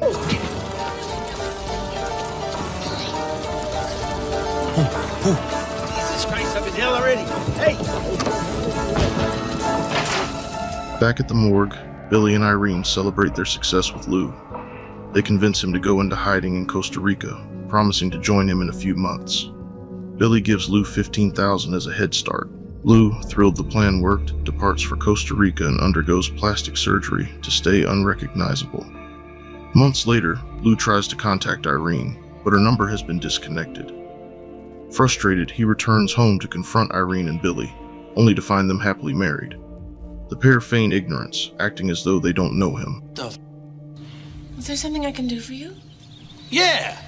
You can start out by telling me where you've been for 6 months while I was wasting away in Margaritaville. Excuse me, but I don't think I know what you're talking about. Perhaps you'd like to speak with my husband. Your husband? I am your husband. No. Irene, who is this guy? I don't know. Hey, pal. What do you want with my wife? Your wife? His wife? You little whore! Irene, call the police. I'll take care of this guy. Lou, furious, accuses them of betraying him and spills the entire story to the police. However, his altered appearance leads the authorities to believe he's a stranger and accuse him of Lou's murder. During the trial, Billy and Irene testify against Lou. Their mother also takes the stand. She points at Lou, saying that is her son. Yeah. There he is. There's Lou. All right, here comes the cavalry. And who am I, man? You're my son, Lou. And who are you? I am Eleanor Roosevelt. The jury convicts Lou of his own murder, and he is sentenced to death. In the final scenes, Lou is strapped into the electric chair. Blow me. While Billy and Irene enjoy the sunset on the same Costa Rican beach where Lou had been hiding, the couple kisses, content with their success as the screen fades to black.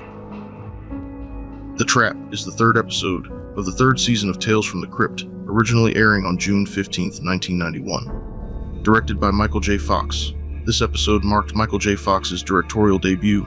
Fox also made a cameo appearance as the prosecutor during the courtroom scene. The character Lou Paloma wears a shirt with Zemeckis Pizza on it. This is a nod to Robert Zemeckis, an executive producer of the series and director of the Back to the Future trilogy.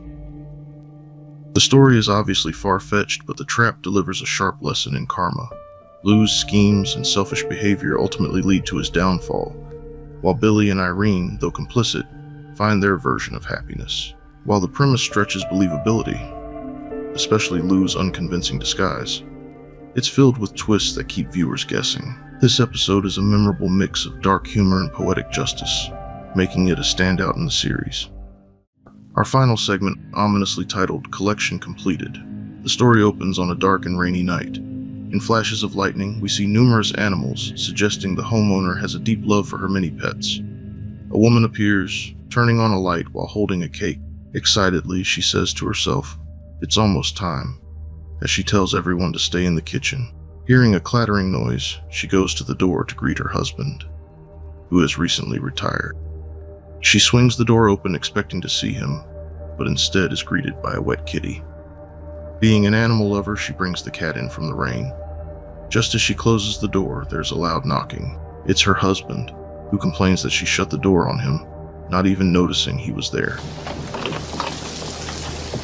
You shut the door right on my face. Jonas, you're home! Oh! The two slightly argue over the box her husband, Jonas, is carrying.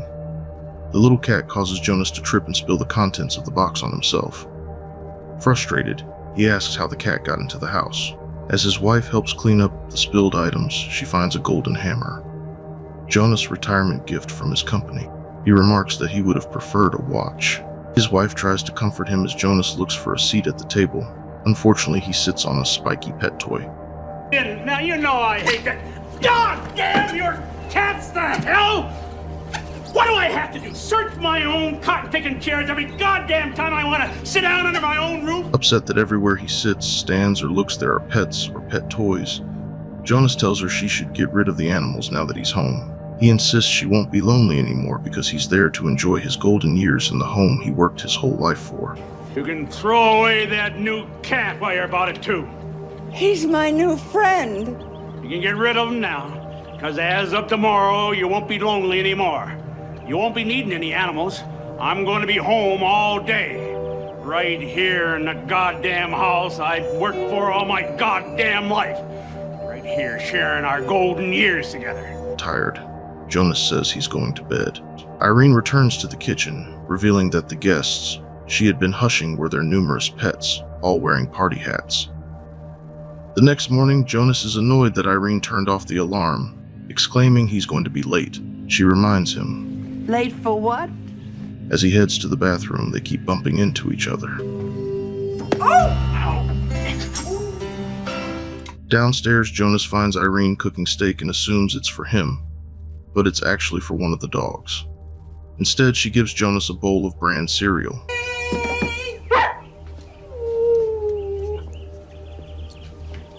Here's your breakfast, honey. Frustrated, he argues that she treats the pets better than she treats him. He storms into the backyard to do some yard work, venting his frustrations to a friend while chopping limbs off a tree. After taking out his anger on the shrubbery, Jonas returns inside, where Irene has prepared him lunch. Taking a bite, he notices something tastes off. He finds the can in the trash and realizes she fed him cat food. Their argument is interrupted when Irene introduces Jonas to a new bulldog she has named, ironically. Come here, boy. Jonas? You named this dog Jonas? I'm sorry. Well, he reminded me of you. That night, while Jonas watches TV and coughs, Irene jokingly suggests it might be a hairball, as if she's forgotten how to interact with another human. Feeling ill, Jonas asks for aspirin. Irene brings him milk and a brownie, placing the aspirin inside, again treating him like one of the animals. Frustrated, Jonas accuses her of not treating him like a husband.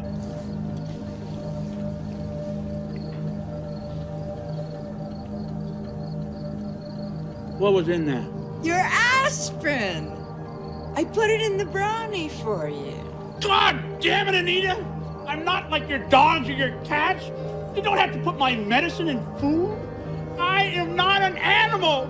I am a human being. The next day, Jonas confides in his friend again, saying Irene treats the pets better than him. His friend suggests they have a serious talk, but when Jonas tries, he finds Irene having a heartfelt conversation with one of the cats as though it were a person. Upset, Jonas heads outside to chop more shrubs. Irene offers him lemonade, but he dismisses her. As Jonas works, a cat spills the lemonade, and in a rage, he trips and falls into the decorative pond. Soaked and frustrated, Jonas goes inside to shower, only to find the bathtub filled with fish. He screams in frustration again.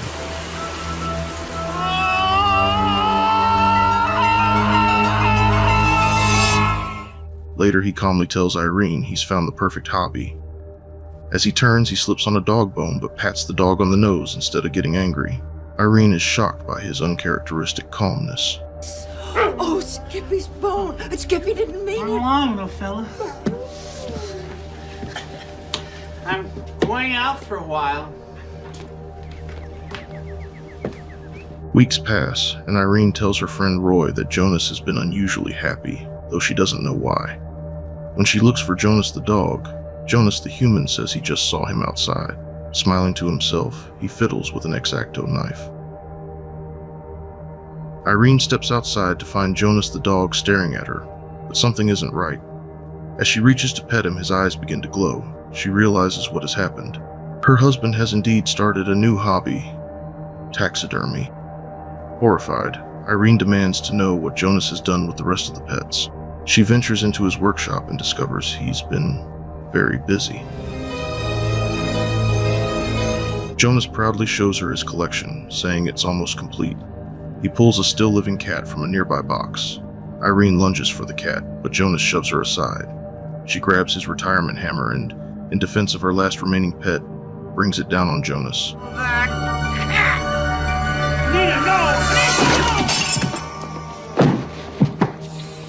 Later, we see Irene and Jonas watching TV. Their friend Roy comes for a visit and to see how things are going with the couple. We're shown that Irene has also seemingly picked up taxidermy as a new hobby.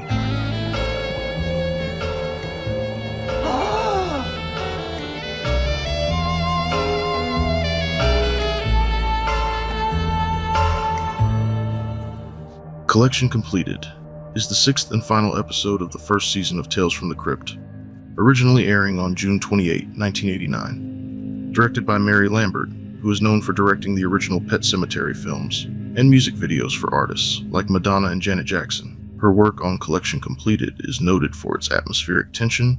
The entire episode has an underlying tension that slowly builds. This episode is a strange one for me. On one hand, I can understand Jonas's frustration. After working his whole life, he just wants to enjoy retirement in peace, not surrounded by a zoo of pets.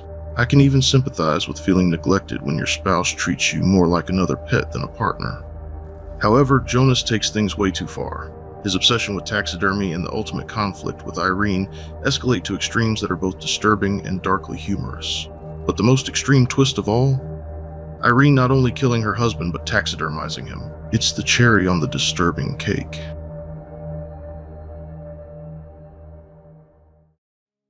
Our first segment is titled Dead Right, from Season 2, Episode 1, originally airing on April 21st, 1990. The episode opens with Kathy Finch, a gold-digging secretary with a sharp, arrogant attitude.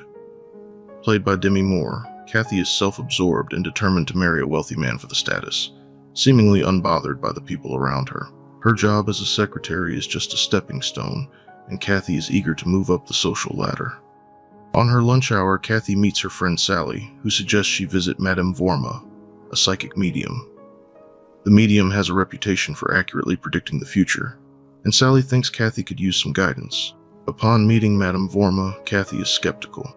All your life you have desired to marry well, to marry for money, but your chance never came. So you keep working and hoping to meet Mr. Right.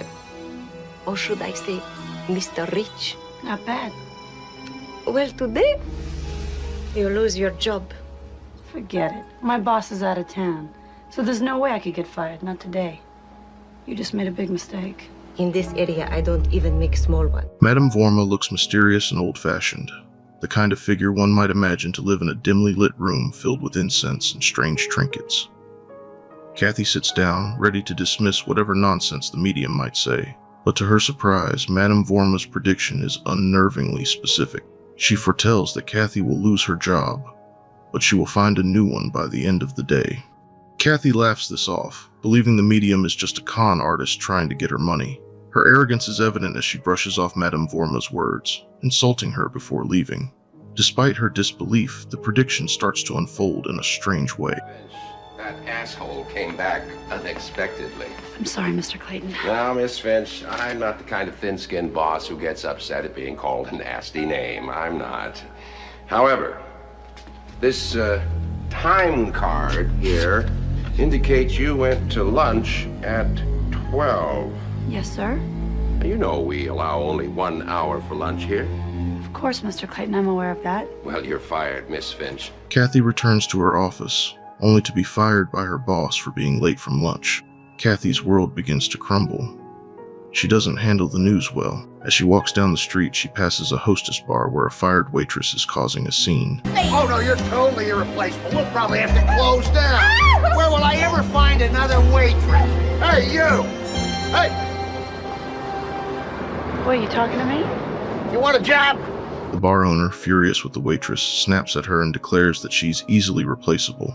Then, in a surprising twist, the owner of the bar offers Kathy the former waitress job. Still processing the bizarre turn of events, Kathy accepts the offer.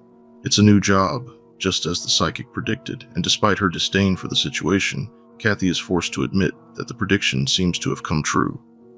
Kathy, now with a new job, decides to return to Madame Vorma. This time, she's curious and perhaps even a little hopeful, eager to see what else the medium might predict.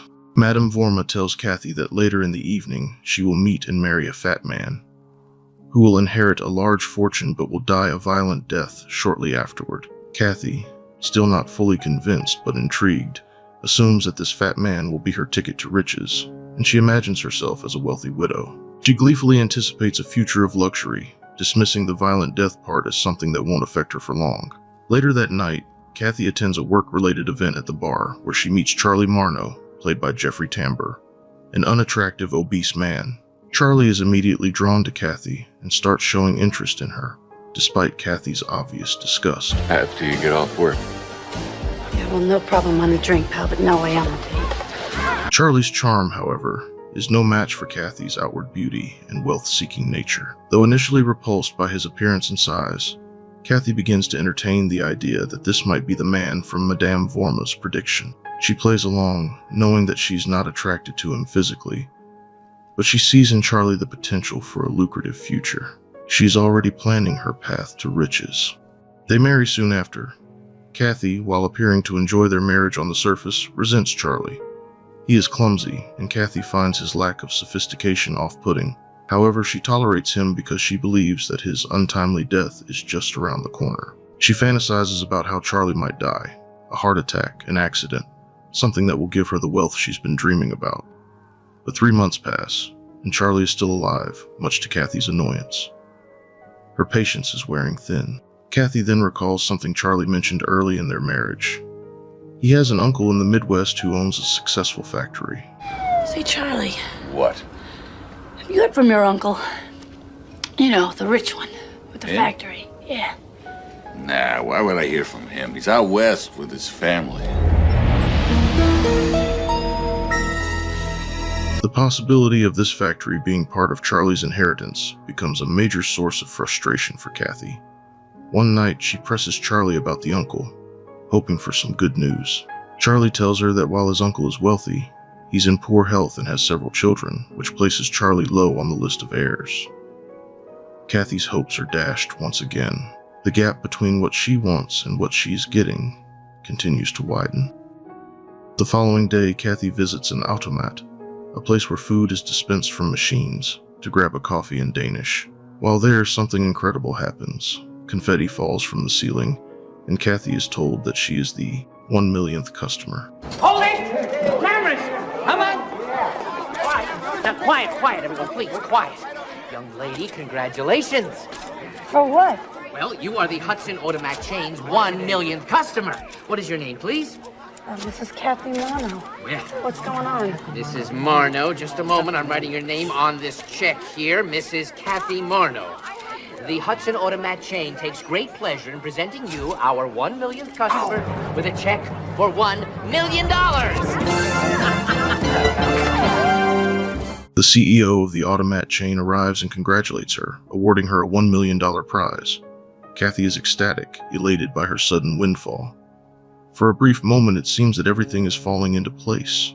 She walks home with a smile, her newfound fortune gleaming in the form of a nice dress and an expensive designer purse. Though Kathy is on top of the world, she privately scoffs at Madame Vorma's prediction. The medium was wrong, she thinks, having secured her own fortune without the need for an inheritance or a violent death. However, when Kathy returns home, her mood takes a drastic turn. Still basking in her new wealth, Kathy tells Charlie she wants a divorce, calling him a fat, disgusting slob. She insults his appearance, his demeanor, and even their entire relationship. The insults cut deep, and Charlie, whose insecurities are already apparent, reacts violently. Creep. I don't need you anymore. I'm moving out. No more smelling that stinking sewer you call a body. Hey, and you want some advice, Charlie? Eat a salad once in a while. And take a bath.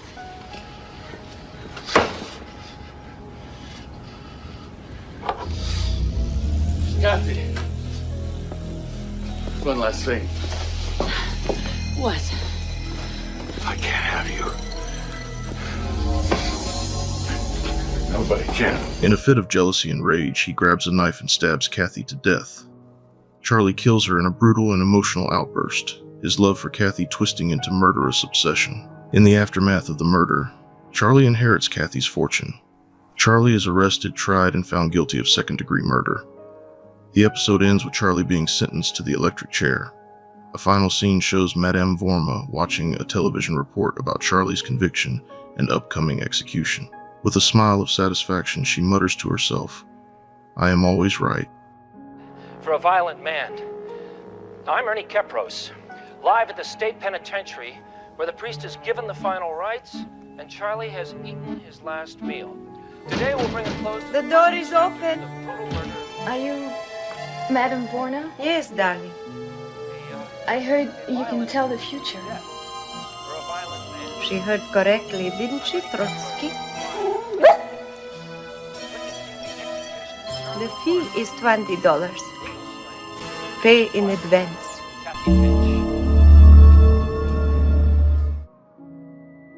Dead Right is often cited as a standout episode in the series, praised for its performances and ironic twist ending. The chemistry between Moore and Tambor, combined with the darkly comedic narrative, contributed to its lasting impact. The source of the story is listed as Shock Suspense Stories number 6.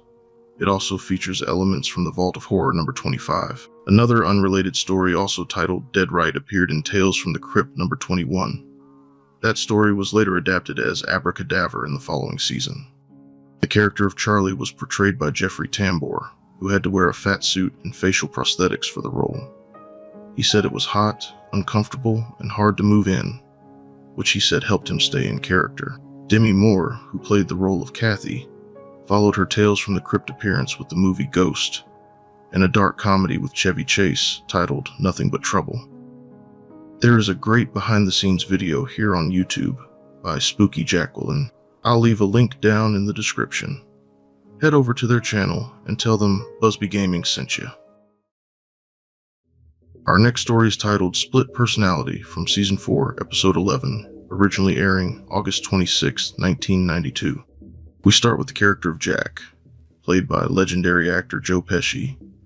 Jack, a small-time hustler and con artist, who's trying to make quick money by playing the role of a slick gambler. He's always looking for a chance to trick someone out of their cash.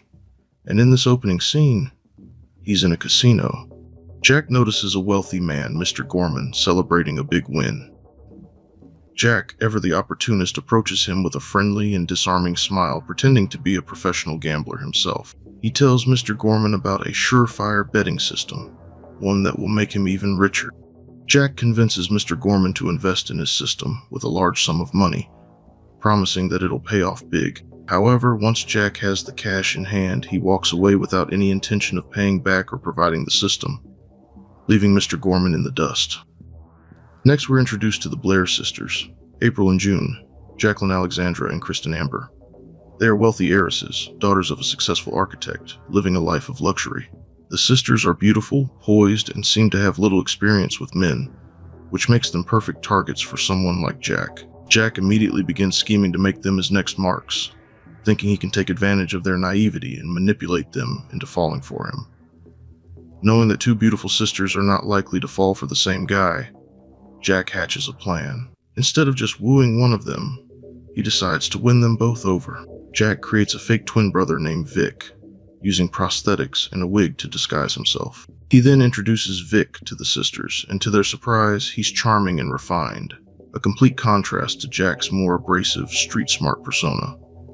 The sisters fall for Vic, totally unaware that he's the same person as Jack, just in a different guise.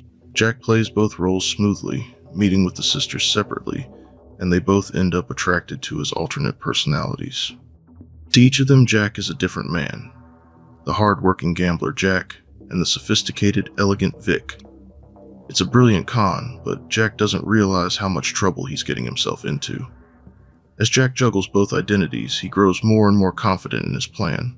However, the Blair sisters are no fools. They begin to notice subtle similarities between Jack and Vic. The way they speak, their gestures, and even their mannerisms all seem eerily familiar. The tension begins to build as the sisters start to feel that something isn't quite right. But they're too intrigued and possibly even enamored to confront Jack just yet. They wonder how this could be possible. Could there really be two different men who are so similar, or is something more sinister at play? The suspense escalates until the moment of truth. The sisters have had enough and decide to confront Jack. They corner him and, in a tense and emotionally charged scene, force him to reveal the truth. Jack is caught off guard, realizing that his carefully orchestrated scam is about to fall apart. The sisters accuse him of being a fraud and demand an explanation. Jack tries to talk his way out of it, but his lies become increasingly transparent. In a final desperate attempt to salvage the situation, Jack confesses that Vic was just a disguise, a way to win their hearts and their fortunes. It's all part of his scheme to marry both sisters and eventually get his hands on their inheritance. He was hoping that once they were both in love with him, he'd reveal his true identity and still be able to live out his con. But now that the sisters are onto him, his whole plan is exposed. The atmosphere is thick with tension. The sisters, feeling hurt and betrayed, are no longer interested in Jack's apologies or explanations. In a shocking twist, they decide to take matters into their own hands. They bring out a chainsaw. They proceed to literally cut Jack in half. The very man who thought he was above the law and had the perfect scam has now become the victim of his own trickery, as the sisters get their revenge in the most final and ironic way possible. Sorry, Ellie.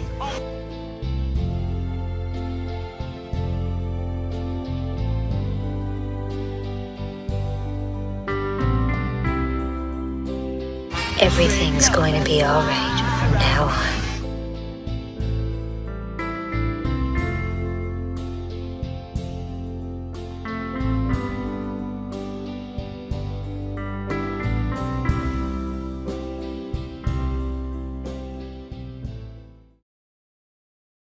It's clear that Jack's con has come to a gruesome end, with no sympathy or remorse from the audience. The sisters, on the other hand, have finally gotten justice. Split Personality is often praised for its engaging plot and Pesci's standout performance. Fans appreciate the darkly comedic tone and the ironic twist. This story was adapted from The Vault of Horror number 30. In the original comic, the con man is named Edwin King, and the twins are named Susan and Amy. These names were changed to Vic Stetson and April and June Blair, respectively, in the television adaptation. Joe Pesci's exasperated line upon seeing the mansion,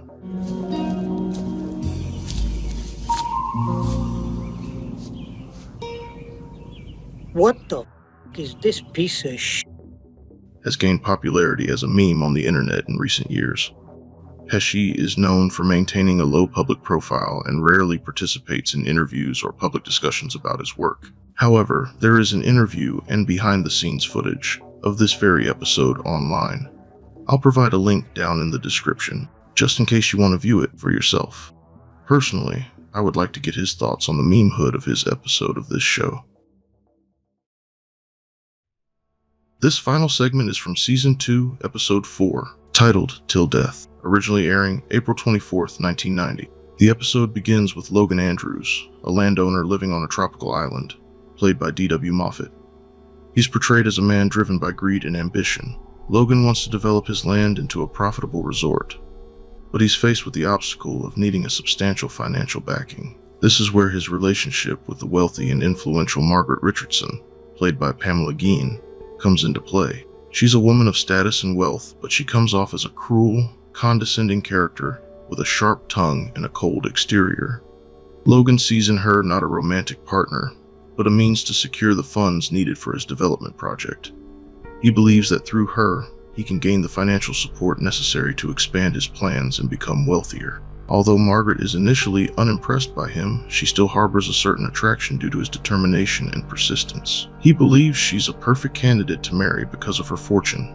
Desperate for her affection, Logan turns to local voodoo for assistance. He visits Psyche, a local voodoo priestess played by Janet Hubert. She's a mystical and enigmatic woman, and Logan believes she holds the key to winning Margaret's heart. Psyche warns Logan that the love potion she gives him must be used carefully, as there are consequences if misused. Then it's this you'll be needing.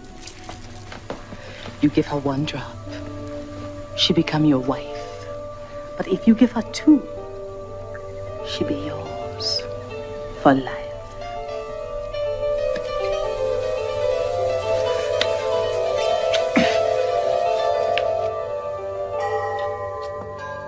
She's hesitant about giving it to him, but Logan insists that he needs it, believing he has nothing to lose.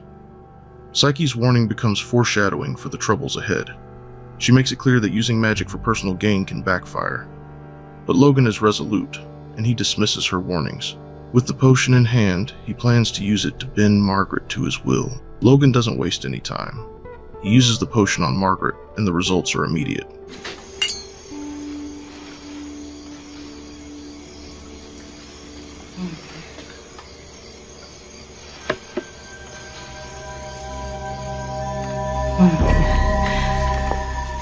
Margaret becomes infatuated with him, and the change is startling. She goes from being dismissive and cold to suddenly expressing deep affection for Logan. She becomes obsessed with him, practically hanging on his every word. But what Logan doesn't understand is that this love is not genuine. It's induced by the potion. It's an unnatural obsession, and it's clear to the viewer that something is deeply wrong. Margaret's change in behavior is stark and disturbing, but Logan is blinded by his greed and eagerness. He sees this as a perfect opportunity to marry her and secure her wealth. The potion gives him the false confidence to believe that he's winning Margaret's heart through his own charisma, not through manipulation. As she lavishes attention on him, Logan is convinced that he's on the path to success. He has the woman, and he has the plan. For a brief moment, Logan feels like he's achieved everything he wanted. But even with his newfound wealth and status, there's a dark undercurrent. Margaret's obsession grows more intense with every passing day.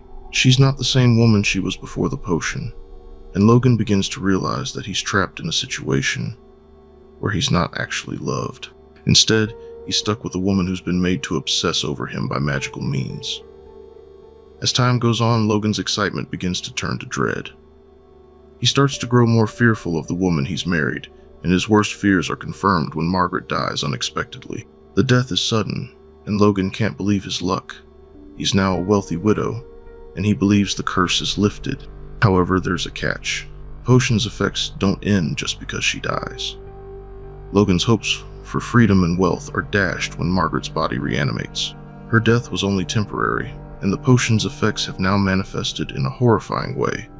She returns from the dead, but not as the woman Logan married. Margaret's body has started to decay, and her appearance is a grotesque version of the woman she once was. Her skin has turned a sickly green, her eyes are clouded, and she exudes an almost otherworldly stench.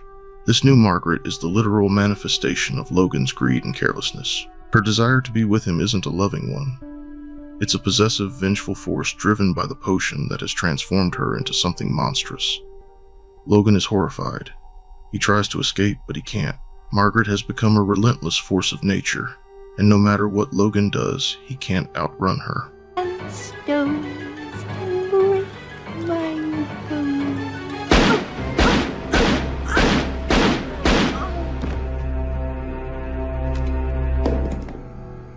my God, I've killed her. Wait a second. I can't have killed her. She's already dead. Logan, how could you? She follows him, unrelenting and unyielding, every step of the way. Logan's plan for a successful life has crumbled, and he's now trapped in a living nightmare. The episode builds to a horrifying climax as Logan realizes he can't escape Margaret. In a last-ditch effort to rid himself of her, he decides to dispose of her body once again. Stay away from me! No!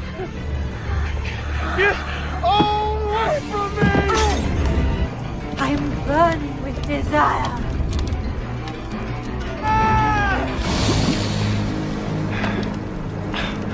So much for burning desire. But the potion has bound her to him, and no matter what he does, she keeps coming back. Oh, whoa.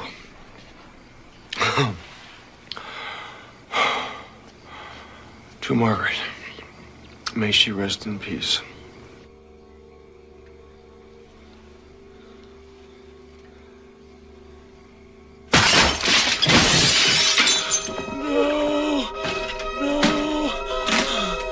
Margaret's reanimated form is grotesque and terrifying, and it becomes clear that Logan's fate is sealed. In a twisted final act, Logan is confronted by Margaret's reanimated corpse in a brutal and unsettling way. I thought I was... You were. But you think you can take the easy way out. You see, Logan, it's like I tell you. I'll always keep my promises.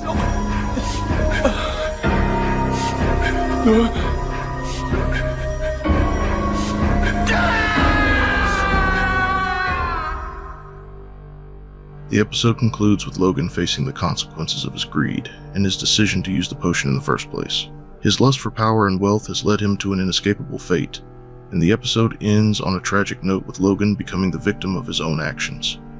Till Death is based on the Vault of Horror number 28. The title is a line from the Christian wedding ceremony that means the marriage that one is about to enter is a lifelong commitment. Funny, because this marriage extends beyond a normal lifetime. This episode shares a similar premise to one we already covered back in part 2 of our Tales from the Crypt videos, titled Love to Death, in which a man uses a potion to win the love of a woman, only for that love to go way beyond what he bargained for. It just goes to show that a basic setup can be used to tell multiple versions of a story.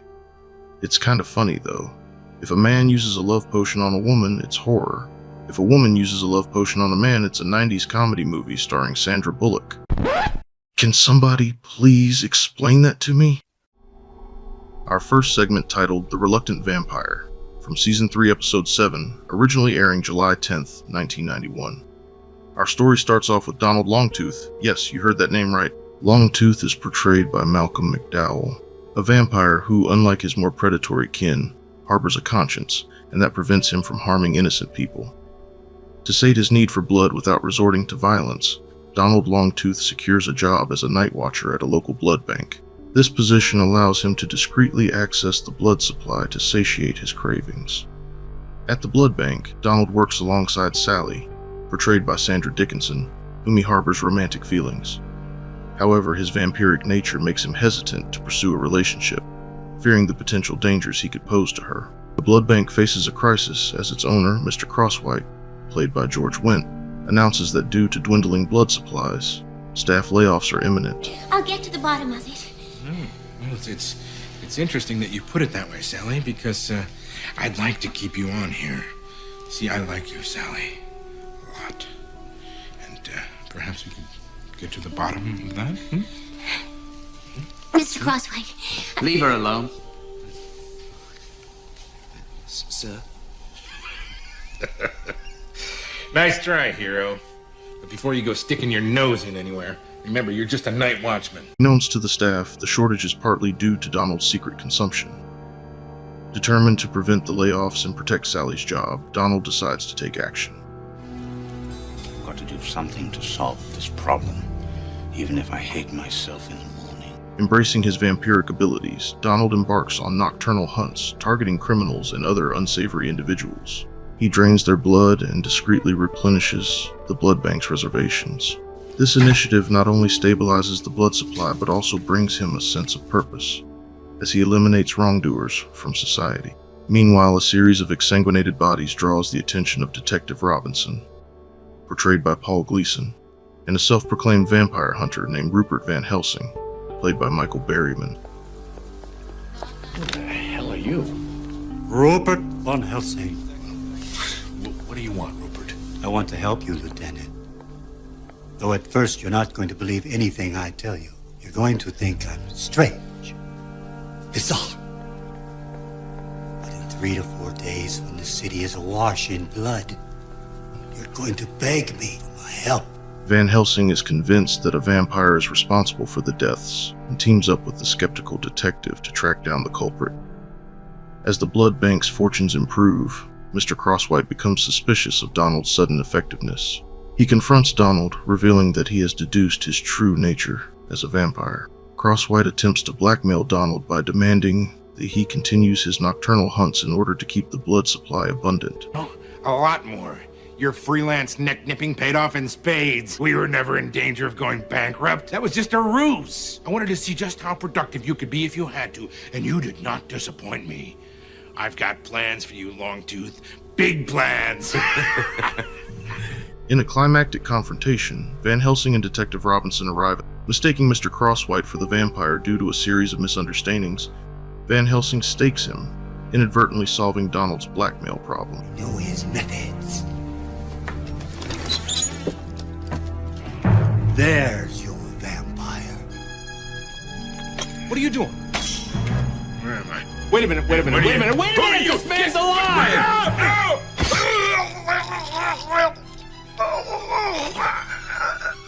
the hell did you do? It had to be done, Lieutenant. It had to be done.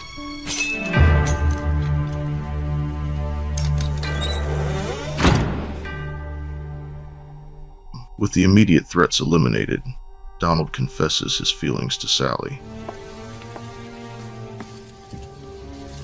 It's so horrible. Yes. And so exciting. Can I ask you a favor, Mr. Longtooth? Please, call me Donald. Donald, would you consider... What I mean is... Could you... I've always wanted to be a creature of the darkness. In a twist-ending characteristic of the series, Sally reveals a hidden desire for the dark and mysterious. Embracing their mutual attraction, Donald bites Sally, transforming her into a vampire, allowing them to be together for eternity. Have you had dental surgery in the last 72 hours?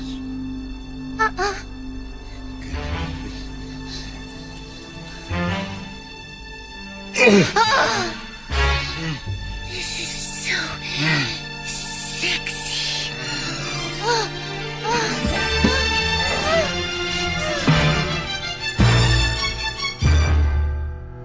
The Reluctant Vampire is adapted from The Vault of Horror 20, a comic series published by EC Comics in the 1950s.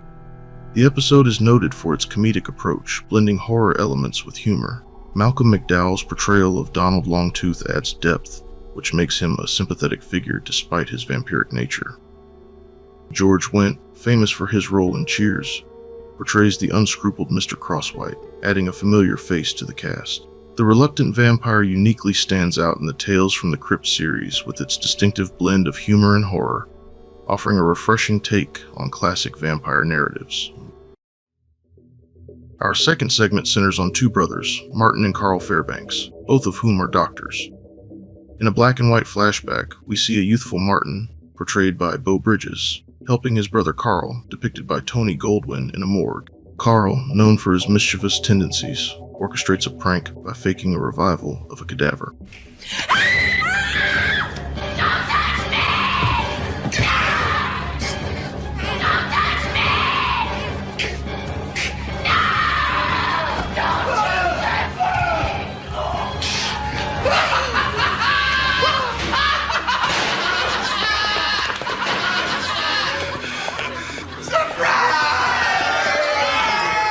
The prank frightens Martin and results in him suffering a heart attack, derailing his aspiration to become a surgeon and leaving him with a deep-seated resentment towards Carl. Years later, the narrative shifts to the present, now in color, where Carl has become a successful surgeon, while Martin, now relegated to conducting research in a laboratory, is financially supported by Carl.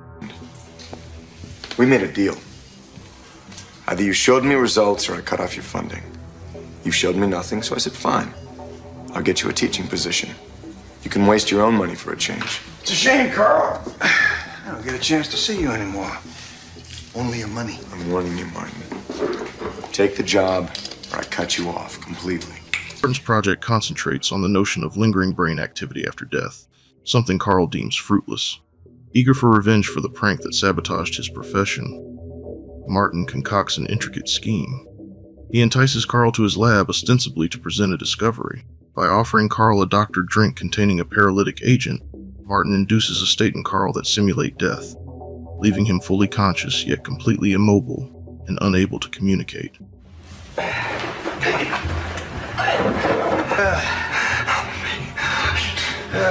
Watching you like this really brings back memories.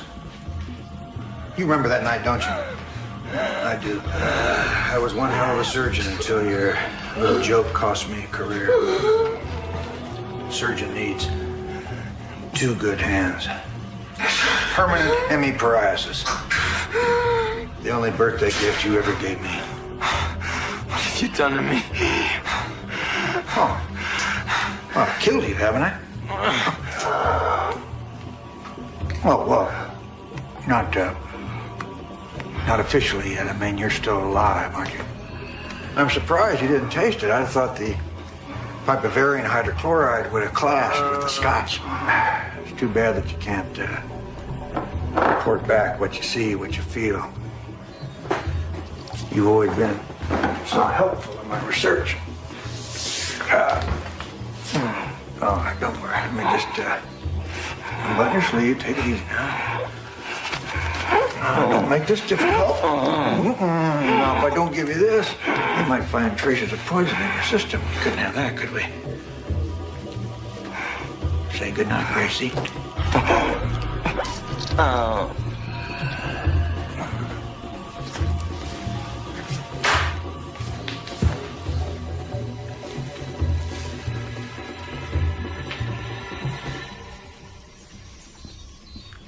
How does it feel being dead? I'm not dead. I feel like shit, but I'm not dead. As Carl lies paralyzed, Martin elucidates his belief that cognitive function can persist beyond death, and that he has devised a serum to corroborate it. To illustrate, Martin begins a mock autopsy on Carl, describing every incision in detail, amplifying Carl's terror. The scenario takes a bizarre turn when Carl's body is moved to the morgue, where an attendant named Mitch, portrayed by Tom Wright, readies him for preservation, and Mitch, cognizant of Martin's design, indulges in it, exacerbating Carl's psychological suffering. Pins and needles. The numbness isn't settling in, it's wearing off. The epidural saw. Cuts both skin and bone. Right. You can't imagine what a terrible mess the old striker saws used to make. No! No, wait!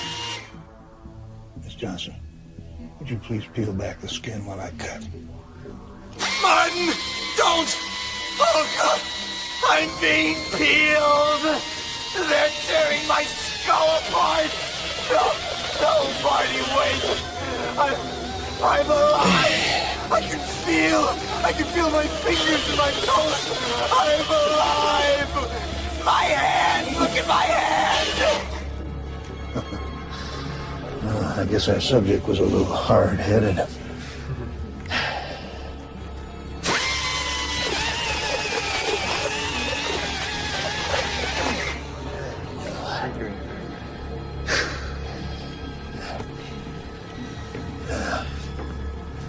Marty, stop before it's too late. Marty, please. I can feel it. Stop, Martin, stop. I'm alive. I'm alive.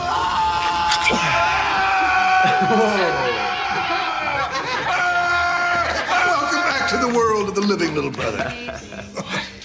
In a dramatic twist of events, it is revealed that Martin's actions were part of an elaborate prank meant to mirror the one Carl executed years ago.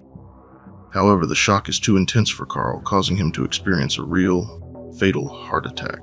Attempting to revive him, Martin injects him with the serum to prevent brain death. In a tragic finale, Martin's efforts to revive Carl using the serum fail, leaving Carl truly deceased. This indicates that the events of the prank will occur once more, but this time with a grim twist. The episode concludes with Carl mentally wailing as his authentic autopsy commences. Well, it was an accident. He was working with this experimental drug. He didn't have any idea it would actually cause a heart attack. Shame. Damn shame. Hey, hand me that epidermal saw, will you? Yeah, sure. Here it is at last. My autopsy. God damn you, Marty. You are absolutely right. Except about one thing. The sense of touch. It isn't the first thing to go, it's the last.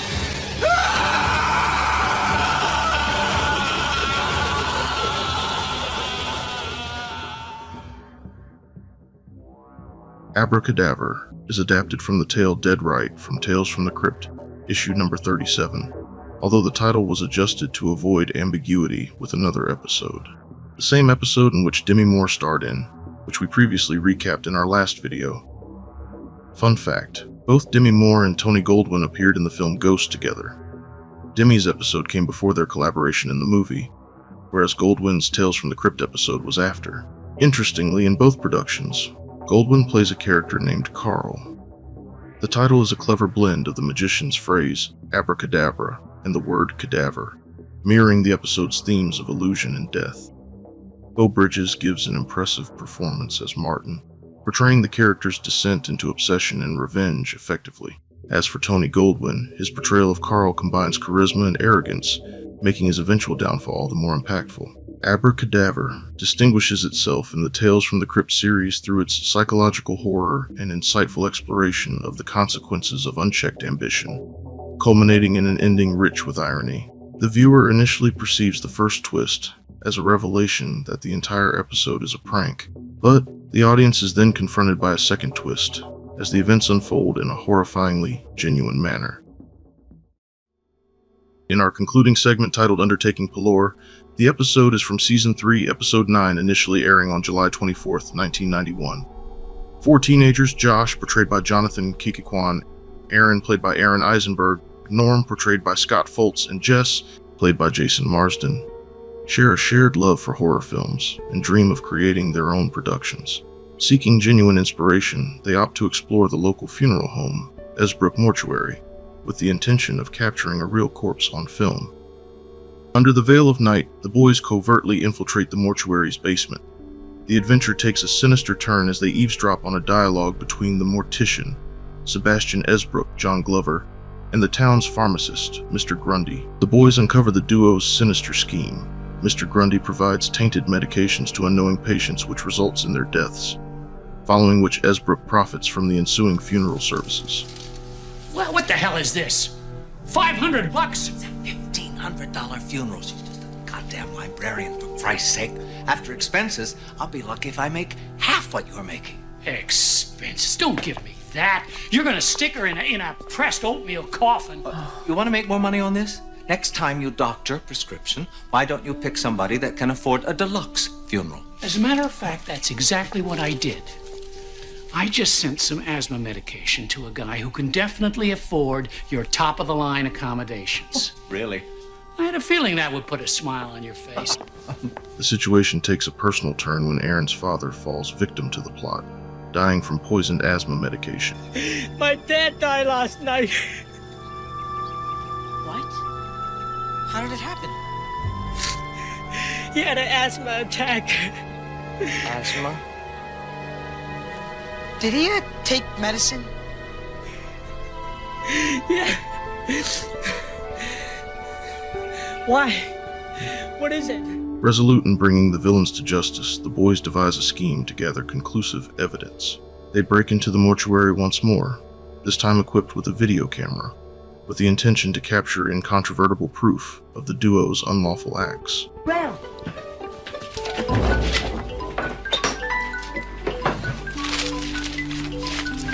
Found anything yet?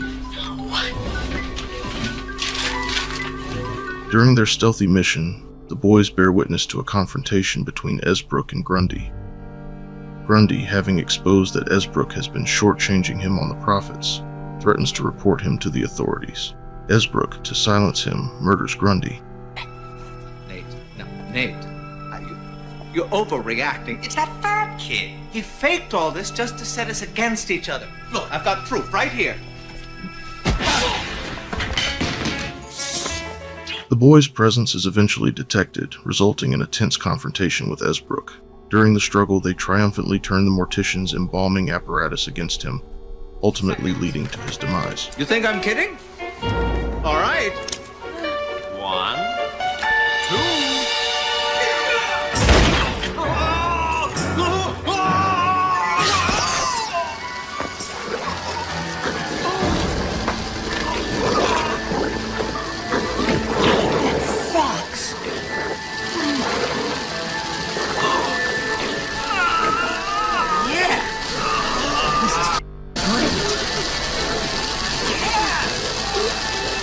That's for my father, you asshole.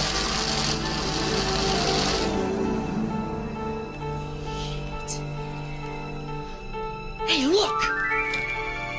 She's smiling. Having successfully exposed the murderous scheme and avenged Aaron's father, the boys bring justice to their community. The episode culminates with the Crypt Keeper delivering his signature, pun-laden commentary, tying the story together with a combination of humor and horror. Undertaking Pallor is derived from Tales from the Crypt 39, a comic book released by EC Comics in the 1950s. The episode blends elements of youthful adventure with dark horror, evoking the feel of films like The Goonies but with a more sinister tone. Jonathan Keyquan, the actor known for his roles in Indiana Jones and the Temple of Doom and The Goonies, portrays the character of Josh. John Glover delivers a remarkable performance as the vindictive mortician Sebastian Esbrook. Undertaking Pallor stands as a remarkable episode within the Tales from the Crypt series for its singular combination of young adventures and macabre storytelling, bringing a fresh and innovative approach to the horror anthology genre. In our first segment, we'll explore Forever Ambergris, the third episode of Season 5. It aired on October 2nd, 1993. Notable for featuring Roger Daltrey as Dalton Scott and Steve Buscemi as Ike, this episode explores themes of professional jealousy, betrayal, and the repercussions of unethical ambition. We begin with Dalton Scott, a renowned war photographer whose career is faltering due to reckless behavior and declining quality. In contrast, his protege, Ike, is gaining fame for his captivating and impactful images. This growing success fuels Dalton's jealousy and insecurity. Have you seen this stuff? Isaac 40? This kid is a star. This kid is you 20 years ago. Before Beirut and Panama and Afghanistan to turn you into my nephew. I hate to think of the baton being passed, Dalton, and you only 45 years old. Bollocks. Compelling him to consider extreme measures to regain his prominence in the industry. Dalton sees an opportunity and convinces Ike to join him on a dangerous assignment in Central America, specifically a quarantine village affected by a flesh-eating disease. Dalton, fully aware of the risks, coaxes Ike into interactions with the infected villagers, intending for him to contract the deadly illness. Amazing, huh? You get some good shots? Oh, man, I got some brilliant shots. We're gonna hit them all, man. Time, Newsweek, New York freaking Post. I'm gonna get Salucci. See if I can't get these off in the next mail. When they return, Ike is eager to develop the photographs from their expedition. This sinister plan aims to eliminate Ike as a competitor and allow Dalton to exploit the tragic situation for his professional comeback. I'm telling you, Dalton, war might be hell, but God, sure makes you sleep good.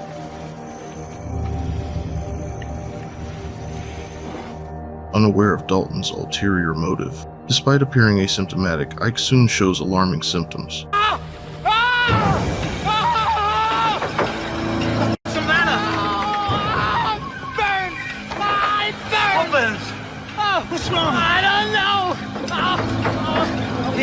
think?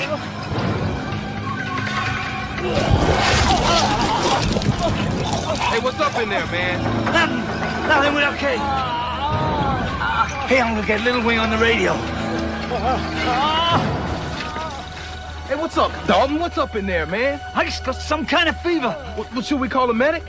No, man, no. It's okay. I'll take care of you. No, what's up in there, man? I'll take care of you, man. All right. Profuse sweating, severe skin lesions, and excruciating pain. Dalton, lacking any empathy, meticulously captures Ike's physical decline, viewing it as a gruesome opportunity to revive his own career with startling exclusive images. Necessary. I can get you in Managua in 8 hours. It burns. It burns. Can I tell you something? You look like shit. Really? You're starting to look like the house salad, dressing on the side. Valera. You got it, brother. Those peasants weren't killed by no artillery round. You're deep in the hurt locker now. Why? Why do you think, Isaac? I'm on the comeback trail. And who would look after that sweet little girl of yours? Bobby.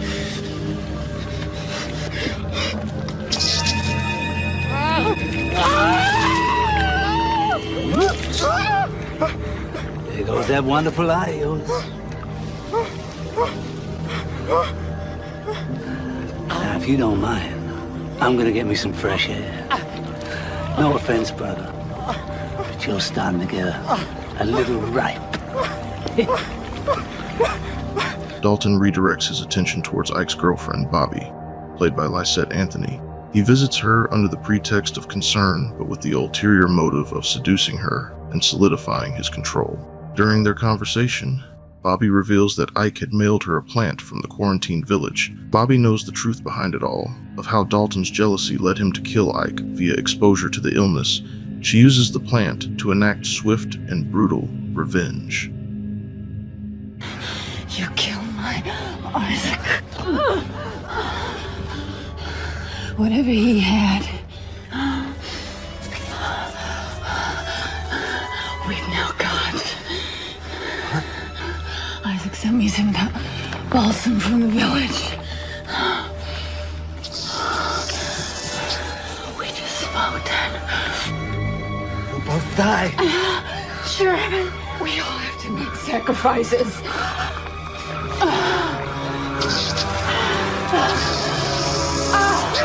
Crazy!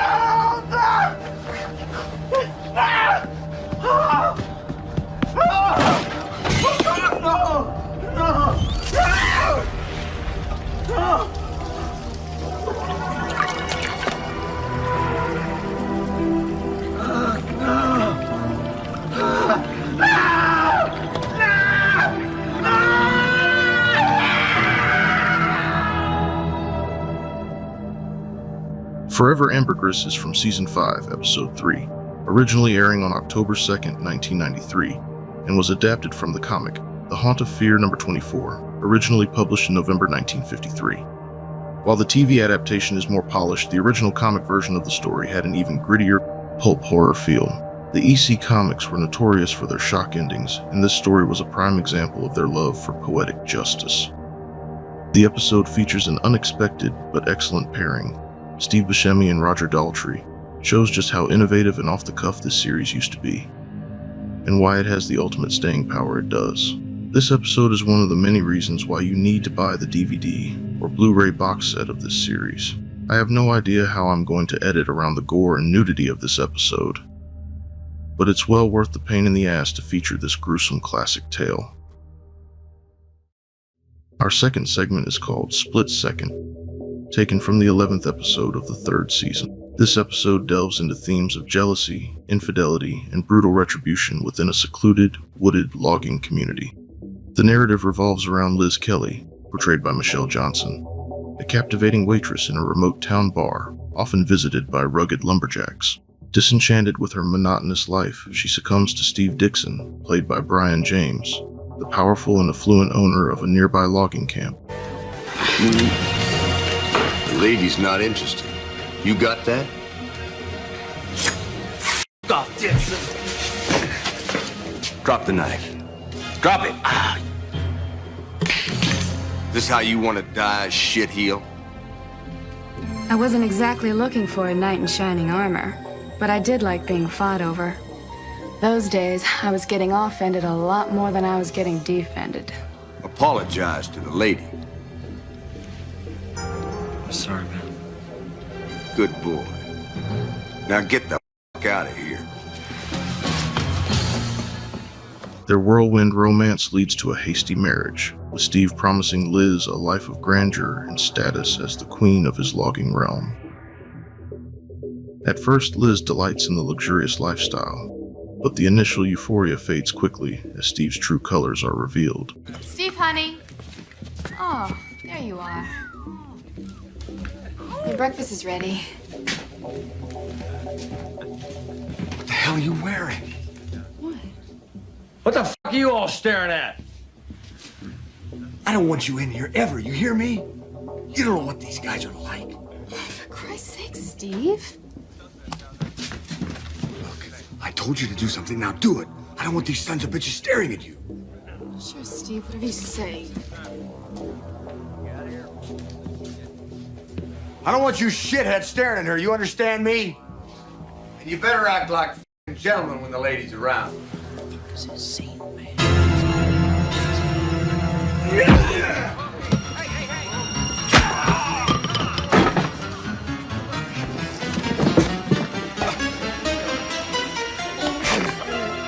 This what you said my wife did? Mr. Dixon, he can't breathe. Let him go. He was just kidding. Nobody kids about my wife. His possessive tendencies heighten, leading to violent bursts of jealousy, particularly when he senses any threat to his control or his wife's faithfulness. Feeling increasingly suffocated and longing for sincere affection, Liz begins to feel discontent and trapped in her oppressive marriage. I don't want them staring at you. You're my wife, goddammit. What are you afraid of, that one of them might f better than you can?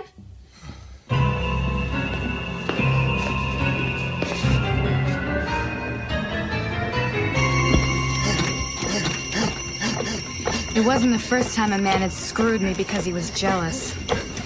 But it was the first time I had hated it. And I felt the boredom coming back. The narrative takes an unexpected turn with the arrival of Ted, played by Billy Worth, a skilled and attractive lumberjack who quickly garners respect from his colleagues and captures Liz's attention. Attracted to his charm, Liz begins a covert affair with him, seeking refuge from the tempestuous relationship with Steve. However, their secret rendezvous do not remain concealed for long.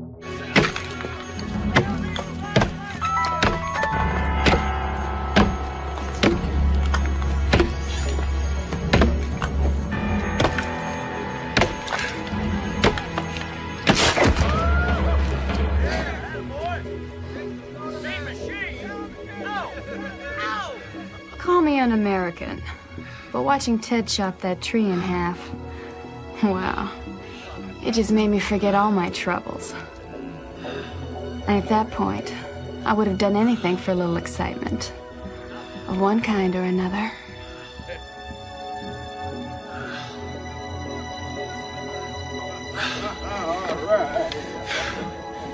What do you think, Mr. Dixon? Decent. Decent? What are you kidding? Kid's a goddamn beaver. Fastest chopping I've seen in a long time. I think we found ourselves a ringer for the wood chopper contest. Steve's jealousy intensifies as he senses changes in Liz's demeanor and picks up on whispers among the loggers. His paranoia peaks when he catches Liz and Ted in a compromising situation, and he violently assaults Ted, leaving him permanently blind.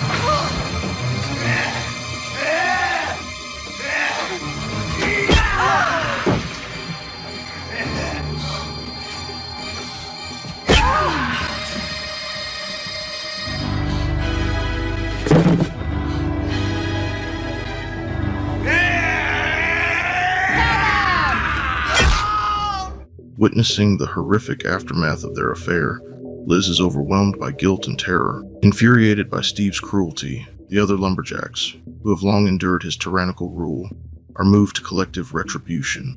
They overpower him, restraining him before imposing a gruesome punishment. Utilizing the same logging equipment he once controlled, the lumberjacks enact their revenge.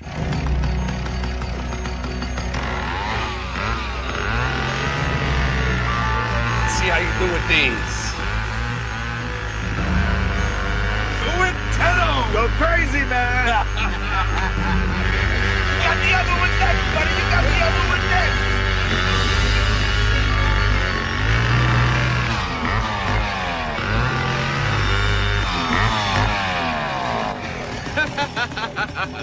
Hey guys, I'm getting pretty good at this. You got any more?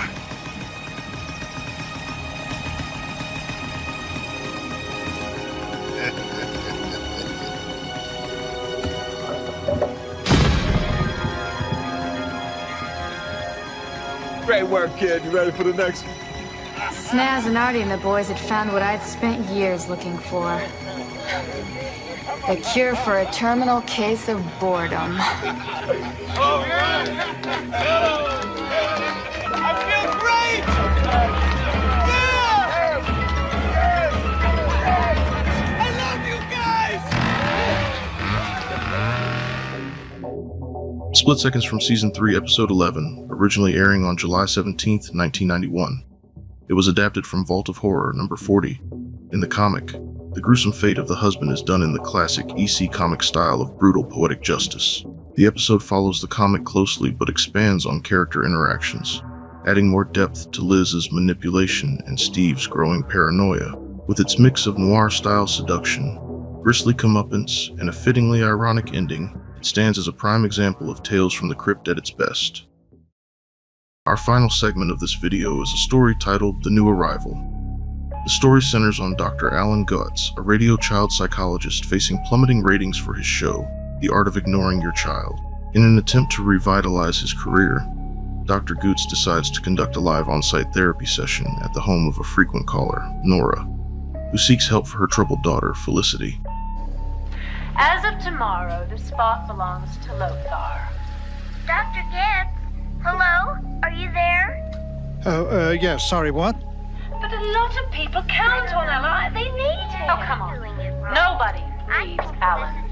And after the ratings we got today, we don't need him either. Oh, wait a minute. Lady, are you aware that you are the epitome of the inept parent and that your little Felicity is the ultimate problem child? Does that mean you're not coming? On the contrary. I'm going to originate good psychology from your home every day until little Felicity is a fully functioning little girl. We're making a house call. Accompanied by his producer, Rona, and his assistant, Bonnie, Dr. Gutz arrives at Nora's secluded, dilapidated mansion. Hesitant to touch the grimy doorbell, he asks for a pencil to poke it instead. However, the assertive Rona steps in and rings it herself. Oh, shit. Anyone got a pencil? Oh, what do you think? It's going to bite you? Alan hates electricity, doesn't trust it. Makes a lot of sense for someone who works on the radio. Jesus, of all the stupid... Ah! Alan, get out of the way! Ah! Nora greets them with an unsettling warmth, her demeanor shifting between hospitable and erratic. Dr. Getz, it's you! You're really here! Oh, did she get a shock from the buzzer? I'm sorry. I was tinkering with it a little while ago. I'm a very good tinkerer. Yeah? Well, how good a lawyer are you? Are you, Nora?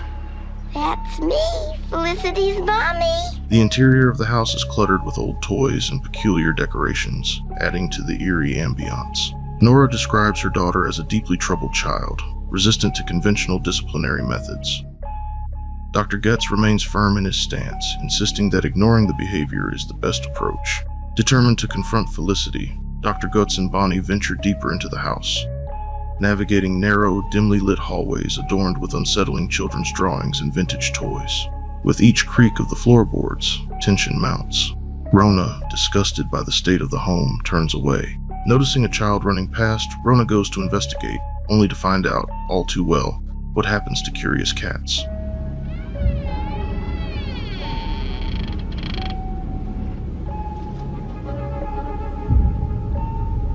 Felicity?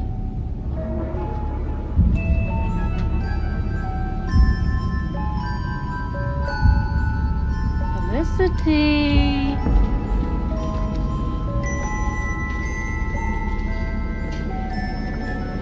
Felicity, where are you, you bitch?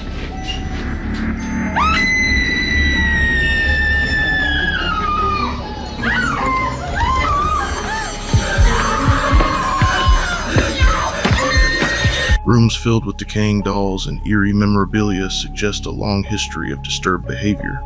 Throughout their visit, Felicity remains unseen, her presence indicated only by distant, disturbing noises and the occasional thumping sounds from upstairs. While exploring deeper into Felicity's bedroom, we, the viewers, begin to suspect that Felicity and Nora may in fact be the same person. Just as this idea is being explored, Bonnie discovers Rona's corpse lying in Felicity's bed. Oh my God! What? What's the matter?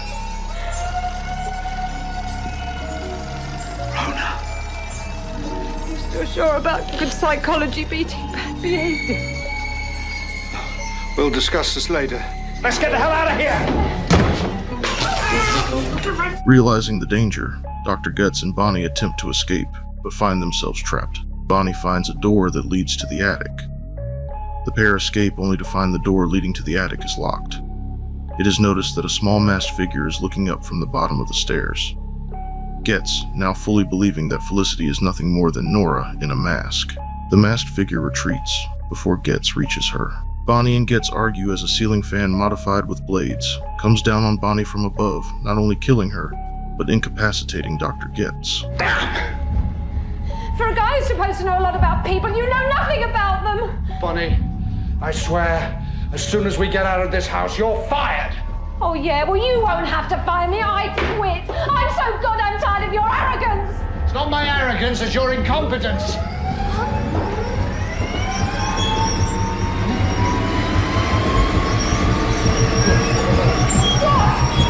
Bonnie, look out!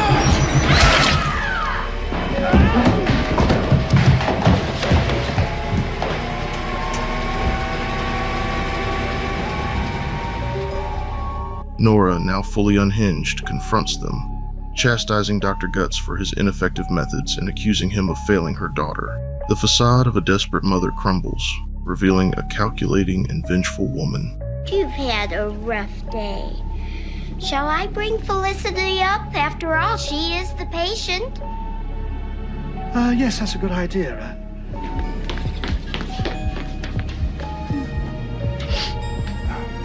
You know, Felicity, sometimes people want us to be what we aren't, and that makes us very angry. Now, if you were to untie my arm, I could give you a hug.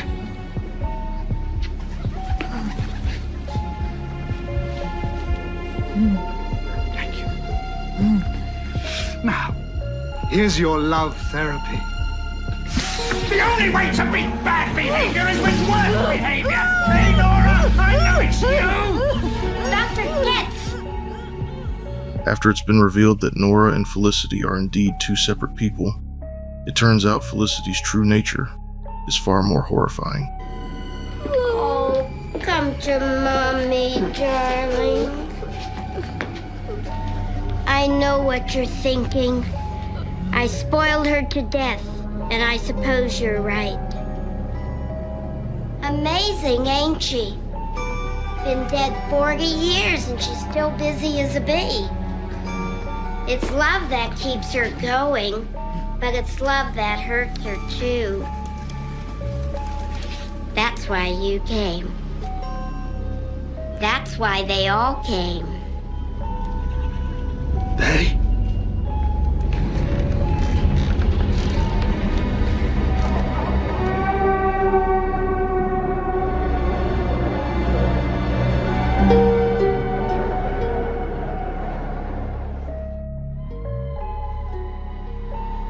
The camera pans to show the mummified remains of other child psychiatrists who have failed to help Felicity. Dr. Getz is left to the same fate, listening to his replacement on the radio as the supernaturally undead child skips rope around him. None of them did. I'll just turn the radio on.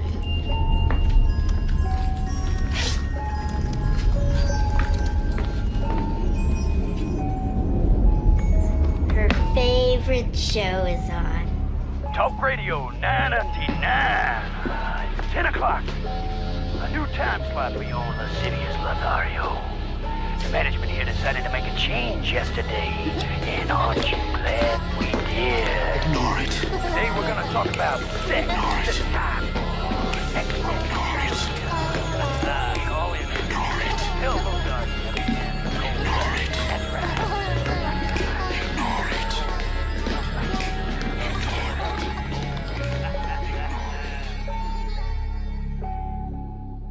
The new arrival is based on the story Something's Wrong with Mary from Vault of Horror number 21. The episode originally aired on July 25th, 1992, as the 7th episode of Season 4. The role of Nora was played by Zelda Rubinstein, best known as Tangina from Poltergeist. Her eerie yet oddly sympathetic performance adds a unique depth to the character. While based on an EC Comics tale, the episode greatly expands the concept, particularly by introducing additional deaths and a more fleshed-out psychological horror approach. The dynamic between Nora and Felicity has been compared to the twisted, reclusive mother-daughter relationships seen in classic psychological horror films. This, among many other elements, makes the new arrival one of the most unsettling and memorable episodes of Tales from the Crypt. Our first segment is titled Strung Along from Season 4, Episode 14. Originally airing on September 2nd, 1992. Our story starts in a dimly lit living room, where Joseph Renfield, an aging puppeteer with a face etched by time, sits hunched in an armchair. He's lost in grainy black and white footage of his old TV show, watching his beloved puppets, Coco the Clown and Cowboy Clyde, trade silly banter about a dog in a no-barking zone.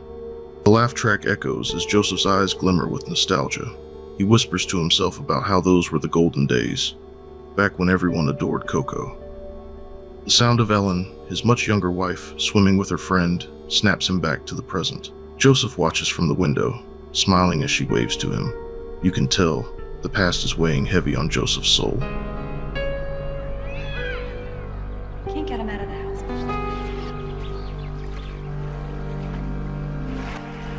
We see Joseph, alone in a room filled with memories, carving a new puppet head, almost out of habit rather than hobby. He converses with Coco about how it's coming along. Want my opinion? Not especially. How about taking a little more off the top? Nobody asked you, Coco. You've been carving that same head now for 2 months. You make those cheekbones any higher. No, damn it. Don't say it. The last thing I want to hear from you is I told you so. Their conversation stops when Ellen enters the room. She has a talk with Joseph about how he has been acting lately. As Ellen leaves, Joseph begins to read a letter.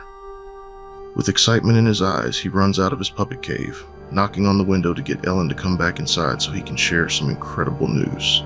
A TV studio wants to bring Joseph and Coco back for a tribute show titled The Golden Age of Television. This is incredible. They want me for a tribute to the golden age of television. What? Yes, for a television special. They want me to do one of the old Coco and Clyde routines. Now, wait a minute. Do you think you're up for this? I mean, they're not giving you much notice. Up to it? Why, I could do it in my sleep. Ellie, this is what I need. I'm going out of my head. I mean, who knows? This could be the beginning of a comeback. Well, now, let's not blow it out of proportion. It's just a TV show. He's practically glowing, talking about how they want him back. But she just smirks as he shows genuine excitement for the first time in a long time. Filled with wonder, Joseph dreams that this might lead to him coming back with his own TV show again. Ellen tells him not to get ahead of himself. Later that night, as the two are about to go to sleep, Ellen, seeming concerned, suggests that maybe Joseph should check with the doctor to make sure he's healthy enough to do this. Joseph brushes the idea off, saying he hasn't felt this good in years. Ellen then suggests that Joseph at least get an assistant to help him prep for the big, upcoming show. She says she'll talk to her acting coach for suggestions. As Joseph kisses her goodnight, the camera centers on Ellen's face. Her smile drops, giving us a hint that not all is well. Is she genuinely worried about her husband's health? Or is there something darker happening behind the curtain?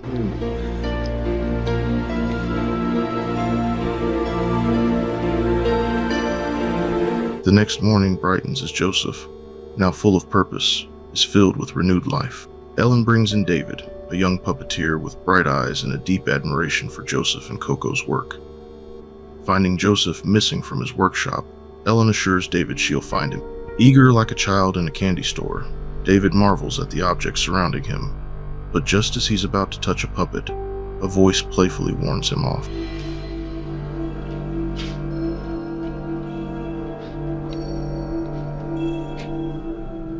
Don't touch him! You don't know where he's been. Who is that? Who do you want it to be?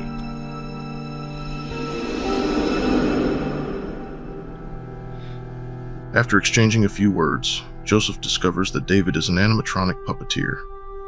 He asserts that the old way of puppetry is superior, viewing them as an extension of the puppeteer. However, David's fondness for the classic puppet style from Joseph's show prompts him to express eagerness to learn. Later, Joseph, while passing by, catches Ellen having a conversation over the phone with someone named Rick. The conversation, it seems, bears significance, yet Ellen dismisses it as a routine call from her acting class. Seeking to shift the topic, she inquires if Joseph finds his new assistant adequate for the task. David, I think you'll be fine. Great. What? I don't know, he just seemed too eager. You don't like him? I thought usually... No, he's fine. Comes highly recommended. He just struck me as being too pushy. There appears to be an underlying tension between Joseph and Ellen, as evident when Joseph attempts to persuade Ellen to stay for dinner, only to be met with a sharp response. Well, it's the only chance I get to get out of the house. You may like being shut in, but I don't.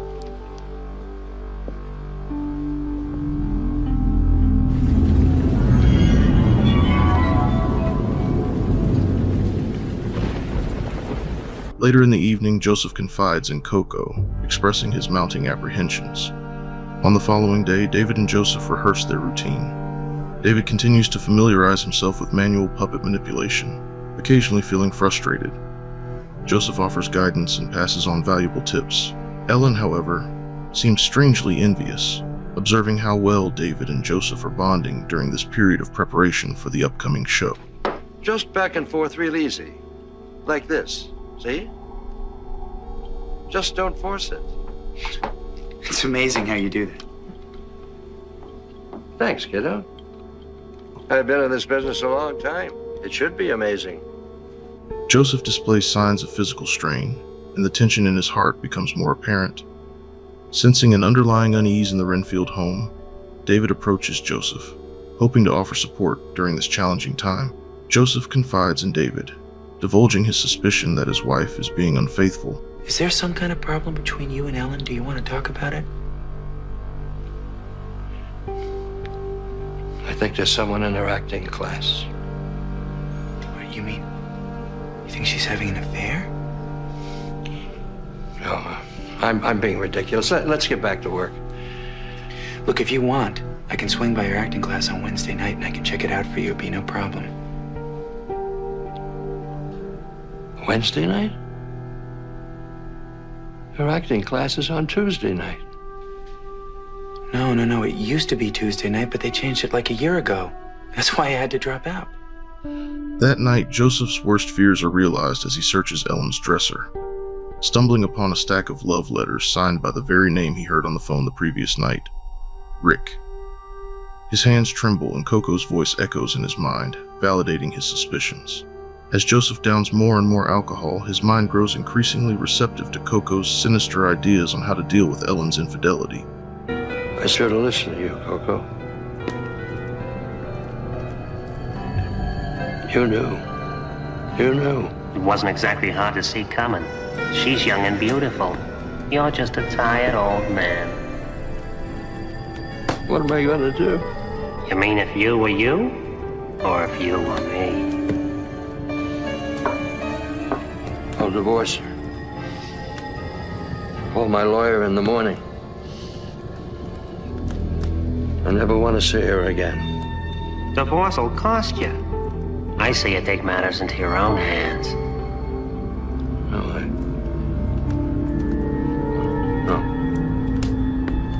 No, I can't. I can't. Sure you can. Waking up, Joseph realizes the knife is missing from his hand, and Coco is nowhere to be found. It seems the puppet has liberated himself using the blade while Joseph was passed out from his drinking. Joseph rushes upstairs, only to discover that his worst fears have materialized.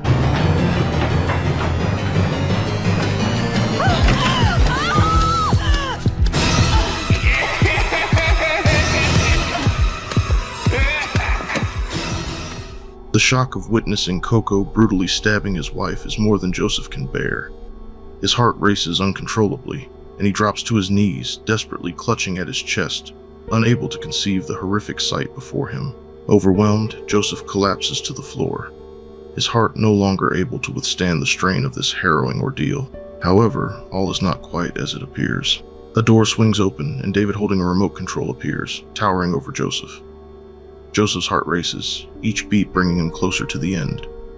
In a mocking tone, David offers a feigned apology as he switches off the remote control. Awakening Ellen, she reveals that David is none other than Rick.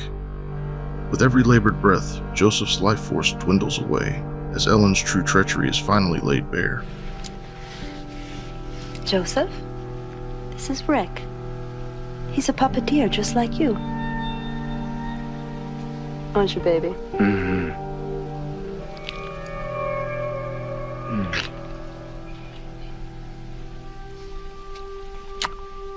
So what do you think, Joe? I know it's not as graceful as what you do, but I think with a little money. Your money. I think you'll end up pretty damn good. Bye, Joe. Ellen and Rick gleefully bask in the success of their sinister scheme. With one final, labored breath, Joseph's life slips away, leaving them to bathe in the satisfaction of their wickedness. Ellen proceeds to clean off the fake blood, and Rick retrieves the authentic Coco from its hiding place beneath the bed. As Rick reaches under the bed to retrieve Coco, he discovers that the puppet is nowhere to be found. His gaze shifts to the top of the bed, where Coco now sits, clutching a knife in his hand. Paramedics are gonna be here any minute.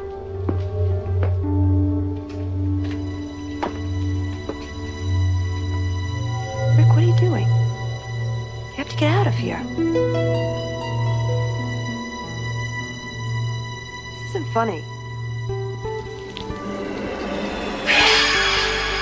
Up here, kiddo.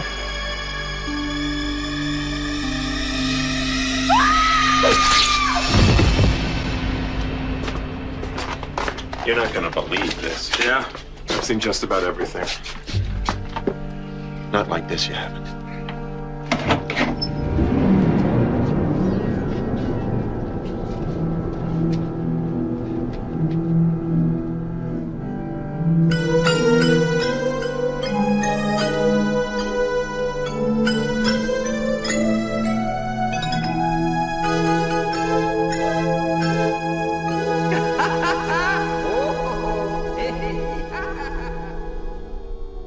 Strung Along is an adaptation of a story from the comic Vault of Horror number 33. This episode was directed by Kevin Yager, who is primarily known for his work as a special effects makeup artist. We've discussed him before on this channel when we explored the iconic horror movie Chucky. During that discussion, I mentioned that Kevin Yager actually designed both the Crypt Keeper and Chucky, giving them the same distinctly chilling blue eyes. Strung Along delves into themes of trust, betrayal, and the ambiguous boundary between reality and illusion, provoking mixed reactions upon its release. However, over time, it has gained a devoted cult following. The puppetry aspect deeply resonates with horror enthusiasts who have a penchant for psychological thrillers, particularly appreciating the impactful twist ending. The saying is proved true here: what goes around comes around. Our next story is titled 99 and 44 100% Pure Horror. From Season 6, Episode 14, originally airing on January 18th, 1995, we fade into a steamy bathroom, where Willa Sandleton, a striking blonde with a sharp tongue, luxuriates in the shower, water cascading over her. The door creaks open, and in shuffles her husband, Luden Sandleton, a jittery little man who runs Derma Smooth, a soap company. He's clutching his stomach, complaining about paint-stained clothes on the floor, and asking where the antacids are kept. Willa barely looks at him, telling him to check the cabinet and stop ruining her relaxation. He mutters about his indigestion getting worse and shuffles out, while she smirks to herself, turning up the hot water, clearly over this marriage. Luden sits watching a commercial of himself, talking about how his family started the company way back when. In the ad, Luden showcases a new soap machine that, at the press of a button, makes bars faster and more efficiently. He clunks 2 antacids into his drink as he watches himself on TV. Willa looks on at him as she exits the bathroom. Luden drops another antacid into his drink and even pops one in his mouth. Apparently, overproduction of acid runs in his family. Willa turns off the TV and begins sarcastically clapping. Let's talk about the future. Bravo. They're showing it at the shareholders' luncheon next week. So, where's the future? We haven't shot it yet. We had problems. And sales are at an all-time low. You're the president, Lou. Fire someone. Yeah, well, we've been doing a lot of work getting ready for the luncheon, and market research indicates that your designs aren't scoring the kinds of points that they used to. The next day, Willa is on a talk show. She's a guest along with Ronaldo Esquerita, an up-and-coming urban artist. Willa announces that she'll be doing a redesign on all Derma Smooth art, but she has her disturbing art she wants to share. Before she can, however, she's cut off by the host. This opportunity to debut my new art to the world, if you don't mind. This first painting, Oops, we're out of time, Willa. I'm so sorry. When we come back, you're going to be meeting some very special children. We're clear. Brian, we got tape on those retarded kids that draw with their feet. They're physically impaired, not retarded. Whatever. Excuse me. I thought you were going to show my work on the show. That's the reason I agreed to come on this program. Are you nuts? The network won't let us show that gory goop on the air. Besides, who'd want to look at that first thing in the morning? Ronaldo, thanks for coming on the show. Can't wait to see yours. Willa returns home. Luden breaks the news to Willa in their living room, telling her that her art will not be used on the new line of products, that they've instead closed on a contract with a certain up-and-coming urban artist. I need to talk to you about the shareholders' luncheon tomorrow. Oh, great. Because I have just finished with the last set of designs and I'm afraid we're not going to be able to use your stuff. Why? Why not? You don't like them. No, it's not that. Damn it, Luden. I created an image for your stupid company. You know, I turned it around. I think you owe me. It was just business, Will. Then treat it like a business. Test the damn things. I have worked round the clock for 5 days straight. I think you could do a regional test. Something? No, I'm sorry, but we've just closed a deal on an up-and-coming new artist. He's very hot now, and we're lucky to have him. Who is it? His name is Ronaldo Esquerita. What? Ronaldo Esquerita. You know him? He's a graffiti artist! Luden, I have studied. Do you understand me? Studied my whole life for this! Now, Willa, calm down. How dare you? After throwing a temper tantrum like a child, Luden coldly gets an envelope from his desk and gives the contents to Willa. Boxes? Well, then I'm just gonna take your money. Half. Half sounds good to me. I'm entitled to it.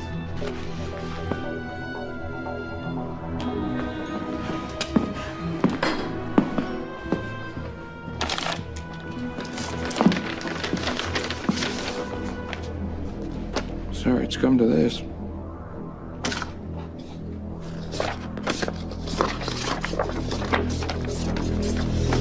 You son of a bitch! Well, that's good. You let your anger out. No, I did. No, I realize that I'm probably as much to blame for this as you are.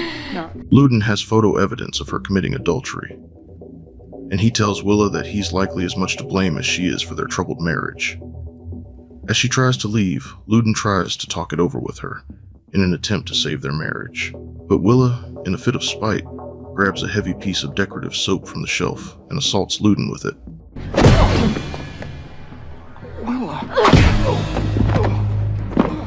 Sorry, Lou. She got me on a bad day. Caught off guard and dazed, he crumples to the floor, and she coldly continues to bring down blows, sealing his fate.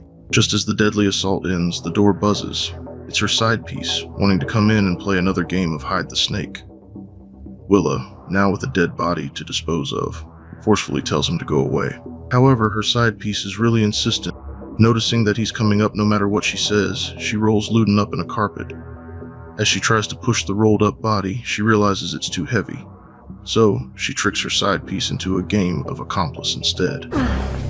Man, this stuff's looking realer every day. It's a mixed media piece. It's a gift for Luden. Now beat it. Hey, wait a second. Promise me, Willa. Said scram. After driving to the Dermasmooth factory, Willa has a surprise waiting for her in the back seat.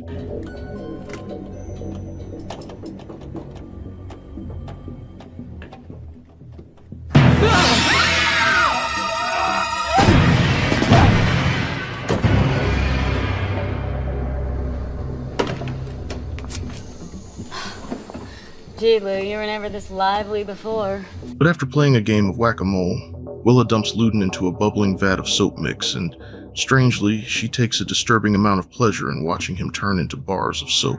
Laughing to herself, she boxes up the bars and returns home. Afterward, she hops into the shower to rinse all the blood and grime off from the horrible crime she's committed. She notices there's no soap in the shower, so she grabs a bar of murder soap and makes a grim joke about Luden finally being able to shower with her, like he always wanted. He always wanted to shower with me, Lou. Here's your chance. As she lathers up with a fresh Dermasmooth murder bar, she starts to notice that it's painful on her skin. She slowly begins to blister. She gasps, asking, "What's happening?" as she claws at her arms, which peel away in bloody strips. It turns out Luden did have a serious acid problem, after all. The episode ends on her gruesome artwork, now not only a piece of art, but a piece of poetic justice. Her actions have made her resemble her own creation. 99 and 44 100% Pure Horror is based on a story from the comic book Vault of Horror number 23.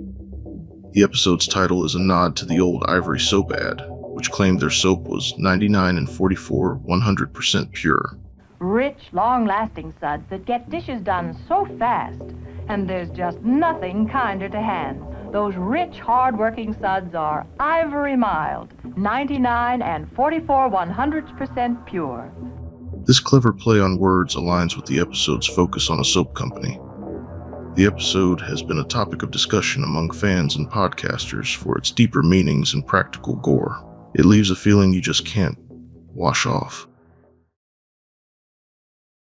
Our final segment is an episode titled Doctor of Horror, from Season 4, Episode 12, originally airing on January 4th, 1995.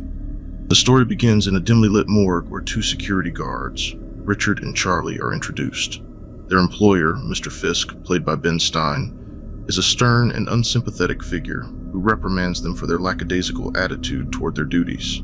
Fisk's demeanor sets the tone for the guards' dissatisfaction with their monotonous and underpaid jobs. Count on us, sir. No, I can't. You're useless, low-life shitheads. If there's so much as a coffin handle missing in the morning, you are fired.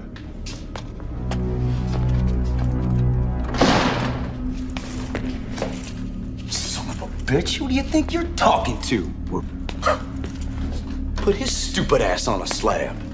As the night progresses, Richard and Charlie's routine is disrupted when they encounter Dr. Orloff attempting to steal a corpse from the morgue. Hey! Hey!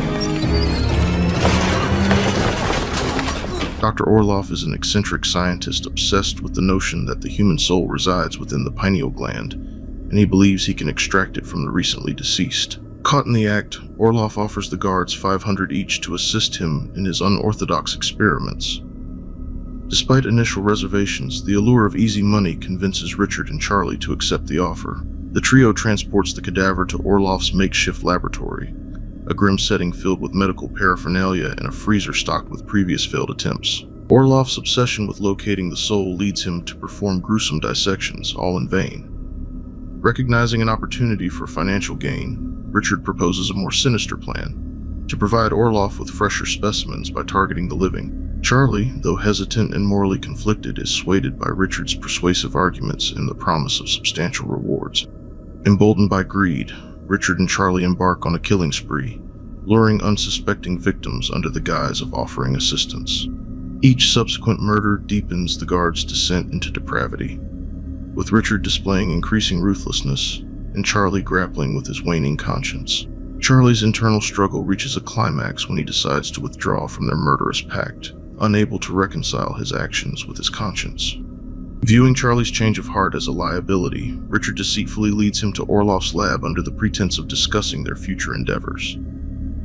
There, Richard betrays Charlie, rendering him unconscious and presenting him to Orloff as the next experimental subject. Charlie. I knew you were gonna do something stupid like that. That's why you're drinking ether. Whew. Still alive. Just like you wanted. You gonna cut him up? Just the usual incision. Oh, don't be so disappointed. Once I remove the gland, you can cut to your heart's content. Orloff proceeds with the dissection, fixated on extracting the elusive soul from Charlie. Extraordinary. The better the soul, the stronger the light. I must preserve this immediately.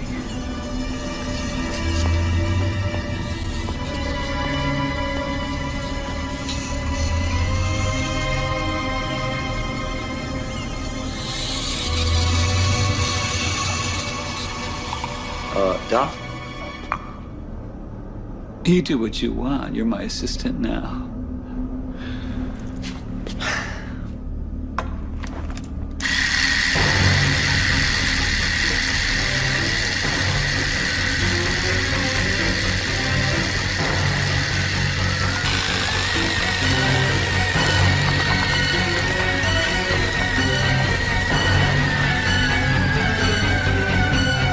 In a disturbing twist, Charlie is reanimated post-mortem, now devoid of his soul and humanity. Transformed into a vengeful entity, he confronts Richard and Orloff, seeking retribution for their betrayal.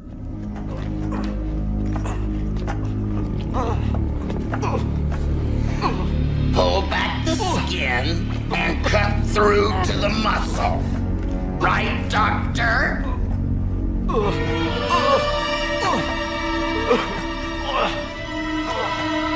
Charlie, no! Charlie, what are you doing, man? Come on! Not much. I'm just going to play God. I'm gonna steal your soul, Richard. No! Charlie, come on! You don't want to hurt me. Come on, you're good. On the contrary, Richard. I was good. You stole my soul, remember? Charlie, no! Charlie, no!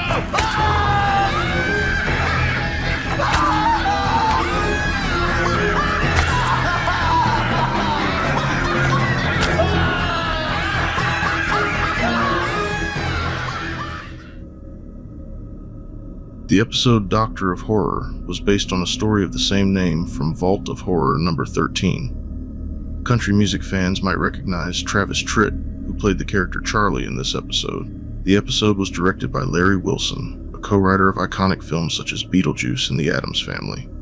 Tales from the Crypt was renowned for its practical effects, and this episode is a shining example of those gory and gruesome effects put into practice.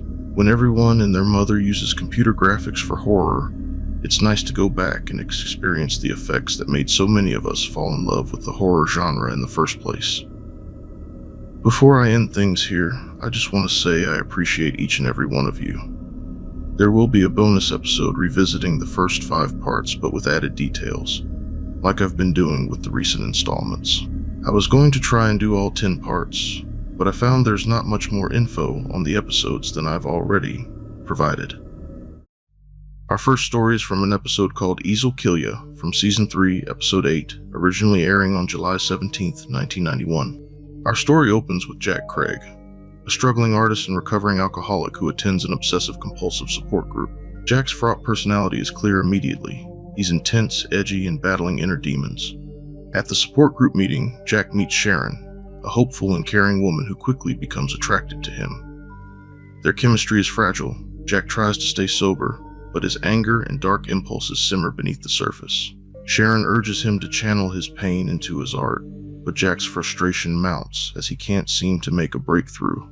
An argument with his downstairs neighbor over loud music causes a deadly accident.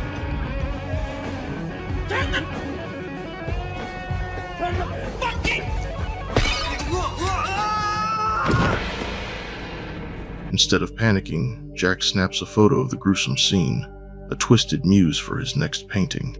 This murder becomes Jack's macabre inspiration. He creates a painting of the scene, a stark and vivid image of death and violence. The piece catches the attention of Malcolm Mayflower, an art collector with a fascination for morbid, death-themed works. Mayflower commissions Jack for more paintings, offering him money and status that Jack desperately craves. As Jack's art career seemingly takes off, he grows more detached from therapy and from Sharon, who worries about his descent. Next, Jack has a confrontation with his landlady over late rent, where tempers flare and Jack's volatile nature is fully revealed. In a moment of uncontrolled rage, he pushes her down a flight of stairs, where she lands on a pair of garden shears, killing her instantly. Instead of panicking, Jack snaps a photo of the gruesome scene, a twisted muse for his next painting. Sharon discovers the gruesome photos, and in a panic, she flees from the apartment only to be hit by a taxi. At the hospital, we learn that the operation to save Sharon will be expensive. Driven by desperation, Jack resorts to killing again, this time a random man in a hospital parking lot.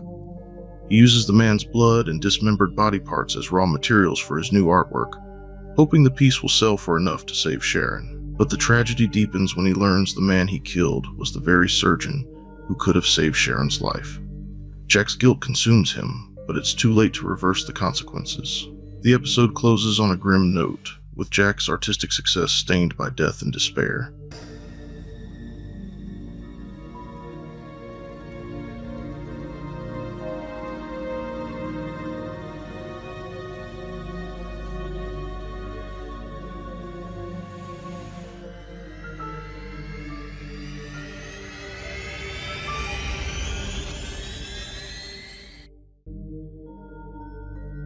Ease'll Kill Ya is based on a story from the Vault of Horror number 31. In the comic, the story centers around an artist who stumbles upon a car accident and finds unexpected inspiration in painting the macabre scene. His art is suddenly in demand, and he begins seeking out more tragic events to recreate on canvas.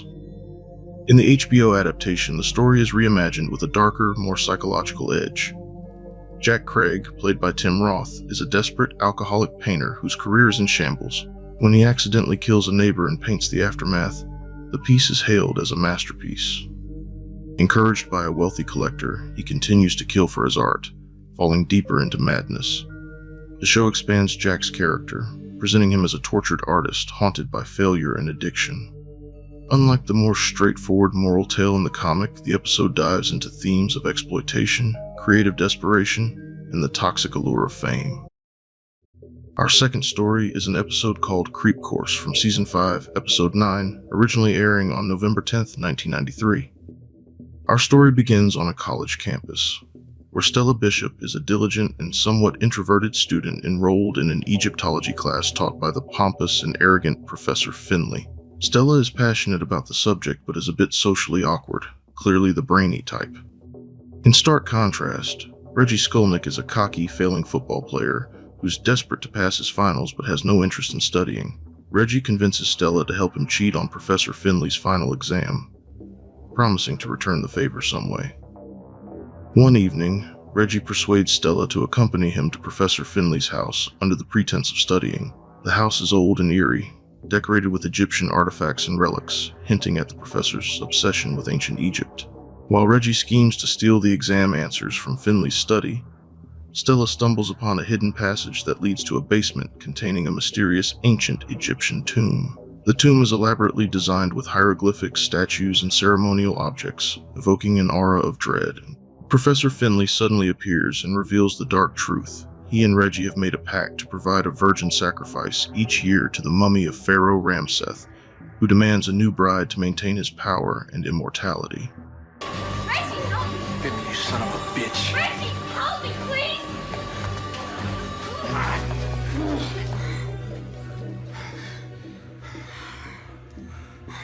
What's the matter with you? Can't you do anything right?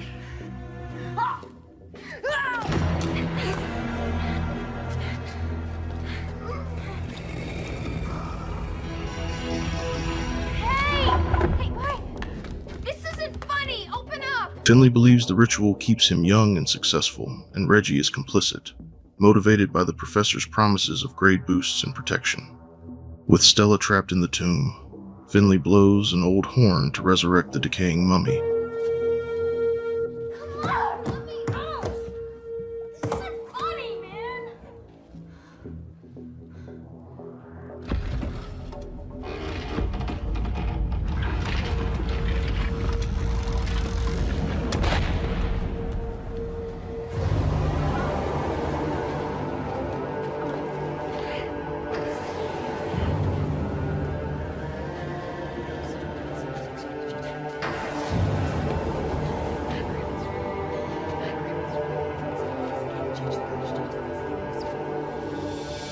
Using her knowledge, Stella dresses in ceremonial attire to impersonate the reincarnation of Ramseth's lost love, convincing the mummy that she is the destined bride. This ruse spares her life as the mummy accepts her. Meanwhile, Reggie becomes greedy and demands a higher grade from Finley in exchange for his silence about the plot. When Finley refuses, Reggie threatens to expose them. I believe I have you over a very large barrel here. And I bet that some of that stuff you have hoarded away downstairs is worth a small fortune. You miserable little rat turd. Are you trying to blackmail me? Just think of it as a last-minute renegotiation. Did you see me pour both drinks from the same decanter? No, of course not. How could you? You weren't paying attention as usual.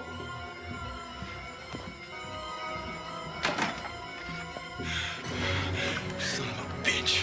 Reggie, how embarrassing. You look like the poster boy for Depends. In a cruel act of vengeance, Finley embalms Reggie's internal organs alive, killing him gruesomely, a moment of dark poetic justice as Reggie's betrayal leads to his horrific demise, while Stella uses what she learned in class to turn the tables on Finley. You know, there was something else you said in class about how jealous Ramseth was. Let's see if you were right. Don't, Stella. Oh, Professor Finley, one little kissy-wissy for your favorite No, Stella. Your favorite student. No.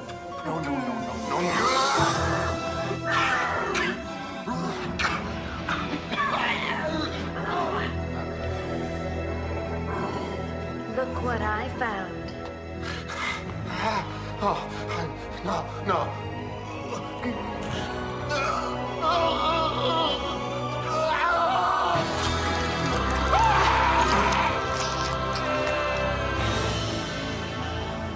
Stella, having survived the horrors of the tomb, is shown turning in a class project, showing that she might not have escaped with her sanity. What's going on? My name is Detective Connors, Miss Bishop. Is there something wrong? I'm afraid so. It's about your class project. Did I get a good grade? Now, let's go, Stella. We'll talk about it downtown.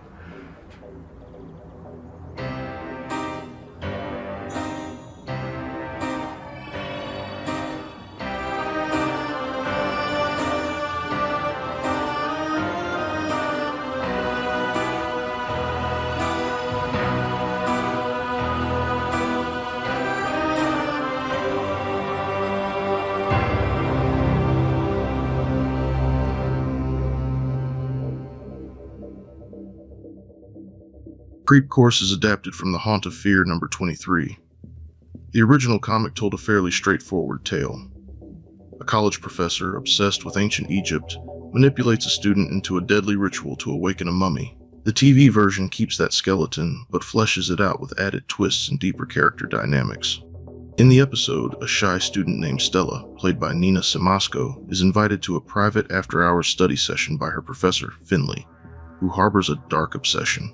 He intends to use her as a sacrificial pawn in a ritual to resurrect a long-dead pharaoh.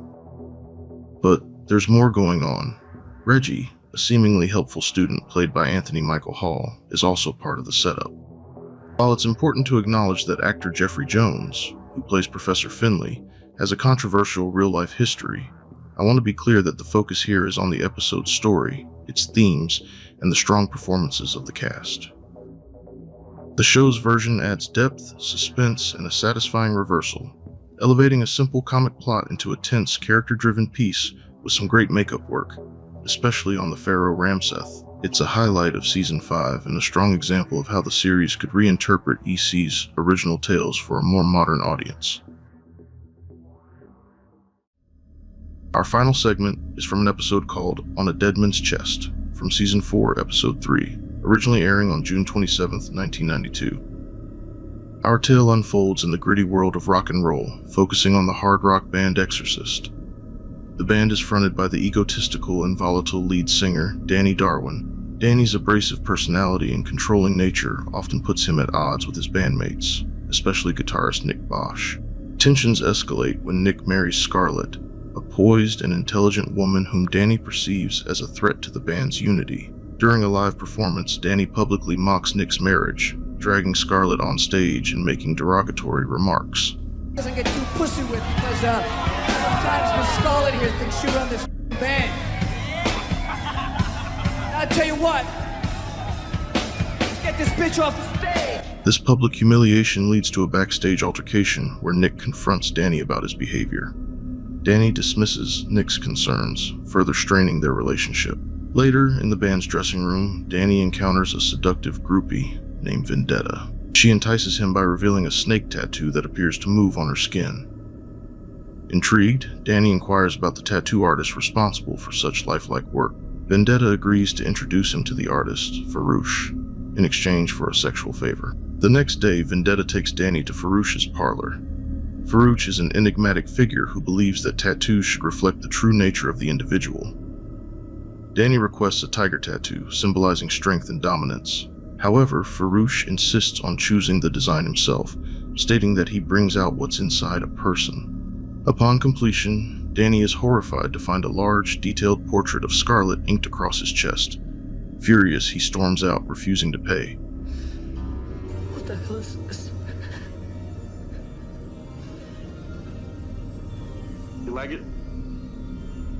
It's Scarlett. That'll put you up to this, man? Told you your skin tells a story. How could you do this to me, man? What about my money? You asshole! Back at the band's shared residence, Scarlett confronts Danny about his unprofessional behavior and its impact on the band. Danny accuses her of trying to break up the group, further deepening the animosity between them. Desperate to remove the unwanted tattoo, Danny consults a plastic surgeon. The procedure leaves his chest raw and scarred, but the image of Scarlett persists, haunting him. Vendetta suggests that if he can't remove the tattoo, he should eliminate the source, Scarlett herself. If you can't get rid of the tattoo, at least you can get rid of her. Danny devises a sinister plan. He finds reconciliation with Nick and agrees to perform at their next gig. However, during the show, Danny sneaks away and confronts Scarlett in the bathroom. In a fit of rage, he murders her, believing this act will free him from her influence. After the performance, Danny meets with Vendetta, boasting about his deed. He removes the bandage from his chest, expecting relief, but instead the tattoo has transformed into a grotesque image of Scarlett's bloodied face. Vendetta, however, sees the original, unblemished tattoo, indicating that the horror is personal to Danny. As Danny prepares for another performance, he experiences intense pain and notices movement beneath his shirt. On stage, the pain becomes unbearable, and he flees, seeking solace in a mirror. There, he witnesses the tattoo come to life, culminating in a gruesome and fatal climax. That's right, Nikki. I killed her twice, man. Fucking bitch won't get under my skin anymore. No way, man. Fucking way. No way, man. No! On a Dead Man's Chest is based on Tales from the Crypt number 38. In the comic, the story involves a man who receives a strange tattoo that gradually leads him to ruin. The show updates the setting to the early 90s rock scene. Danny, played by Yul Vasquez, is the front man in a rising rock band. After a drunken night out, he gets a tattoo from a seductive, mysterious woman named Vendetta. The tattoo, an image of his bandmate's wife, begins to move, bleed, and slowly unravels his sanity. Unlike the comic where the tattoo is symbolic, the episode makes it supernatural. Directed by none other than William Friedkin of The Exorcist fame, the episode carries a gritty, aggressive tone. It explores themes of jealousy, self-destruction, and the toxic dynamics in creative partnerships. The tattoo becomes a literal and metaphorical infection, eating away at the band's success in Danny's mind. While the comic was more of a quick morality tale, the episode leans heavily into body horror and rock and roll paranoia. Friedkin's direction gives it a cinematic feel.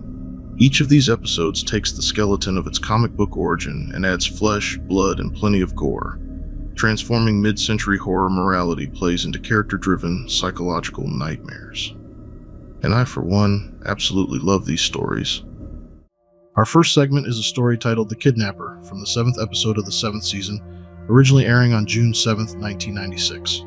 The episode opens with Danny Skeggs, a lonely, socially awkward man working in a dingy pawn shop.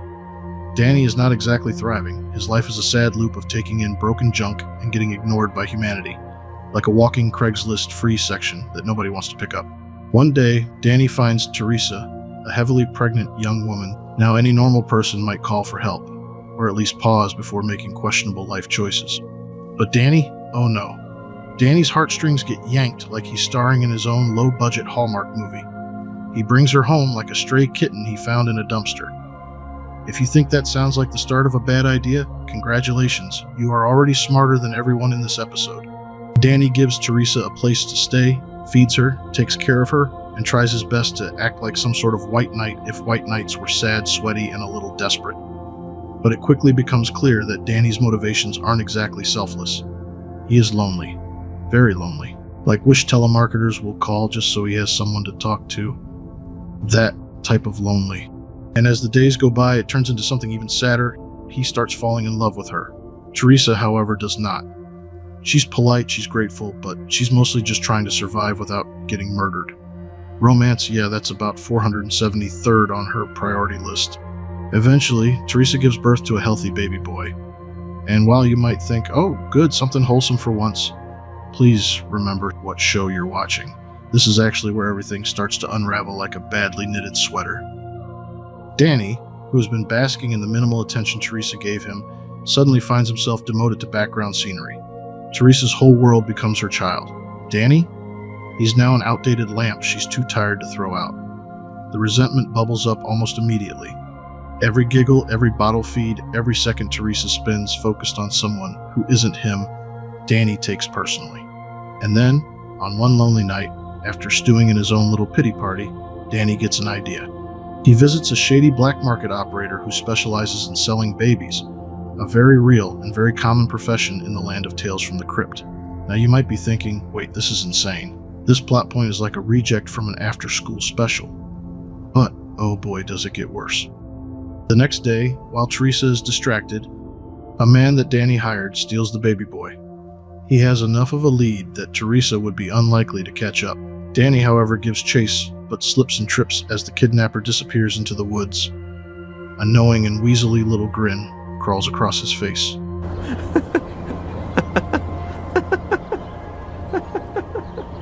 Teresa is completely devastated, absolutely wrecked. For once, even Danny starts to look like he's realizing he might have made a tiny mistake. But it's way too late. At first, Teresa clings to Danny for support, which he sees as a miserable little victory. For about 5 minutes, he thinks the plan worked, but reality shows up fast, and it's not pulling any punches. Teresa isn't just heartbroken, she's obliterated, crushed. She won't eat, she won't sleep, she won't stop crying. Watching her fall apart makes it painfully obvious she's never getting past this. And Danny, he finally starts to realize he didn't just blow up the bridge, he napalmed the whole damn village. In his delusional mind, he tries to convince himself he can fix this, so he starts to plan how to get the baby back. You know, as if there's a human trafficking return policy. He meets again with the traffickers, offering to pay whatever it takes. But, shocker, the baby's already been sold off to an unknown couple. No refunds, no exchanges. It's over. And for Danny, this realization hits harder than any legal punishment he could ever face. He's lost Teresa's trust, her love, and whatever tiny scrap of humanity he had clinging to him like a sticky note in a hurricane. Danny returns home and, to his shock, sees Teresa caring for a baby. Danny thinks maybe the traffickers had a change of heart, only to realize Teresa's mind is completely snapped. She's treating a baby doll as if it's her actual child. Determined to bring Teresa back, her little boy, Danny tracks down the people the baby was given to. He tries to take the child back by force, but his sloppy attempt is seen by an entire park full of people. They give chase. After the crowd catches him, they dish out swift and violent justice on what they believe is a dirty kidnapper.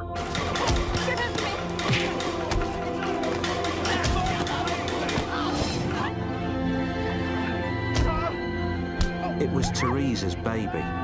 My baby. But there was nothing I could do about it now. It's funny the effect a baby can have on people. This episode is the absolute lowest rated out of the entire series. It's not to say it doesn't have any fans, but Season 7 seems to be filled to the brim with spectacularly sad, lackluster stories. There's no horror, no suspense in this one, just one man's slow-motion nosedive into complete humiliation. I will say, it's not entirely the showrunner's fault. This episode is based on Shock Suspense Stories number 12. Even the original story in the comic hits the same short of par story. In a series of absolute bangers, this story shows that even the best of the best TV shows can make complete duds. Our next story is titled Seance from Season 4, Episode 4. It originally aired on the 4th of July, 1992. Happy birthday, America. Here, have a shitty story as a birthday gift. The story begins by introducing us to Benny Pulaski and Allison Peters, two con artists with a history of swindling unsuspecting victims. Benny, portrayed by Ben Cross, is beginning to question the morality of their schemes, while Allison, played by Kathy Moriarty, remains unrepentant and fixed on their next target. Their latest mark is Prescott Chalmers, a wealthy and slightly gullible man. Benny and Allison concoct a story involving Allison posing as the daughter of Chalmers' deceased uncle, Albert Peters, who supposedly embezzled $200,000 from a bank in 1901. Their story goes, Albert put the money he'd pinched into long-term stocks that have grown into a nice, cozy nest egg of nearly $3 million. Benny, putting on the role of Albert's lawyer, strikes a deal with Chalmers. Pay a 10% fee to get your hands on the inheritance, or risk the fuzz finding out where the money really came from. Chalmers, lured in by the promise of a big payday, bites the bait, but Benny's growing conscience starts to cause some strife between him and Allison. During a heated argument, Chalmers takes a nasty tumble down an elevator shaft and gets squished flatter than a pancake by a faulty lift.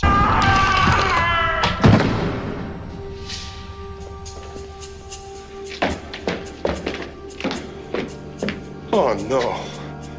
Allison, forever focused on the hustle, sees this as an op to keep the scam going by targeting Chalmers' blind widow, Dorothy. Allison and Benny hatch a plan to fool Dorothy by faking a seance, where Allison will act the part of a medium and pretend to have Chalmers' spirit come through. They tie up Madame Leona, a legit spiritualist who'd mess up their little game, to make sure it goes off without a hitch. During this little scam, Allison does her usual mumbo-jumbo, expecting Benny to hop in and play the part of Chalmers' ghost. But, plot twist, the real spirit of Chalmers actually shows up and isn't too happy about the whole situation. The angry ghost deals out some serious vengeance, beheading Benny and tearing out Allison's heart for good measure.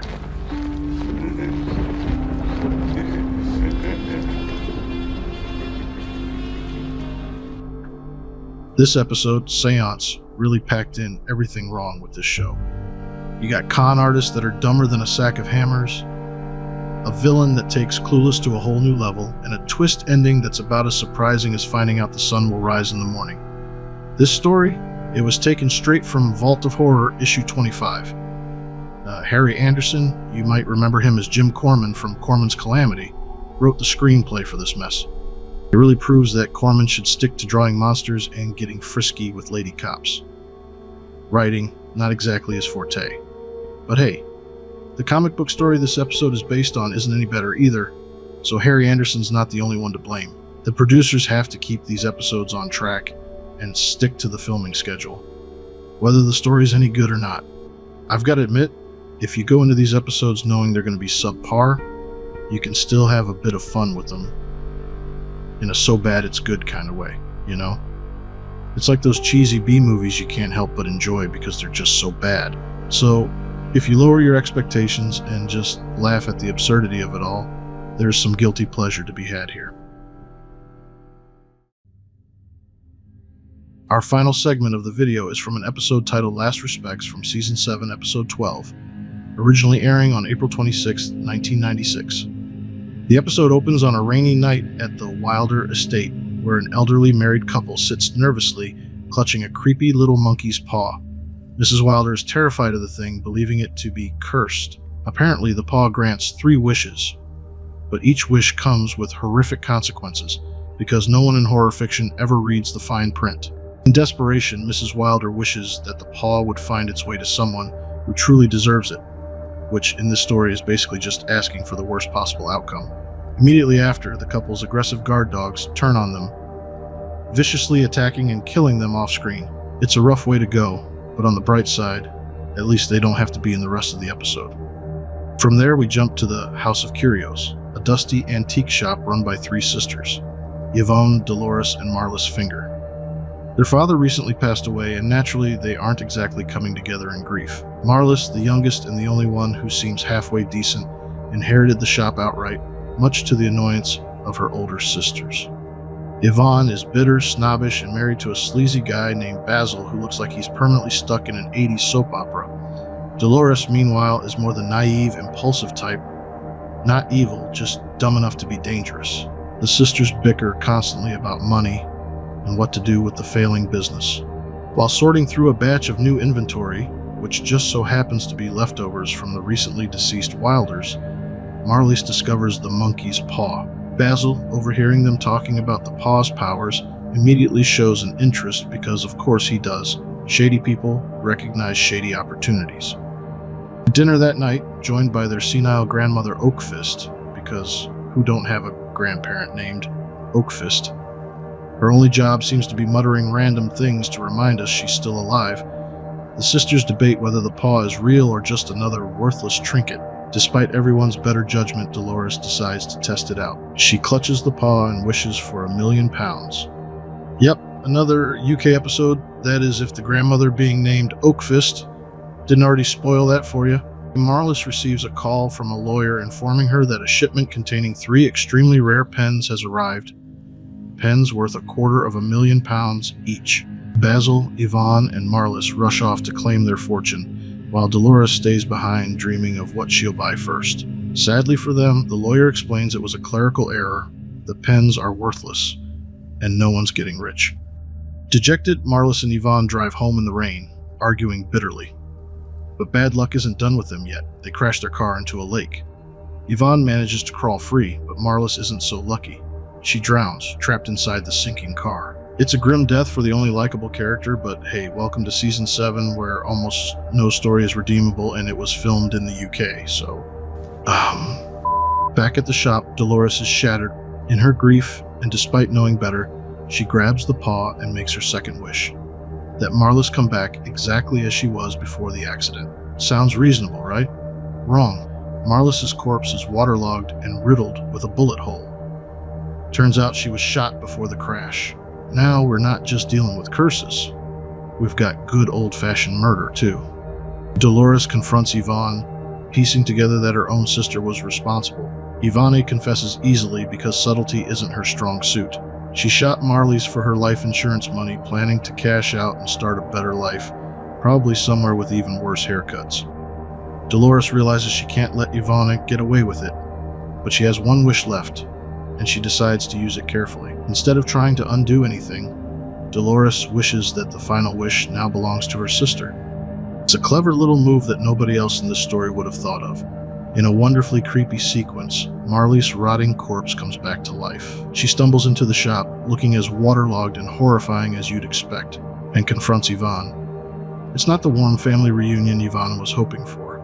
Marlis wants what the paw promised, quality time with her sister. Dolores locks the door behind them, trapping Yvonne inside with the undead Marlis, ensuring that they'll be stuck together forever, in a grotesque mockery of sisterly bonding. Honestly, it's probably the most satisfying moment in the whole episode. The funny thing is, her wish was to spend a little more time with you.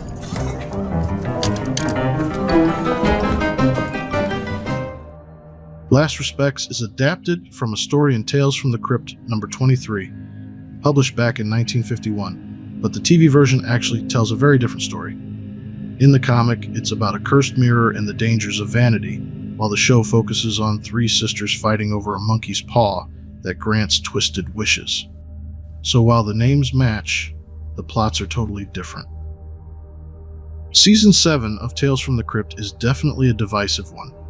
While some people enjoy the change of scenery and different storytelling style, a lot of fans, myself included, feel like this season is where the series started to lose what made it so special.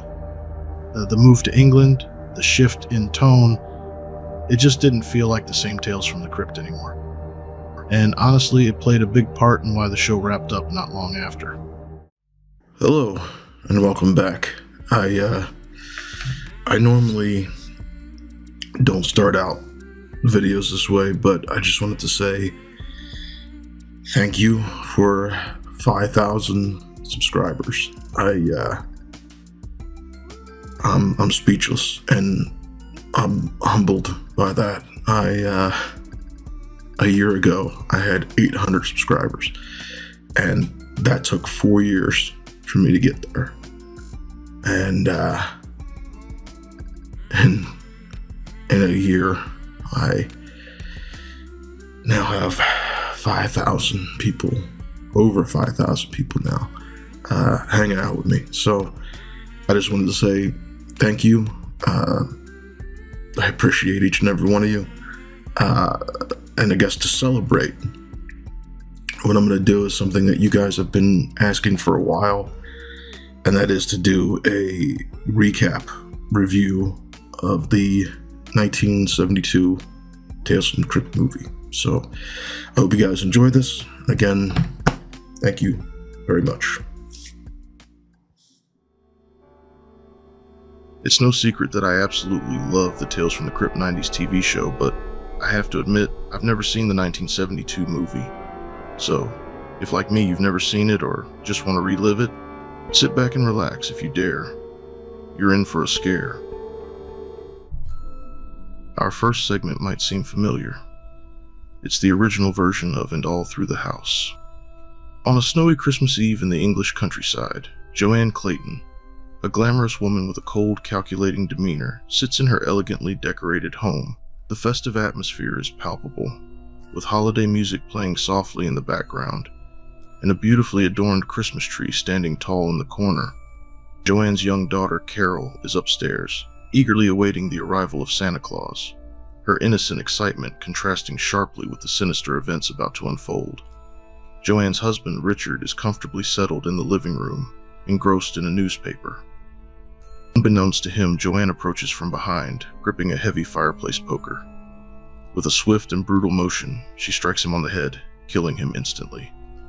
Blood splatters across the newspaper, a stark and gruesome image that marks the beginning of Joanne's meticulously planned crime. She coldly pats down Richard's body, trying to find the keys in his pocket, and opens the family safe, confirming the presence of his life insurance policy, a crucial component of her scheme. Joanne's plan is clear: eliminate her husband to collect the insurance money and start anew with her lover.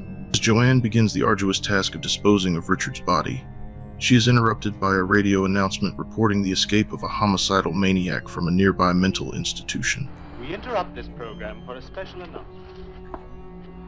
A man described as a homicidal maniac has escaped from the hospital for the criminally insane. He is 6'3" tall, 210 pounds, dark eyes, bald, and may be wearing a Santa Claus costume taken from a shop in Berlin. The man is described as being dressed in a Santa Claus costume and is considered extremely dangerous. Joanne, however, is too preoccupied with her own crime to pay much attention to the warning.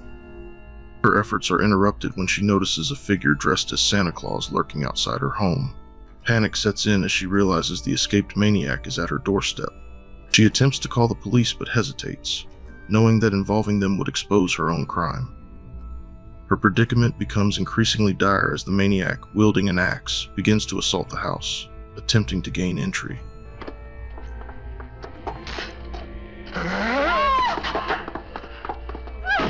Joanne manages to fend him off temporarily, using the same fireplace poker she used to kill her husband, considering the possibility of framing him for Richard's murder, intending to make it appear as though the maniac killed him. Joanne's terror intensifies as she realizes her daughter is in imminent danger. Carol? Carol? Carol, where are you?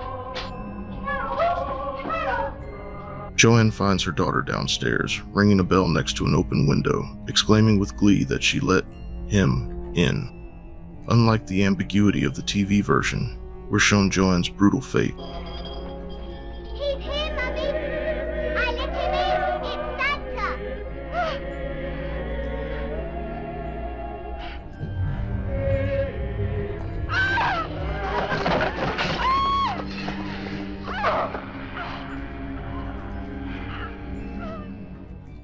If this story seems familiar, it is because it was remade as the second episode of the 1989 Tales from the Crypt television series.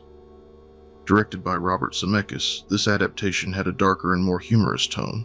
It was actually one of the first episodes I covered in my first ever video on the Tales from the Crypt TV series.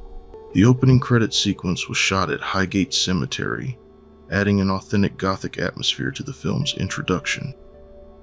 The story of All Through the House originated in the Vault of Horror number 35, published by EC Comics in early 1954. It was written and illustrated by Johnny Craig. Both adaptations remain faithful to the original comics plot, each adding unique stylistic elements that reflect their respective mediums and eras. Our second story is hauntingly titled Reflection of Death. Carl Maitland, a middle-aged businessman, finds himself ensnared in the throes of a clandestine affair with his secretary, Susan Blake. Disillusioned with his domestic life, Carl decides to abandon his wife and 2 young children under the guise of a business trip. He meticulously plans his departure, ensuring that his family remains oblivious to his true intentions. As he bids a seemingly heartfelt farewell to his unsuspecting family, Carl is consumed by a mix of guilt and anticipation for the new life he envisions with Susan. Meeting Susan at a predetermined location, the 2 lovers embark on a nighttime journey, their car laden with belongings symbolizing the fresh start they seek. Carl, emotionally drained and physically exhausted, relinquishes the driver's seat to Susan and settles into the passenger side, attempting to rest. As the car glides through the darkened roads, Carl drifts into a restless sleep, plagued by unsettling dreams that foreshadow impending doom. Suddenly, Carl is jolted awake by a vivid nightmare, his scream startling Susan and causing her to lose control of the vehicle. The car veers off the road, crashes through a barrier, and plunges down a ravine, ultimately exploding into flames. Carl, thrown from the wreckage, regains consciousness amidst the chaos.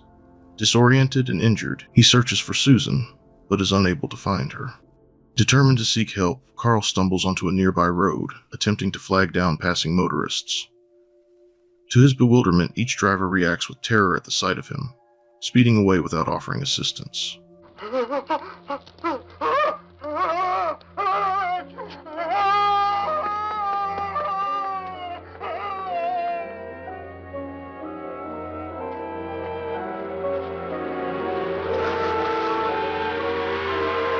crazy fool.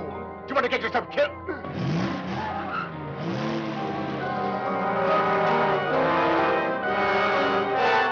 Determined to find solace, Carl decides to return home. When he knocks on the door, his wife answers but screams in horror upon seeing him, slamming the door shut. Frantic and with no other place to go, Carl seeks out Susan, hoping for some clarity. When she opens the door, her hair is longer. As if time has passed, she's also blind.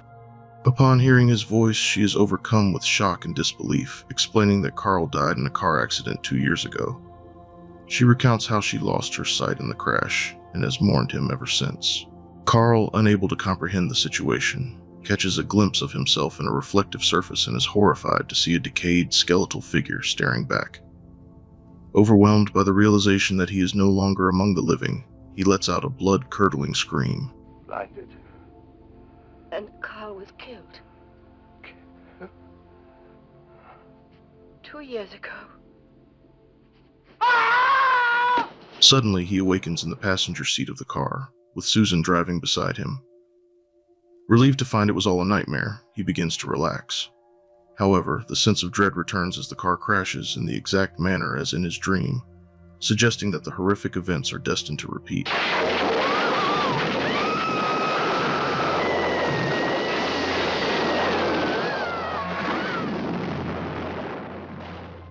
This segment delves into themes of guilt, consequences, and the inescapability of fate. Carl's attempt to escape his responsibilities and seek happiness at the expense of others leads him into a nightmarish cycle. The story serves as a cautionary tale, illustrating that one's actions inevitably catch up with them, often in the most unexpected and terrifying ways. Reflection of Death is based on a story from Tales from the Crypt, number 23. In the original comic, the story employs a second-person narrative, immersing the reader directly into the protagonist's experience. This adaptation maintains the core twist of the original comic while adding depth to the character's backstory, enhancing the narrative's emotional impact. Our third story is titled Poetic Justice. The story opens on Arthur Edward Grimsdyke, a kind-hearted and elderly widower who resides in a modest home filled with the joyful chaos of his many dogs and the laughter of neighborhood children. A retired garbage collector, Grimsdyke finds solace in repairing discarded toys and sharing them with the local youths, becoming a beloved figure in the community. His home, though cluttered, exudes warmth and hospitality, reflecting the gentle nature of its owner. Grimsdyke's days are filled with simple pleasures, tending to his garden, caring for his pets, and engaging in spirited conversations with the children who visit him. Despite his humble lifestyle, he maintains a dignified presence, frequently sporting fingerless gloves and a well-worn coat, embodying the image of a man content with his lot in life. However, not everyone shares the community's affection for Grimsdyke. Across the street live Edward and James Elliott, a father and son duo whose disdain for their neighbors stems from their obsession with social status and property values. Edward, a traditionalist with a rigid sense of propriety, and James, an ambitious and unscrupulous young man, view Grimsdyke's presence as a blight on their otherwise pristine neighborhood. They perceive his cluttered yard, his interactions with children, and his collection of animals as affronts to their sensibilities. Determined to rid themselves of what they consider an eyesore, the Elliots embark on a calculated campaign to drive Grimsdyke away. Their first tactic involves sabotaging Grimsdyke's reputation. James clandestinely destroys a neighbor's rose garden and orchestrates a scenario where Grimsdyke's dogs are blamed for the damage.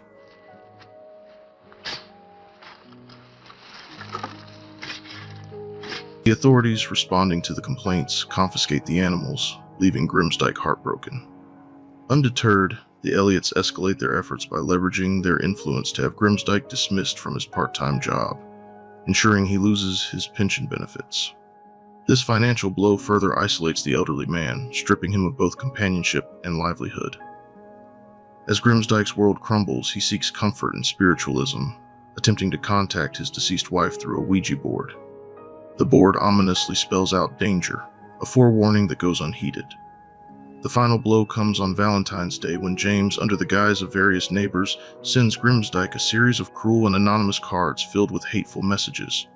The barrage of vitriol overwhelms Grimsdyke, plunging him into despair. Unable to cope with the relentless persecution, he decides to opt out. He's discovered days later. A tragic end to a life marked by kindness and generosity.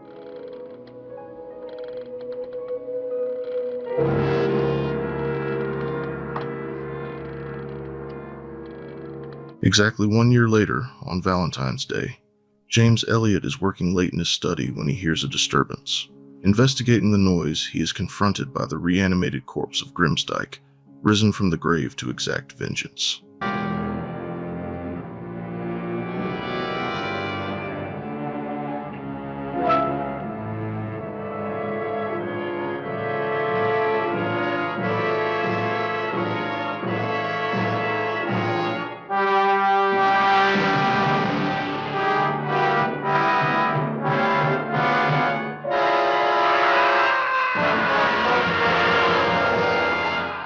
The next morning, Edward discovers a gruesome scene, with a blood-soaked Valentine beside his son. The card reads, "You were mean and cruel right from the start. Now you really have no," with the missing word gruesomely implied by the absence of James's heart. However, it doesn't stay absent for long.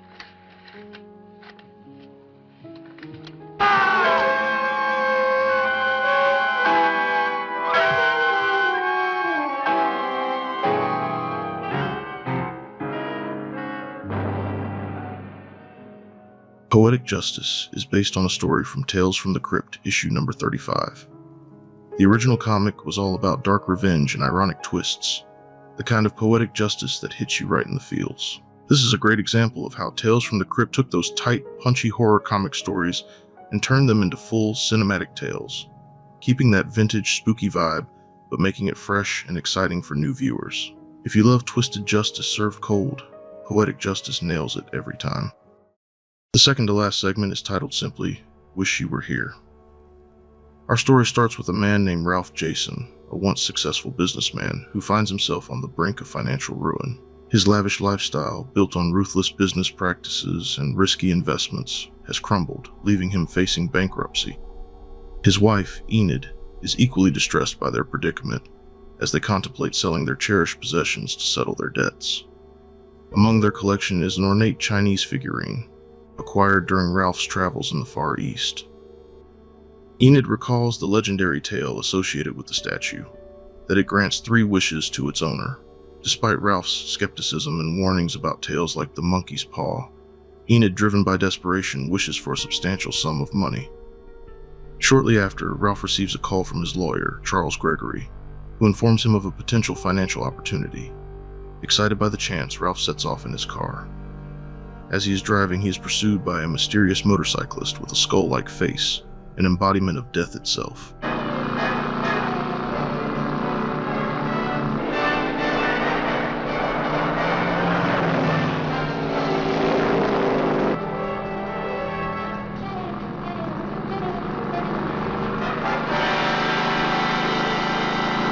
Terrified, Ralph suffers a fatal heart attack, causing his car to crash.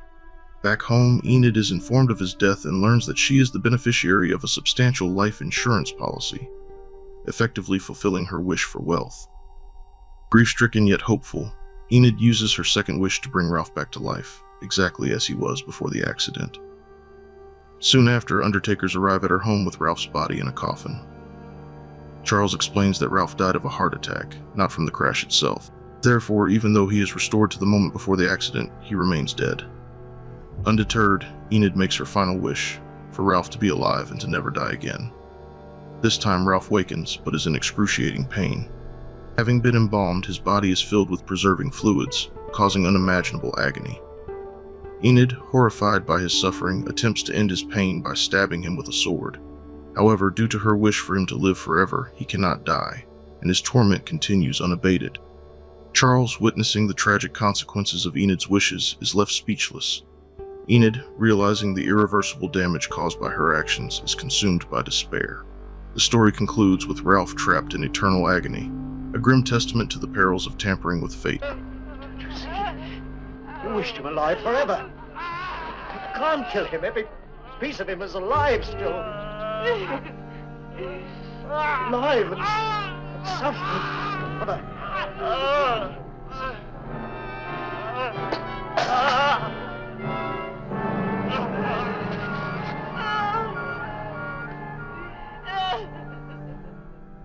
This segment is based on a story from The Haunt of Fear, issue number 22. Despite the brevity of the comic, the movie keeps the basic setup and structure, but adds more emotional weight and visual storytelling. In the comic, events occur swiftly in 6 to 8 pages, whereas the movie delves deeper into the characters, particularly Enid, and her progressive desperation with each wish. In the comic, the final twist is more straightforward and abrupt, characteristic of EC Comics. However, the movie lengthens the horror, especially in the ending, where Enid wishes for her husband to be alive forever. Consequently, she gets a ghastly, horrifying result when he's alive but cannot die, even when being embalmed, and cut into pieces. This will literally be an eternal suffering. The final segment of the movie is titled Blind Alleys. Major William Rogers, a recently retired military officer, assumes the position of director at Elmridge, an institution for the blind. Alongside him is his faithful companion, Shane, a German Shepherd.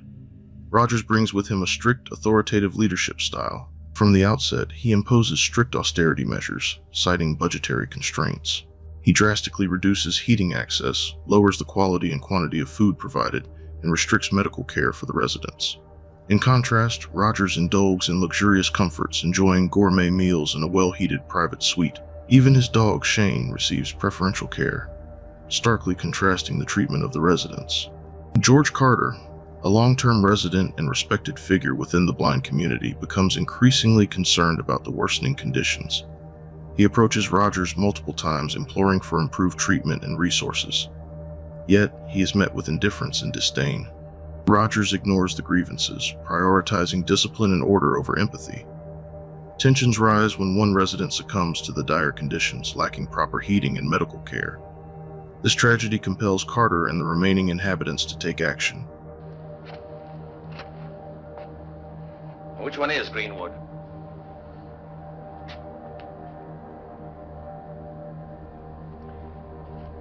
The man is dead. Very well. The blind residents orchestrate a meticulous operation, seizing control of the institution. They overpower Rogers and his staff, confining them in separate rooms in the basement. Shane is held captive without food while Rogers is isolated, deprived of warmth and nourishment. Over several days, Rogers endures the same hardships he had inflicted on the residents. Unaware of the ongoing construction, he hears only the sounds of progress. As he's released, he is led into a narrow corridor lined with razor blades and sharp objects jutting from the walls, guided by the very people he had previously mistreated. At the conclusion of this treacherous path, a door opens to reveal a feral and ravenous Shane. As Rogers endeavors to navigate the corridor, the lights abruptly go out, plunging him into darkness. Panicked, he relies on his senses to escape. However, amid the ensuing pandemonium, Shane pounces, and Rogers faces a gruesome fate.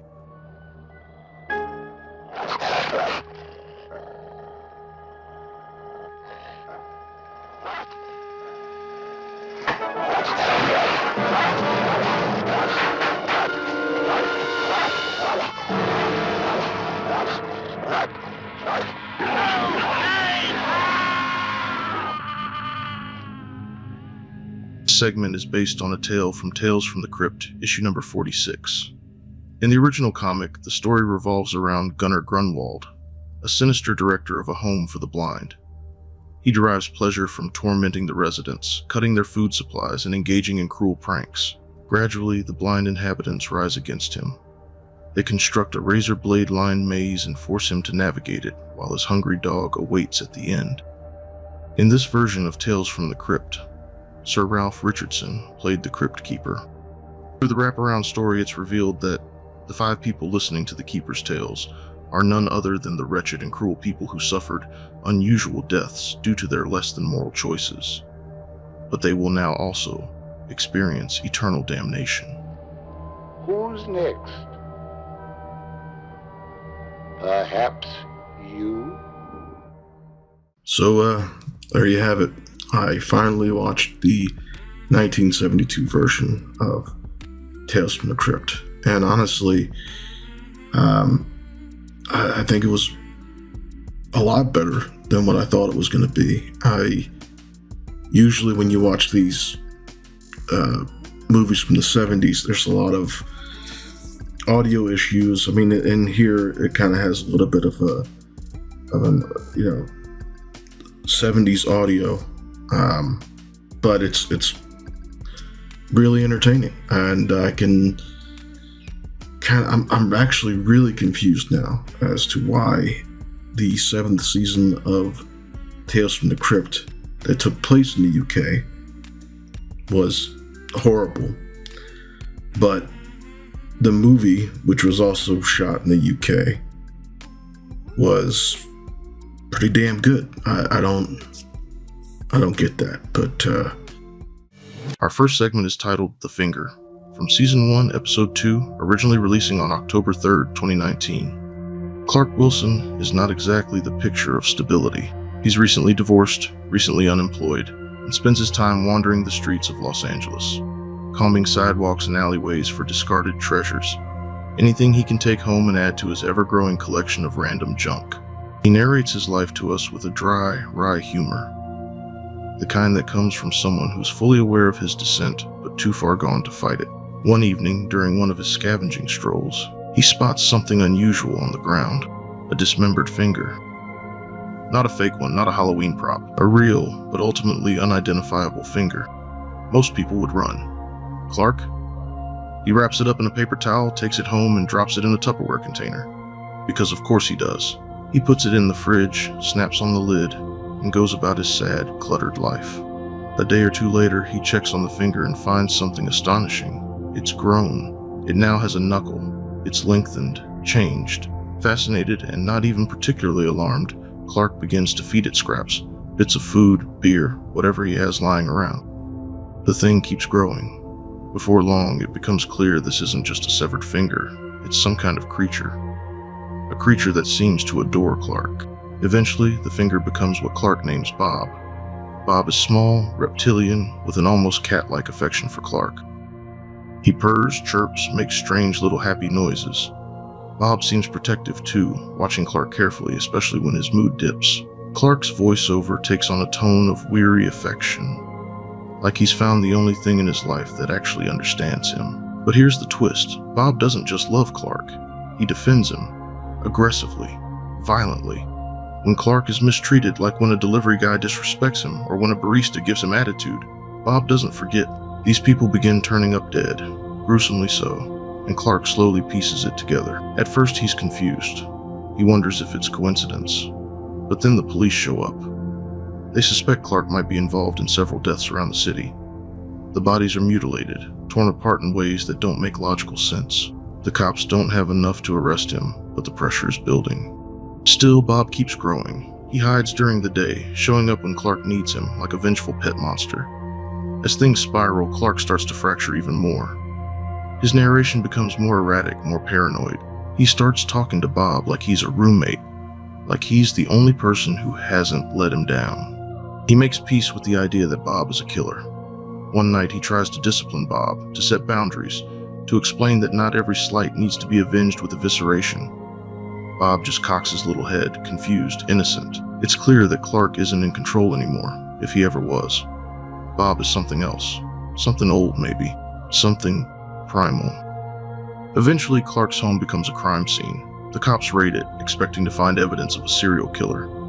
And they find plenty of gore. Bones, blood, remains from Bob's feeding frenzies. But Bob's gone, vanished into the shadows. Clark, arrested and restrained in an interrogation room, sits calmly, almost blissfully, telling us this whole story as if we're his therapist or confessor. He knows he sounds crazy. He knows what it all looks like. But he doesn't care. He has Bob, and Bob is out there somewhere, probably waiting for him, probably watching even now. Maybe he'll save Clark again. Maybe he's already planning it. Clark smiles, his eyes glassy and tired.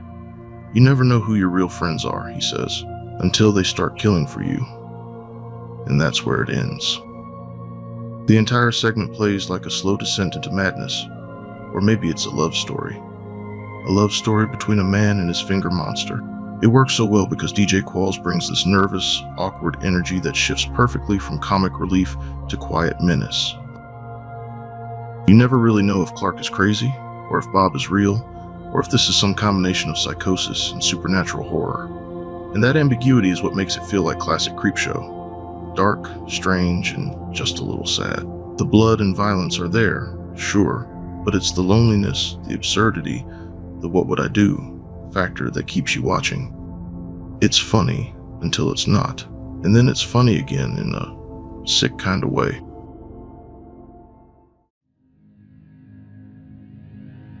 Our next segment is called The Man in the Suitcase from Season 1, Episode 3, originally aired on October 10th, 2019. Justin isn't exactly having a great day. He's just gotten back from a stressful trip, his flight was delayed, his luggage was lost, and to top it off, his girlfriend has ghosted him. We meet him at the airport as he grabs a random old suitcase from the baggage claim. Clearly not his, but he's too frazzled to notice or care.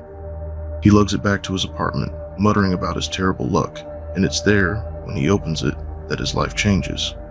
Inside the suitcase is a man. Not a corpse, not a mannequin. An actual living, breathing, contorted man, folded up into a tiny space like some twisted origami project gone wrong. The man is awake, conscious, and in obvious pain, his body warped in a way that shouldn't be physically possible. Justin freaks out, as any sane person would, but the man doesn't lash out. He groans, pleads, and when Justin touches him to help, the man lets out a sharp cry, and a gold coin drops from his mouth. Justin's shock turns to fascination, then temptation. He touches the man again. Same thing, another pained moan, another coin. These aren't chocolate coins either. Real, heavy, shiny gold. Justin, being a broke college kid, doesn't exactly walk away. He debates calling the cops. Then he debates calling a doctor. But mostly he just starts thinking about the money. He tells himself he's going to help, he's just figuring things out. He hides the man in the suitcase, gives him water, pokes him occasionally to see if it's consistent. Pain equals gold. The man speaks in riddles, clearly not human, or at least not entirely.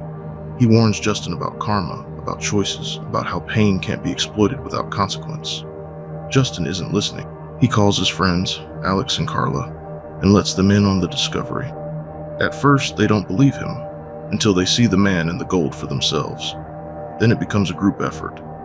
They all take turns, testing how much pain results in how much wealth. The more the man suffers, the more gold they get.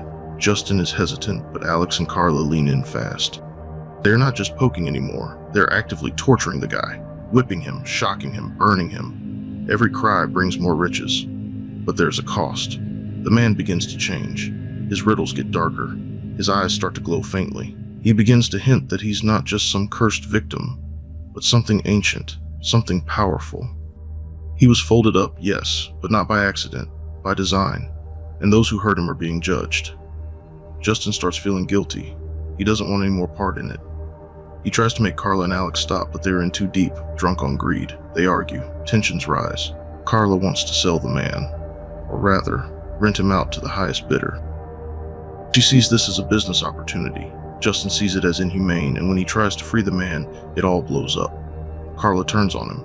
Alex sides with her. They tie Justin up and continue hurting the man for profit, and then the man snaps. Not in a loud roaring monster kind of way, but in a quiet, terrifying reveal. His bones unfold, his voice deepens. He stops moaning. He begins to grow, to stretch. He tells them the truth. He is a jinn, a kind of genie, but not the kind you wish from a lamp. The kind born of suffering, karma, and cosmic balance. He was sent here as a test, not for riches, not for gain, but to see who would resist the temptation to torture a stranger for their own benefit. Guess who failed?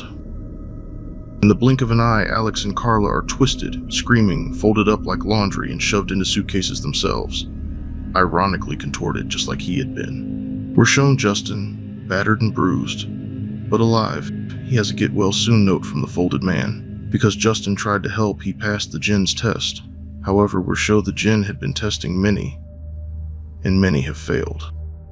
The jinn checks in multiple bags and boards the plane, off to test more souls.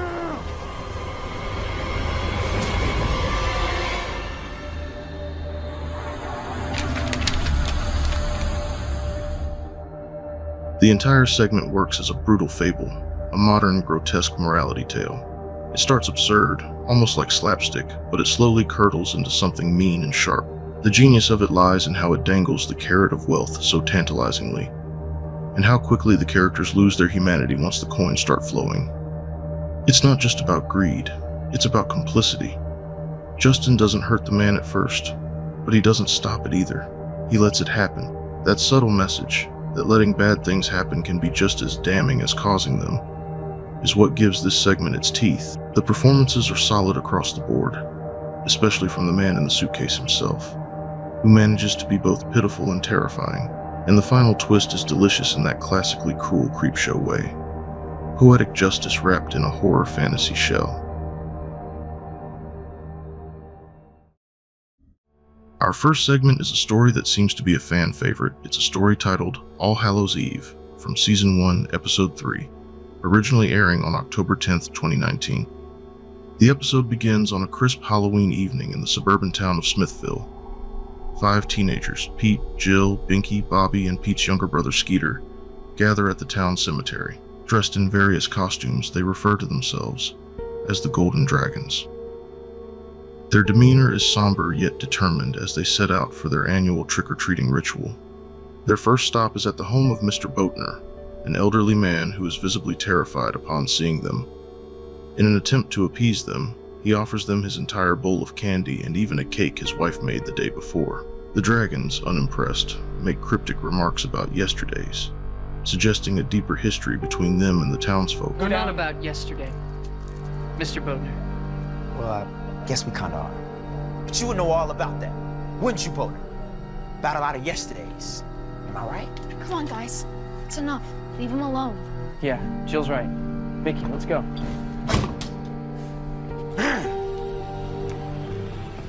They proceed to the Collins residence.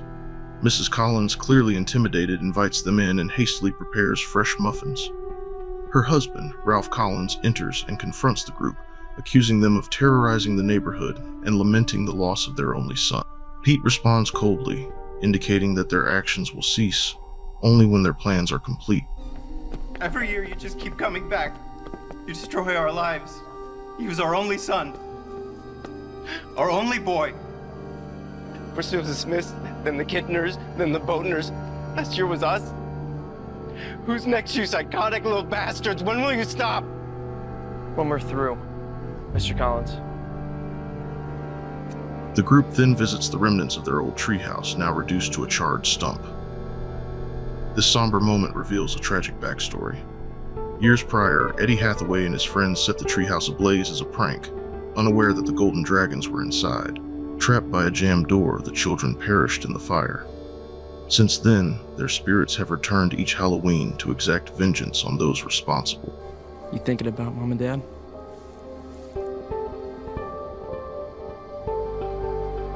I miss them too.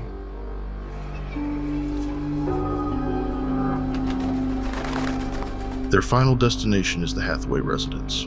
Finding no response at the door, they break in and confront Mrs. Hathaway, who sits in a rocking chair with a shotgun. She claims her son, Eddie, is away, but the dragons are unconvinced. Eddie emerges and attempts to use the shotgun, but it fails to fire.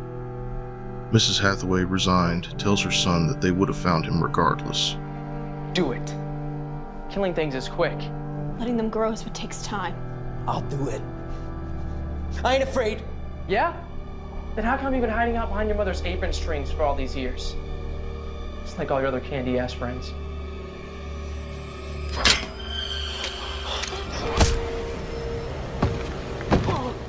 The group drags Eddie to the site of the burned treehouse. He pleads innocence, blaming his friends for the prank. Skeeter reveals his charred face, confirming Eddie's guilt. You saw it, Skeeter. Tell him it wasn't me. Tell him I'm innocent.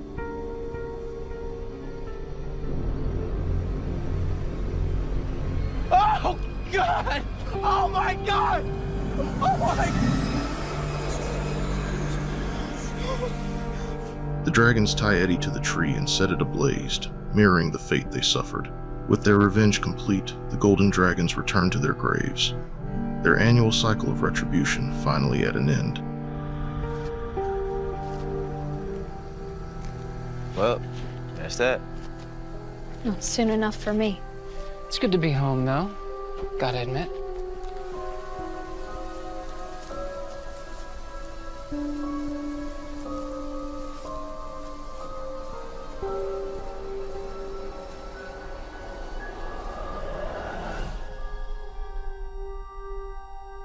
All Hallows Eve received generally positive feedback, especially from fans who love the seasonal, spooky atmosphere tied to Halloween.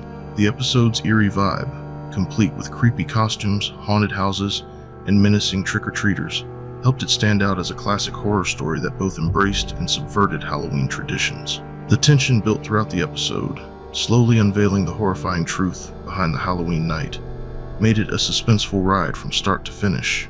The kids, who initially seem like typical horror film protagonists, are given more depth as the story progresses. The audience reaction to the escalating horror was seen as more relatable than expected, making their struggle more impactful. The use of Halloween imagery was a hit with fans, many of whom appreciated the episode's ability to create genuine fear around an otherwise joyful holiday. However, some fans found the pacing a little uneven, particularly in the middle of the episode, where the build-up was slower than expected.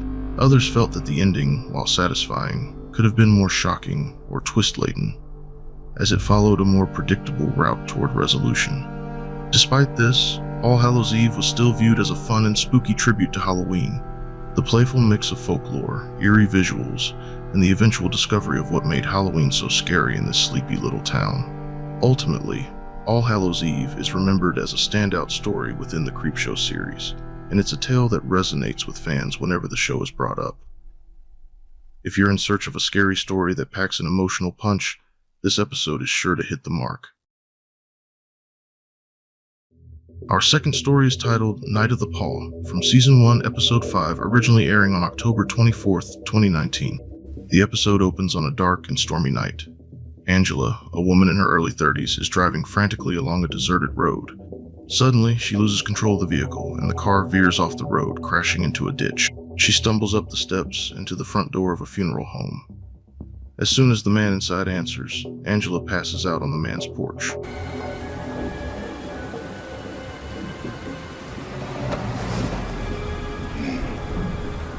Not at all what I expected. Angela awakens in a dimly lit room, her head bandaged and her arm in a sling. She realizes she's in a funeral home, lying on an embalming table. An elderly man, Avery Whitey Whitlock, introduces himself as the mortician who bandaged her wounds and brought her to his back room to heal. As Angela listens, she becomes increasingly uneasy and suspicious of Whitey's intentions.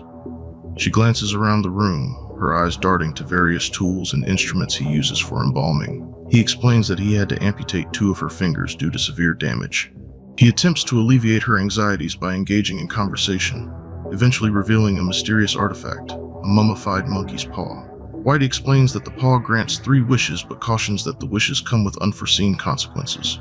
As he speaks, Angela's unease deepens, her heart pounding in her chest. She can't shake the feeling that something isn't right. Whitey narrates the story of how he and his deceased wife, Marjorie, came into possession of the accursed artifact. Marjorie utilized the paw to wish for financial stability, and soon after, she suffered a tragic demise in a severe accident. A large insurance payout followed Marjorie's death.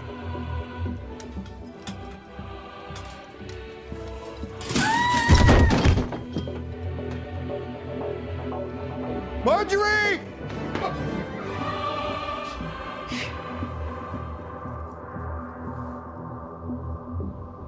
In his despair, Whitey employed the paw's remaining wishes to attempt to reverse the grim outcome. He wished to revive his wife, Marjorie. Marjorie was miraculously restored to life, but her return was nothing short of a nightmarish ordeal. Rather than the loving wife he had known, she came back as a grotesque, undead creature.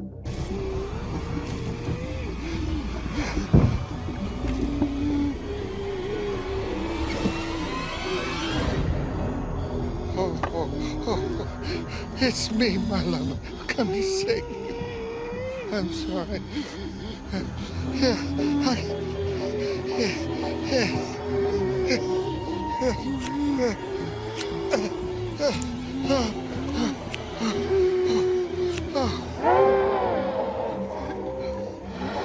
Devoid of any remnants of her former self, horrified and heartbroken, Whitey made his final wish, desperate to end Marjorie's suffering once and for all. While Angela remains skeptical of Whitey's story, she eventually reveals that she's on the run after committing a crime and is desperate to escape. However, Whitey persists, insisting that fate had brought her to him for a reason. He pushes the monkey's paw into her trembling hand, suggesting that she use it to alter her destiny. Whitey reveals that his actual third and final wish was for someone to come and end his life, believing Angela's arrival to be the fulfillment of that wish. Angela, reluctant to commit another killing, refuses and throws the paw into the fireplace. Whitey retaliates by retrieving it, but in doing so he catches fire. Angela is left with no choice but to shoot him to end his suffering. But it was a hallucination. Reluctant, she takes the paw and steals a hearse, driving to the morgue where her husband's body is kept. It's revealed that Angela was in fact the person who ended her husband's life. She wishes for him to get up, inadvertently causing not only her husband but all of the corpses in the morgue to reanimate.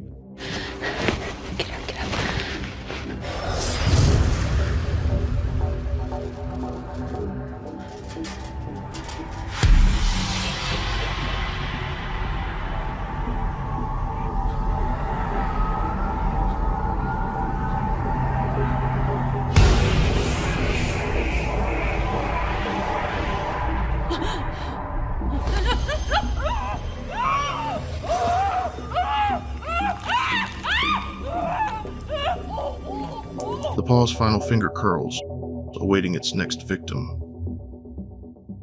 Night of the Paw was well received by fans, particularly those who enjoyed Creepshow's darker, more atmospheric episodes. The use of the classic monkey's paw legend resonated with fans, as it added a layer of supernatural horror to the otherwise grounded setting. The episode's pacing was considered tight, with each scene unfolding into the next in a way that built tension without overstaying its welcome. Angela's character arc, from a skeptical survivor to a desperate individual seeking redemption, was also praised for its depth. Her use of the monkey's paw, while predictable in some aspects, kept the audience on edge, wondering how each wish would play out. The reanimated husband and Whitey's tragic backstory added emotional weight to the episode, making the eventual outcome all the more impactful. Some fans, however, felt the episode could have benefited from a deeper exploration of the consequences of wish-making, with a few wishing the final act had been a bit more dramatic. Despite these minor critiques, Night of the Paw was generally seen as a standout episode that expertly balanced tension, suspense, and heartbreak in a way that only Creepshow could deliver. Our final segment is from a story titled 20 Minutes with Cassandra, from Season 4, Episode 1, originally airing on October 13th, 2023. Our story starts with Lorna Snell, a video game journalist, returns home after a very long day, seeking solace in a glass of wine, a pineapple pizza, and the soothing sounds of a classic record. Her evening is abruptly interrupted by a frantic knock at the door. Initially hesitant, she peers through the peephole to find a distressed woman pleading for help. Moved by compassion, Lorna allows her inside. The woman introduces herself as Cassandra, explaining that she's being pursued by a relentless monster that kills anyone who aids her. Cassandra warns Lorna that by offering assistance, she's now marked for death, with only 20 minutes to live. Skeptical, Lorna attempts to call the police, but Cassandra insists that involving others will only lead to more deaths. To prevent this, Cassandra throws Lorna's phone out the window. I'd like to report a woman in distress. I'm gonna put her on, okay? Ma'am, what's your address? Lorna Snell at 27. What the fuck? I'm trying to help you. You can't. When a delivery man arrives, Lorna tries to retrieve her phone, but the monster swiftly kills him, validating Cassandra's ominous claims.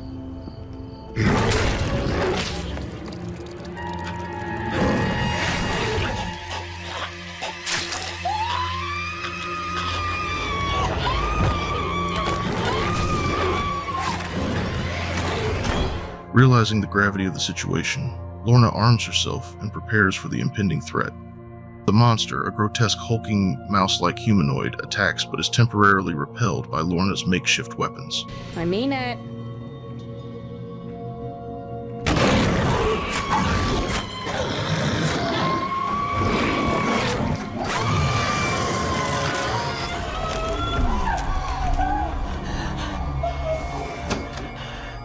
Seeking a moment of normalcy, she remembers her pizza order. When the delivery man arrives, she urges him to leave immediately. Despite her warnings, he insists on completing the delivery, of course, resulting in nothing. Nothing happens. The pizza man drops off the pizza at the front door and leaves. I worked as a pizza delivery driver when I was younger, and I can relate. A woman trying to shoo you away because she says there's a demon in the backyard? Trust me, that's just another Friday night. Inside the pizza box, Lorna discovers a blood-written message, "Meet me in the back." Following the directive, she encounters the monster, who surprisingly initiates a conversation. Hello. I overheard your conversation with the pizza delivery guy, and I feel real bad. Why? Why am I doing this? Her monster, her rules. The monster expresses fatigue from his role in her manipulations. Determined to end the cycle, Lorna confronts Cassandra, accusing her of exploiting others under the guise of seeking help.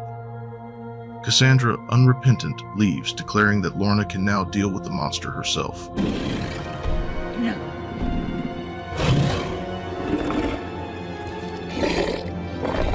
I said no!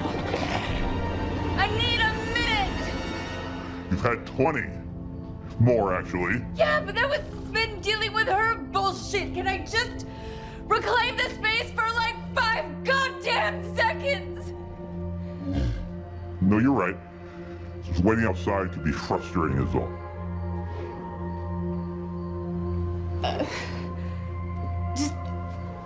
Just have a seat.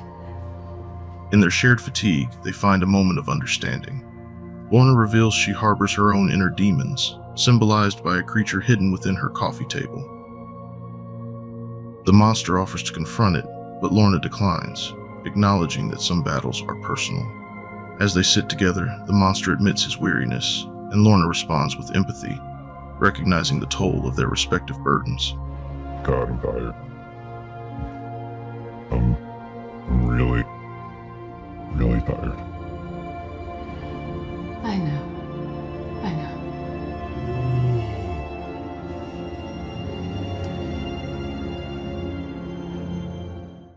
Our first story is simply titled Skin Crawlers, from Season 1, Episode 6, originally airing on Halloween night of 2019, written by Paul Dini, who's mostly known for Batman the Animated Series and the Arkham video game series. The episode opens with an infomercial for a revolutionary weight loss program called Skin Deep by Sloan, which promises rapid and effortless weight loss without the need for dieting or exercise. The spokesperson, Dr. Herbert Sloan, claims to have discovered a rare species of leech-like creatures from a South American reservoir. These creatures, when attached to the human body, consume excess fat, leading to immediate and significant weight loss. Think of them like Ozempic, on steroids, and their fourth pot of coffee. The story introduces Henry Quayle, a middle-aged man struggling with his weight. He watches the infomercial skeptically. During a consultation at Dr. Sloan's clinic, he meets the doctor in person. Despite Dr. Sloan's confident assurances and the glowing testimonials from other patients, Henry remains uncomfortable with the idea of having a leech-like creature attached to his body to suck away the fat. What is that? Dr. Sloan, ever the salesman, emphasizes the procedure's safety, claiming the treatment is an FDA-approved and has been tested thoroughly. He reassures Henry that the leeches are perfectly harmless and won't cause any issues. However, Henry is still unconvinced and declines the offer to undergo the procedure. A few weeks later, Henry runs into Kelly, a woman he met during the consultation, who has now undergone the procedure and offers to share how her experience went. She boasts about her dramatic weight loss, having shed a substantial amount of weight after using Dr. Sloan's treatment. Kelly, glowing with newfound confidence, invites Henry to join her and Dr. Sloan on a live morning television show called AM America, where they will demonstrate the effectiveness of the procedure. Tempted by Kelly's transformation and the promise of a new life, Henry agrees to join them on the show, though he is still a little hesitant about the procedure. On the day of the broadcast, the studio is buzzing with excitement, and there's also a solar eclipse happening. As the show progresses, Henry begins to feel uneasy. The atmosphere becomes tense when Kelly, who had undergone the treatment, starts to experience severe discomfort. The leech inside her begins to react to something in the environment. Soon, a grotesque creature emerges from Kelly's eye in a gruesome and horrifying spectacle. Panic quickly spreads as the other patients who underwent the procedure experience similar violent reactions, with leeches bursting out of their bodies in grotesque, horror-filled moments. The studio quickly descends into chaos, with the once friendly, slimmed-down patients turning into victims of their own quick-fix weight loss treatment. Dr. Sloan, who is horrified by the unforeseen consequences of his treatment. Sloan admits that while the leeches were tested extensively, the effects of a solar eclipse were never considered. As they speak, a massive leech bursts from Sloan's body, attacking Henry.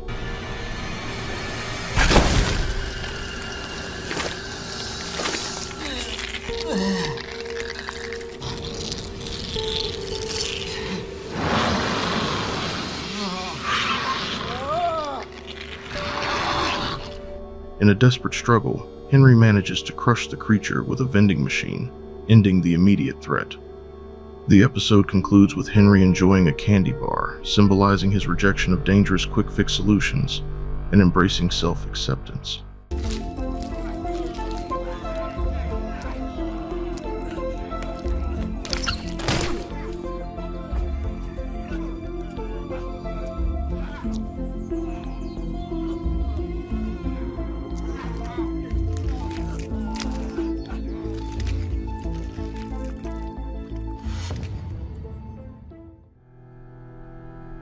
Skin Crawlers blends over-the-top body horror with real-world commentary, presenting a disturbingly relatable story.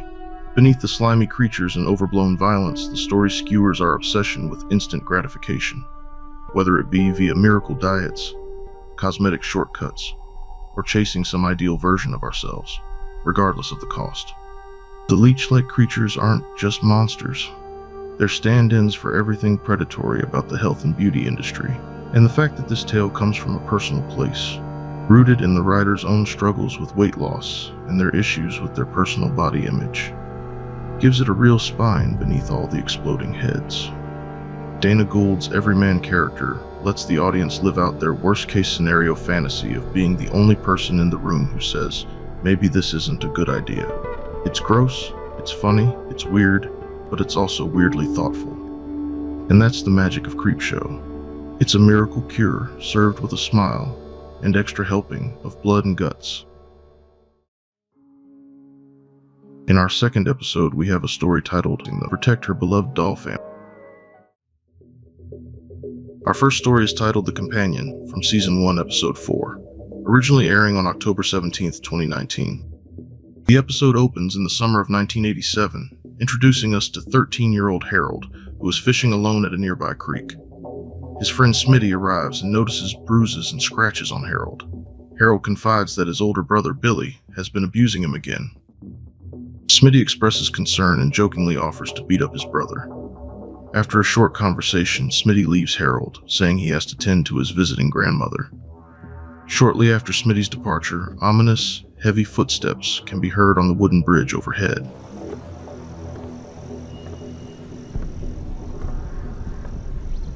Smitty?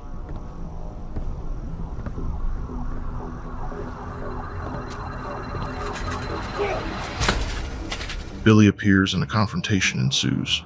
Harold manages to escape and runs into the woods. While fleeing, Harold stumbles upon an old, fenced-off cemetery and an abandoned farmhouse.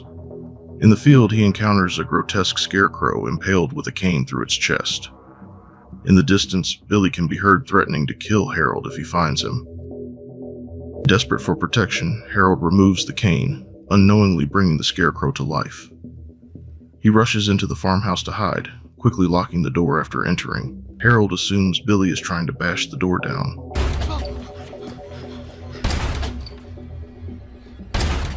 Only to look up and see, peering through the small, dusty window of the door, the newly revived, monstrous scarecrow. Multiple tendril-like vines reach under the door.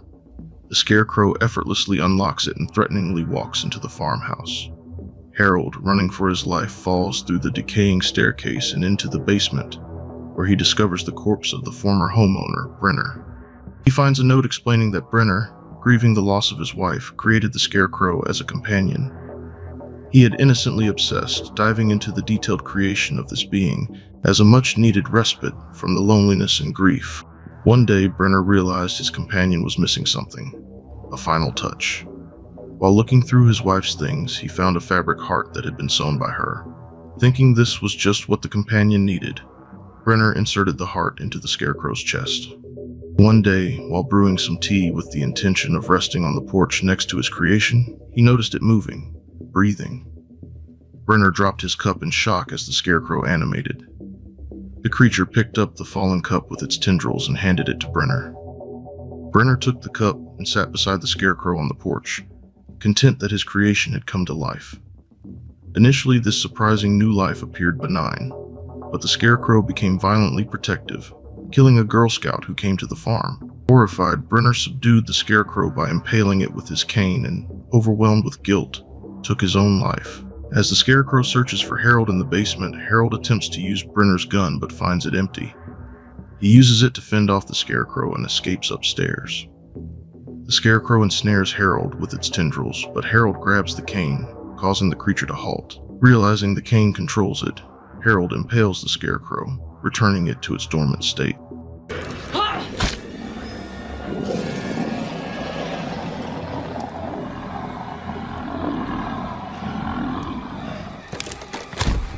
Empowered by this discovery, Harold devises a plan to confront Billy. He returns home and quietly sews Billy into his bed while he sleeps. Once all the pieces of Harold's plan are in place, he wakes Billy. Thinking Harold will be easy pickings, Billy tries to get out of bed, but he's trapped. Cane in hand, Harold ominously points it at Billy. We see the Scarecrow melting in the corner of the room. It quickly emerges and kills Billy as Harold watches, pleased with his new companion. The segment concludes with the iconic Creep observing the events from outside the window, adding a meta-horror element to the story. The Companion, an original story crafted for the Creepshow series, embodies the spirit of classic EC comics. Like many tales in these comics, the episode revolves around the concept of poetic justice. The narrative centers on a bullied boy and a supernatural scarecrow, echoing the themes of retribution prevalent in 1950s horror comics. Fans appreciated The Companion for its blend of nostalgia and horror. The episode's straightforward yet chilling storyline resonated with audiences, and the practical effects received particular praise for their effectiveness in creating suspense. Viewers also noted the episode's successful capture of the original Creepshow essence, making it a standout in the series, and another reason to avoid scarecrows. Our second story is titled Skeletons in the Closet, from Season 3, Episode 2, originally airing on September 30th, 2021. The episode opens with Danielle talking to Burke, who's excitedly showing her a newly acquired movie prop, an official screen-used Sentinel sphere from Phantasm. After a bit of innocent flirting, Burke leaves. Danielle then notices two teenagers touching the props and quickly confronts them. Lampini, a passionate film memorabilia collector and owner of the museum, steps in and uses the opportunity to educate the teens. He explains that what they were touching is a piece of history, just like everything else in the museum. He laments how practical effects and props are becoming a lost art in the age of digital filmmaking. Seemingly unimpressed, one of the teens tries to peek past a roped-off area. Lampini stops her, saying there are no spoilers, and that if she wants to see what's behind the curtain, she'll have to come back for its unveiling. He then hands them two shiny golden tickets. Later that night, after the museum closes, Lampini is frustrated to learn that a prop from The Omen was bid-sniped at the last second by his nemesis, Bateman. A rival collector, Bateman was also his late father's enemy, driven by jealousy after Lampini's father married the woman Bateman loved. Bateman arrives at the museum just after closing. Danny, unaware of who he is, lets him in for a look around, but tells him he'll have to pay full admission to see the complete collection. As Danny explains that a chainsaw prop was actually used by Dennis Hopper on film, Bateman's pompous demeanor gives away his identity. When Lampini mentions that the original chainsaw from the first Texas Chainsaw Massacre is considered a lost artifact, Bateman smugly reveals that he, in fact, just bought the original from Toby Hooper's estate sale. Ever the businessman, Lampini offers to buy or trade for it, but Bateman, always holier-than-thou, refuses. Sensing that Bateman isn't here for business, Lampini tells him to cut to the chase. Bateman, hearing rumors about a new exhibit, demands to see it. Giving in, Lampini pulls back the rope and unveils a disturbing line of actual human skeletal remains that were used as props in movies like Raiders of the Lost Ark, Poltergeist, and even the original Creep from the first Creepshow film. Bateman attempts to extort Lampini for the Creepshow prop, accusing him of grave robbing to obtain the skeleton from Dawn of the Dead, and threatens to expose him unless he hands over the prized movie prop. I admit, I'm impressed. No, you're not. I gotta ask you again, what do you really want? I'm not a greedy man. I'll settle for this fellow over here. This is an interesting little tidbit from the Pittsburgh Post-Gazette. It turns out our zombie friend from Dawn, with the help of makeup magician Tom Savini, was built over the skeleton of an unknown human donor, acquired from a medical supply house. Which is standard practice. A lot of movie skeletons are real. Fair enough. The skeleton was eventually afforded a proper burial at Mount Lebanon Cemetery in Pittsburgh. The remains were stolen. That picture was taken 3 days ago. Would you care to tell her? Or should I? Your boyfriend's a grave robber, a certified ghoul. Tensions escalate as Bateman threatens both Lampini and Danny. In the heat of the moment, Bateman is killed with a knife boot prop from the James Bond movie, From Russia with Love. To cover up the incident, Lampini and Danny decide to, well, brutally skin and display Bateman's skeleton in the museum, disguising it as another prop. Later, Danny confronts Lampini about the grave robbing. He confesses that he and Burke did dig up and restore the skeleton with guidance from Tom Savini himself. During the argument, it's revealed that Lampini's own father's remains are on display too, as a skeleton from 1963's Jason and the Argonauts. The skeleton comes to life, killing Burke with the Phantasm Sentinel Sphere. Then, in a nod to Psycho, the reanimated skeleton recreates the infamous shower stabbing scene, this time with Danny as the victim. Just as Lampini finds Danny's body, the skeleton bursts through the door to get to him. And yes, we all know what that's from. Seed of Chucky.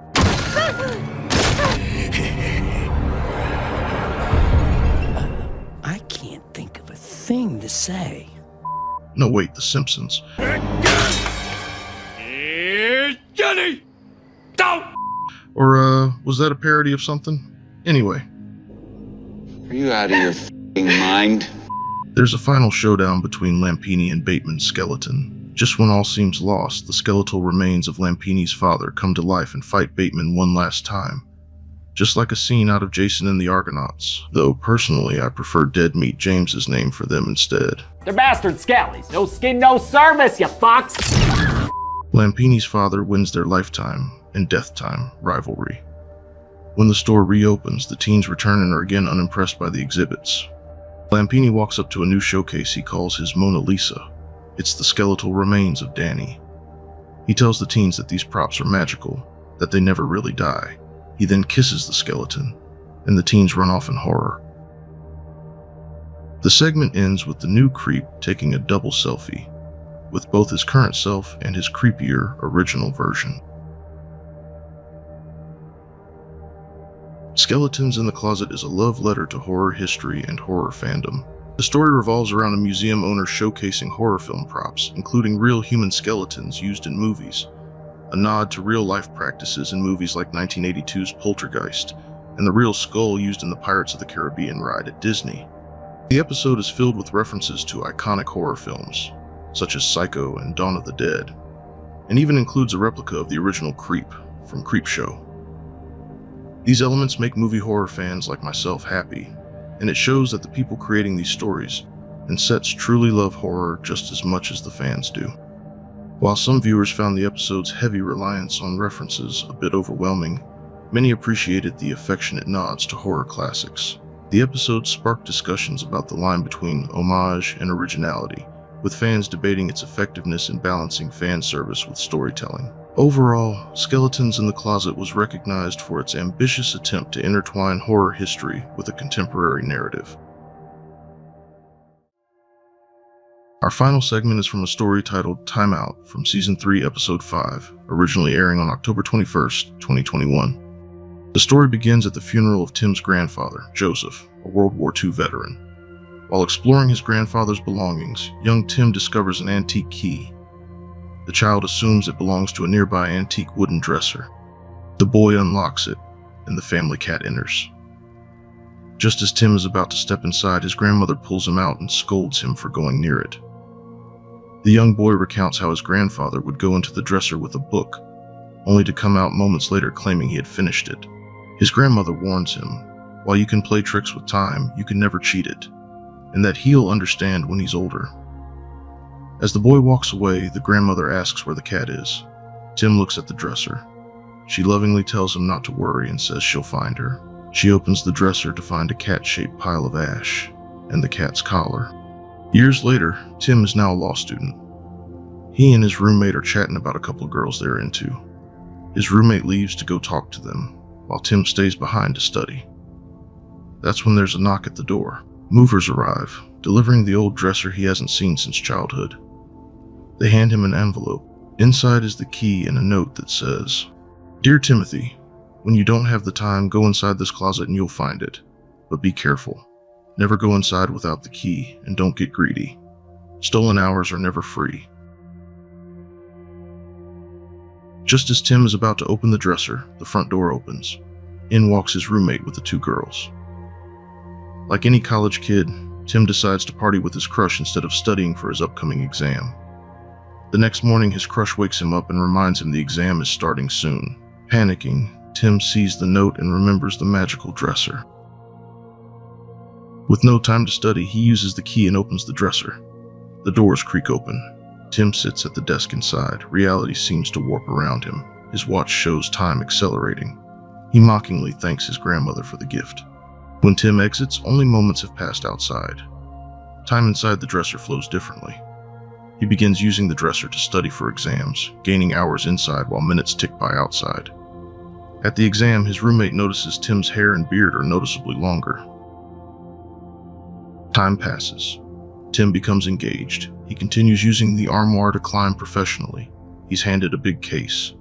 Instead of putting in real-world hours, he enters the dresser with a disorganized box of papers. From our view, he exits a moment later, everything organized, the work done. He quickly rises to senior associate at his firm, but he starts to notice signs of aging. While assembling his baby's crib, his wife jokes that he needs to see an eye doctor, teasing him about becoming an old man. When their baby arrives, instead of dealing with the 3 a.m. feeding, Tim takes more casework into the dresser. Again, he exits with everything completed. He snuggles into bed with his wife and newborn son. 5 years pass. Tim plays catch with his son, but his rapid aging becomes painfully clear. He struggles just to get off the ground. A partner gives him another case due Monday. Again, instead of facing it head-on, Tim returns to the dresser. Later, we see Tim promoted again. His old college roommate attends the celebration. Tim is visibly older. When his friend pats him on the back, Tim collapses. At the hospital, the doctor tells him he had a mini-stroke and that his body is far more worn than someone his age should be. His wife urges him to slow down, unaware of the dresser's power. Tim realizes he's failing to live his life. He puts the key away in a box, vowing to live normally. 3 years later, a big opportunity arises, but Tim isn't on the short list. Instead of accepting it, he returns to the dresser, more obsessed than ever. His family starts to notice his absence. His wife pleads with him. She says the promotions and money don't matter. The only thing that matters is their time together. But Tim has taken on an impossible case. Backed into a corner, he limps down the hallway, determined to use the dresser again. His son, woken by the noise, sees his father. Just as Tim is about to enter, his son appears and asks for a glass of water. Tim tells him to go back to bed. He'll bring him a cup in a moment. Knowing time nearly pauses outside, Tim enters to start the work. But as he sits down, he recalls what his wife said. It's not about promotions, money, or status. It's about time together. Tim decides to leave the work, leave the wardrobe, and finally be present. As he reaches into his pocket to leave, he finds a hole and no key. Outside the dresser, Tim's young son finds the key. He opens the dresser and discovers his father, aged beyond recognition, crumbling into dust. Unaware that the old man was his dad, the boy drops the key and enters the dresser, unknowingly suffering the same tragic fate as his father. If only Tim had listened to his grandmother all those years ago. You can play tricks with time, but you can never cheat it. Dad?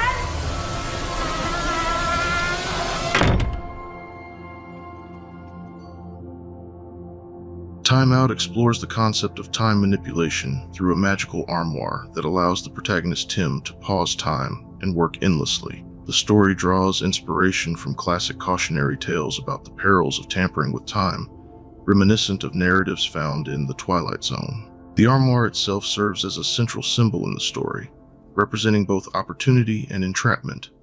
The production design pays special attention to the armoire's ominous presence, with intricately carved features and a foreboding aura. The episode's pacing and visual transitions effectively convey the disorientation associated with time manipulation. Time Out received mixed reactions from fans, with some praising its thought-provoking premise and moral complexity, while others found the time mechanics confusing. Discussions emerged about the episode's interpretation of time dilation and its implications on the protagonist's life. Despite differing opinions, the episode was acknowledged for its ambition and contribution to the anthology's exploration of diverse horror themes. Stories like this really make you confront a hard truth. We only have so much time in this world. When you're an old man lying on your deathbed, are you really going to regret not hitting that deadline? Or will you regret not spending more time with your kids? Because in the end, when you're gone, your job will post a listing for your replacement before the ink's even dried on your obituary. Our story starts off with 5 strangers boarding a descending lift, one by one, in a modern office block in London. They reach the sub-basement, though none of them have pressed for that destination. There they find a large, elaborately furnished room that appears to be a gentleman's club. The lift door is closed. There are no buttons to bring it back, nor any other exit. Resigned to waiting for help, the 5 men settle down with drinks and talk.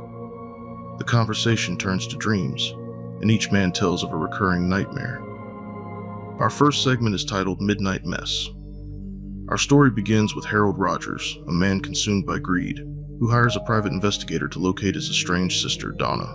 Upon receiving the information, Harold murders the investigator to eliminate any loose ends and retrieves the payment he had given him.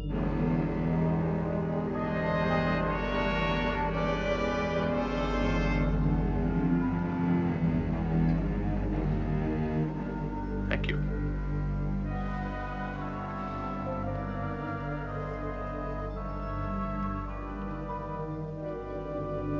He then travels to the village where Donna resides, a place with peculiar customs and an eerie atmosphere. As dusk approaches, Harold notices the villagers hastily closing their windows and doors, creating an atmosphere of unease. He encounters a man on the street who warns him to get indoors before nightfall, hinting at unseen dangers that emerge after dark. You're a stranger in town, aren't you? Yes. It's getting dark. You better get inside somewhere. Determined to carry out his plan, Harold locates Donna's residence. He confronts her and, without hesitation, murders her to claim the family inheritance. Now, tell me why you wanted to find me so badly. Father died 4 weeks ago. I've been looking for you ever since. You're his heir, you know. You always were his favorite. He left you everything. For as long as you live.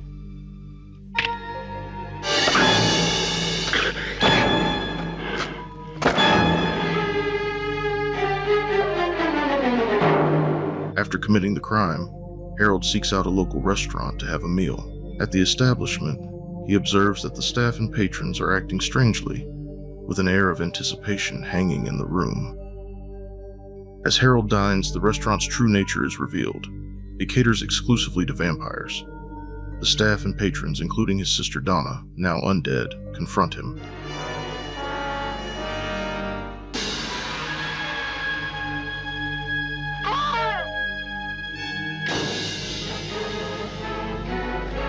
In a horrifying twist, they restrain Harold and use him as a beverage dispenser.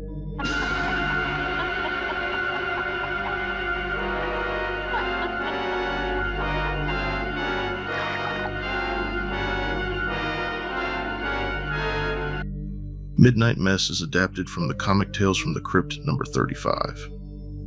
Midnight Mess in the comic is much more graphic and shows the horror in a very direct way. especially the food, being made from human flesh. The characters are exaggerated, like typical horror comic figures, and the story ends with a sharp, ironic twist. The movie version tones down the gore a lot. Instead of showing the gruesome stuff, it uses suspense and atmosphere to create fear. The characters are more realistic, with backstories that make them feel like real people. The ending in the movie is also changed a bit. It's less harsh and focuses more on building tension. So, the comic is more about shock and gore, while the movie is about suspense and mood. Our second segment is titled The Neat Job. Our story begins with Arthur Critchett, a wealthy, middle-aged bachelor with an obsessive compulsion for order and cleanliness. Arthur, portrayed by Terry Thomas, announces his intention to marry Eleanor, a younger woman, played by Glynis Johns. He believes that with proper guidance, she can adapt to his meticulous lifestyle. After their marriage, Eleanor moves into Arthur's home, a testament to his fastidious nature. Every item has its designated place, and Arthur maintains a strict inventory of household supplies. He expects Eleanor to adhere to his standards, often reprimanding her for minor infractions. I know where everything is. I just have to put out my hand and I find it. And that, Eleanor, is the value of neatness. Yes, Arthur. Eleanor, initially eager to please, finds herself increasingly stressed by Arthur's relentless demands. Her attempts to maintain the household to his exacting standards are met with criticism, leading to a growing sense of inadequacy. One evening, Arthur offers to cook dinner, but he becomes enraged when he discovers that Eleanor has failed to replace a used ingredient. He scolds her for not updating the inventory, further exacerbating her anxiety. In the cupboard.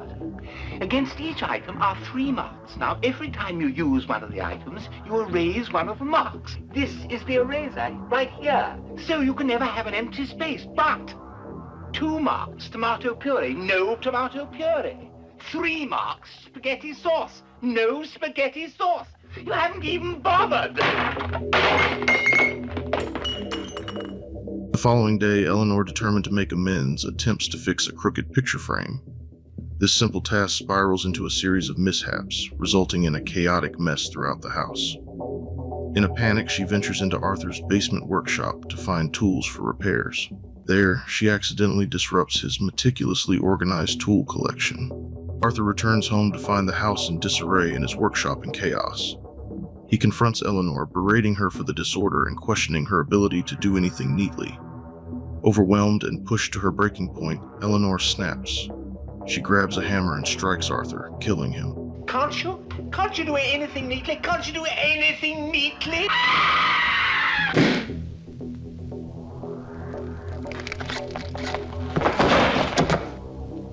In the aftermath, Eleanor dismembers Arthur's body and places each part into neatly labeled jars, aligning them on the shelves of his workshop.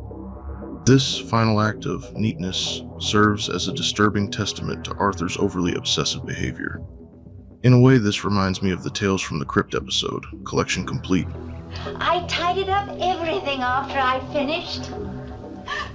All neat and tidy. Everything in its place, and a place for everything.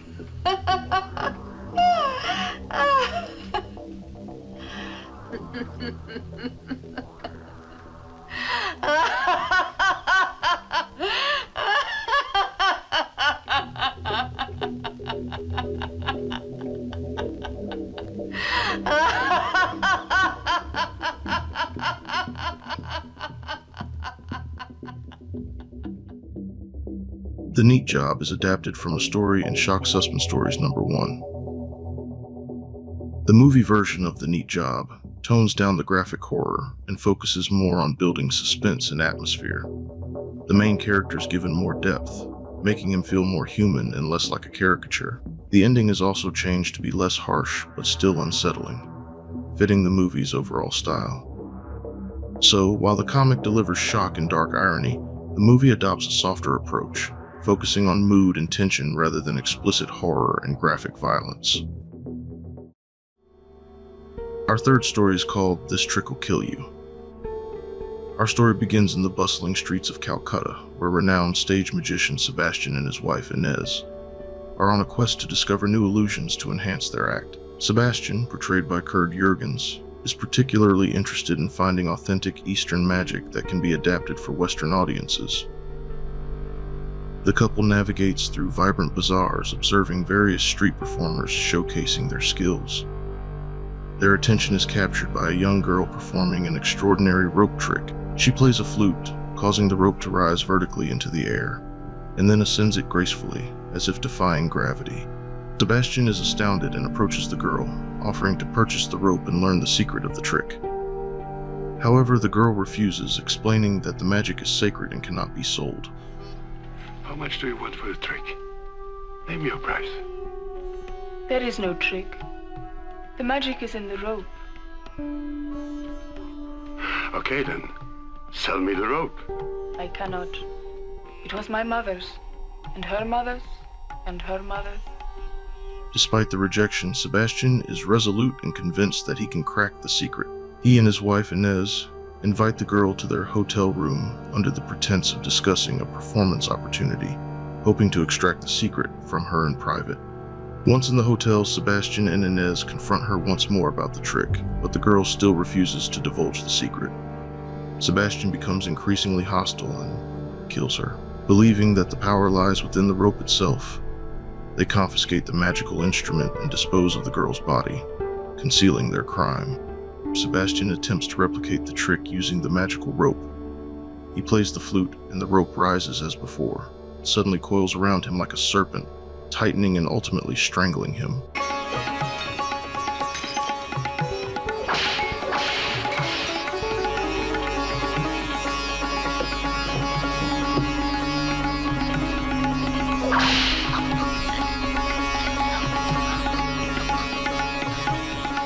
The segment concludes with a solemn message about the hazards of avarice and the perils of tampering with forces beyond their control.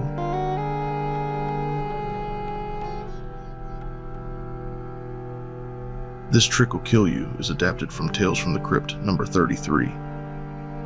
It's a dark, suspenseful tale about a magician who uses deadly tricks to get revenge, ending with a sharp, ironic twist, which is a common feature of Tales from the Crypt stories.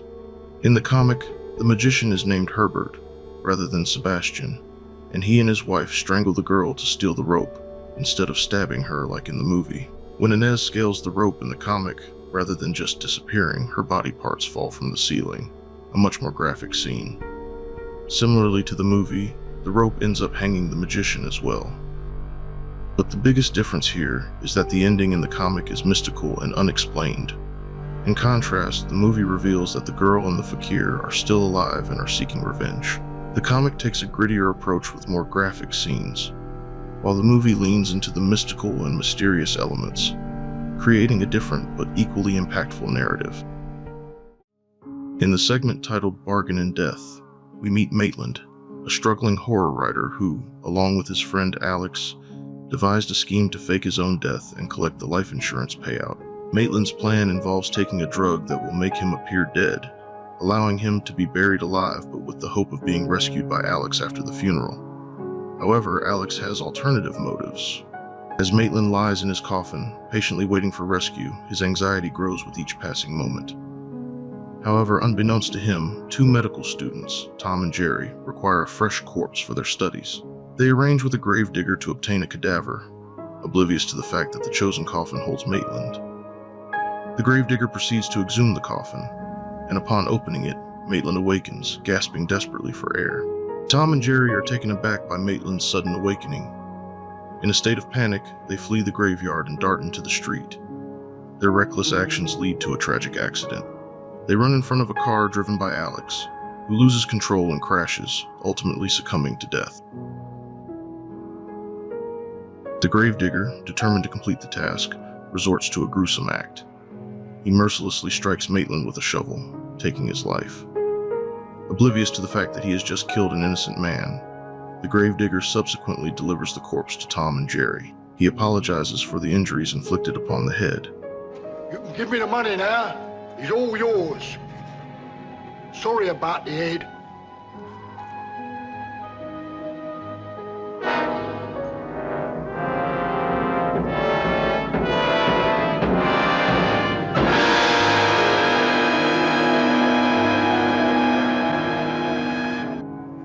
Bargain in Death was adapted from a story featured in Tales from the Crypt, number 28.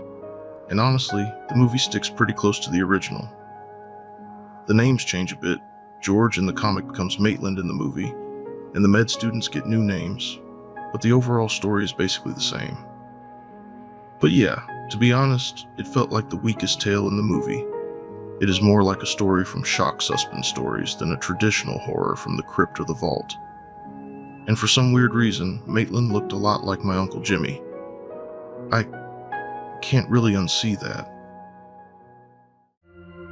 Our final segment, titled Drawn and Quartered, takes place in the vibrant yet chaotic streets of Port-au-Prince, Haiti. Timothy Benson, a struggling British artist portrayed by Tom Baker, works tirelessly in obscurity, producing art that goes unnoticed and unappreciated in terms of both attention and financial gain. Despite his unwavering devotion, Benson's work fails to receive the recognition it deserves, leaving him struggling to make ends meet. One day, Timothy Benson receives a visit from an old friend who brings an astonishing revelation. His paintings, which he believed had gone unnoticed, are now being sold in London for outrageous prices. Art dealers and critics who had formerly dismissed his work are now benefiting immensely from his creations without his knowledge or consent. Overwhelmed by feelings of betrayal, Benson resolves to seek vengeance. Intent on exacting revenge, Timothy Benson consults a local voodoo priest, who performs a ritual that empowers his painting hand with supernatural powers. He gains the ability to inflict harm on a person by damaging their portrait. Equipped with this newfound and sinister gift, Benson returns to London, firmly determined to punish those who exploited him. Back in London, Timothy Benson meticulously crafts paintings of the three individuals who wronged him: art critic Fenton Breedley, art dealer Arthur Gaskill, and art dealer Dilettante. Benson then deliberately damages the portraits, causing the corresponding individuals to endure accidents that mirror the harm inflicted on their painted counterparts. Breedley is blinded, Gaskill's hands are gruesomely severed, and Dilettante, well, let's just say that he can now take a deep breath through his forehead. You'll never see another woman again. See?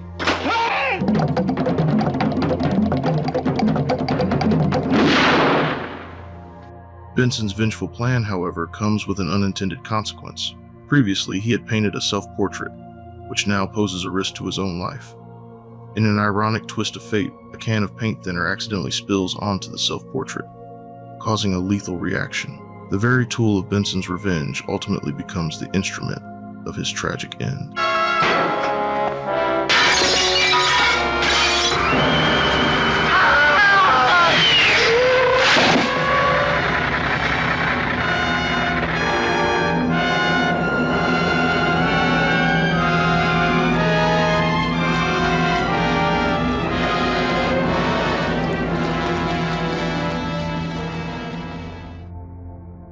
Drawn and Quartered is adapted from Tales from the Crypt, number 26.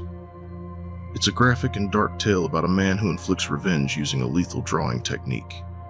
The comic features numerous gruesome scenes and ends with a classic ironic twist, typical of Tales from the Crypt stories. The movie adaptation of Drawn and Quartered diverges from the comic in several aspects. It dilutes the graphic violence and accentuates tension and atmosphere. The characters are given more depth, rendering the story less of a shock and more of a psychological thriller. To fit the movie's overall tone, the ending is softened as compared to the comic's graphic resolution. After the finale of the story, they reflect on the significance of their nightmares.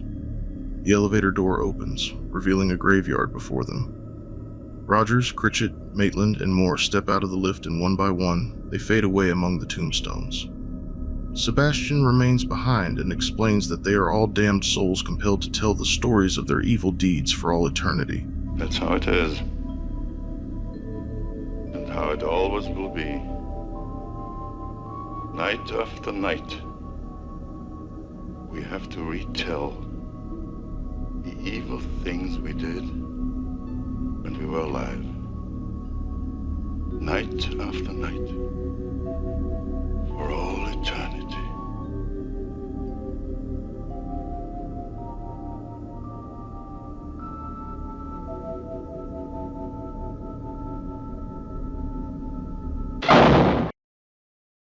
So there was Vaults of Horror from 1973. And yeah, just like Tales from the Crypt, I'd never seen it. This is my first watch through. And I gotta say, all the stories were pretty decent except for that one with the guy that looked like my Uncle Jimmy. But I think it was Bargain to Death. Bargain of Death. I don't know. Again, I'm staying up way too late trying to get these videos out for you guys. So, yeah, if there's any other movies or anything, or any other TV shows you want to let me know about, I can make recaps on. Let me know down in the comments. I know some of you guys are talking about Tales from the Dark Side, and I was literally about to start filming that. I even ordered the DVDs from Amazon. I ordered the complete series, all in one box, kind of like I have for my Tales from the Crypt. And I ordered it. It says on there, complete series. And I get it, and it's only season 1 and 2. So I want to have the whole thing in my hand, so that way I can go through the episodes that you guys say are the best. But anyway, that's enough talking from me. I'll see y'all in the next one. Take care. Have a good weekend. Stay safe. Yada, yada, yada. See y'all next time. It must be the vault. The vault of booze. Okay. This dude looks like if Ben Shapiro and John Malkovich had a kid together. Why does all the blood in these... I noticed it in Tales from the Crypt as well. Why does it look like red paint? Like, is it like a censorship thing? Or is like my computer color turned up too much? I don't get it. It tapped that boy like a keg. It turned his ass into a beverage dispenser. I know where everything is. I just put it out my hand as I find it. And that is the value of neatness. Kinda seems like he wants to put his hands out and find it. Honestly. Can't you do anything neatly? Oh shit.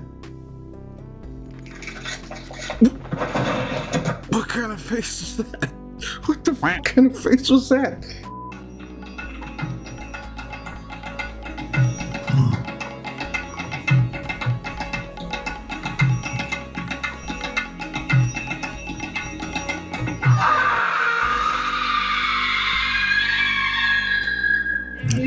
She's in the back rooms now. Let me guess, they're all corpses. Just like the last one, they're all actually dead the whole time. Oh, wow. I totally didn't see that coming at all. So you think aliens actually exist, or all that shit's like just been like made up? I don't know, man. It's gotta be real, man. I mean, there's so much fucking space. It'd be like a waste of space. I think there's a lot more out there. I mean, shit, they had that shit that happened in Roswell. So. Well, it's like fuck. I was watching this fucking like mini short on YouTube where this fucking physicist was talking about like, don't be worried that you cannot fathom the amount of space that's in the universe, and there's other universes inside. You know what I mean? It's like, you know what I mean? Like it's that vast. Yeah. And it's like it's almost fucking like folly for someone to think that like nothing else is out there. You know what I mean? Like what was that comedian that said it's like, yep, you know, God put us here on this planet and everything else is just gonna be lights. Yeah, you know it's just fucking it's plausible. That's what I'm saying. But well, if you just look at it from statistics wise, like okay, so you have billions and trillions and billions of fucking planets out there, right? You take the ones that are in the habitable zone, you still have trillions still, and let's say like 1% of those are warm enough to support life, and of those, that 1% has life on it, and of that 1%, it's advanced enough life that it can be capable of communicating with us or reaching us, and still hundreds of millions of planets. So that's that what are left. I was talking to, I can't remember who I was talking to about this, but I'm saying like the AI, how they're saying, oh, it's going to be real fast and advanced here. And that's what I was telling somebody. I said, I think these aliens, they had an AI just like we got, and they let it go. and it developed all the stuff that they have now.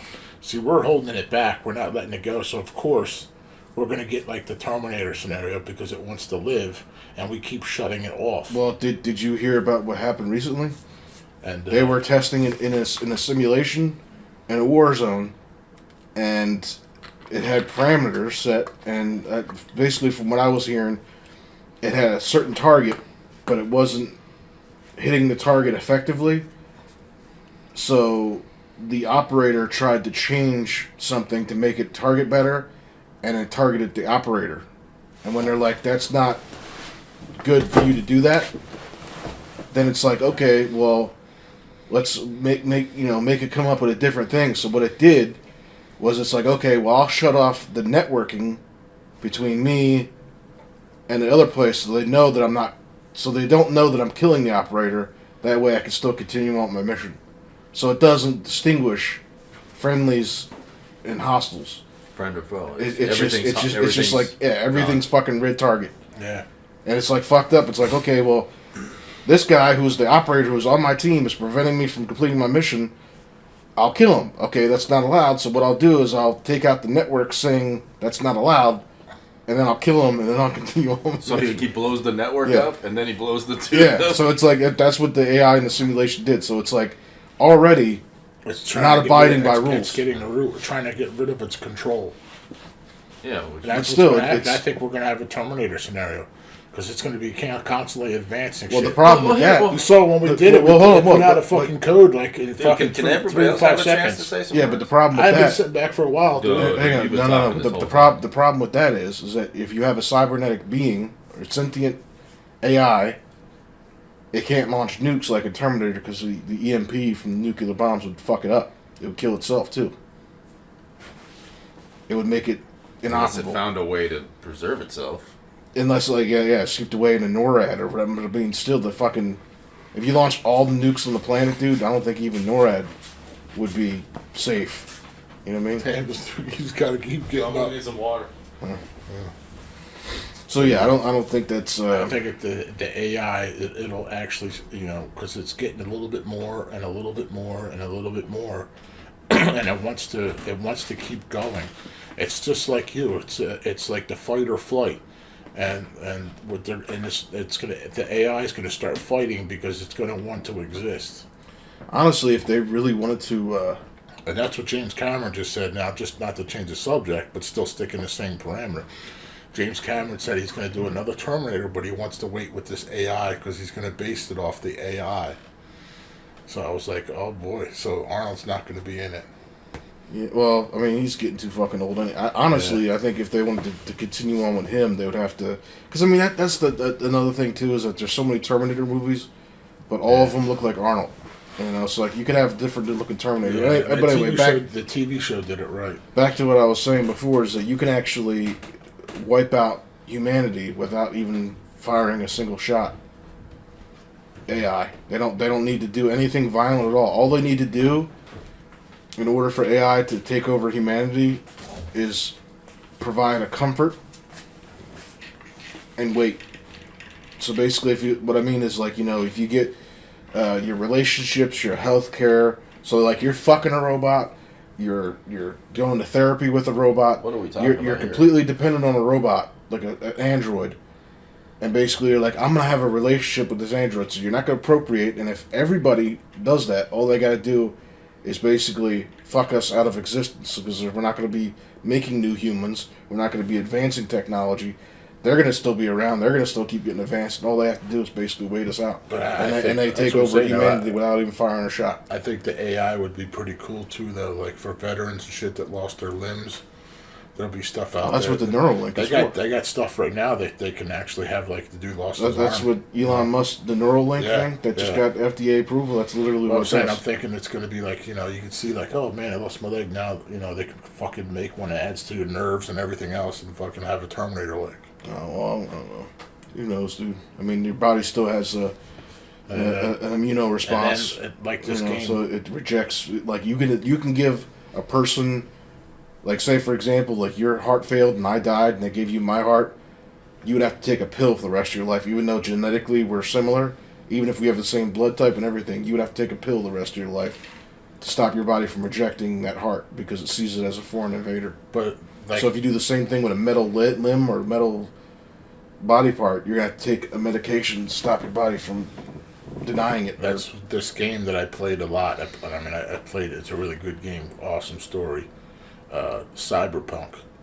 I never heard of it. It's a really good game, but you don't play because it's first person. I like first person. I could make it a third part, but I played it. I beat it. It's really good because it's basically they're taking humans and they're copying them and putting them into engrams. So it's like when you pass away, they can just put you into another fucking body, and you don't even know you There was died. actually a movie or a book actually about that before that game even came Yeah, out. but I'm saying that, but they're just showing how they do it, and I was like, wow, that's what. I don't think there's actually a way for you to transmit your it's not going to be you. It'll be a copy of you. Yeah.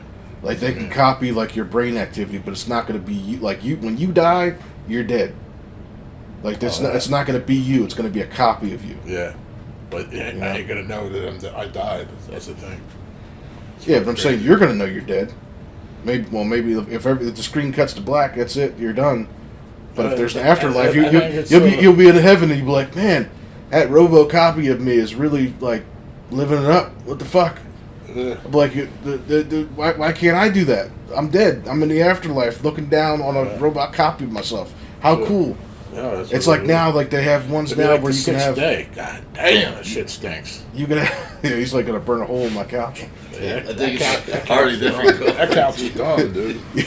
Dude, I hate to see what the fucking back of your underwear looks like. It's like this. Probably looks like. I don't think there's even underwear there left. I think it's just a hole.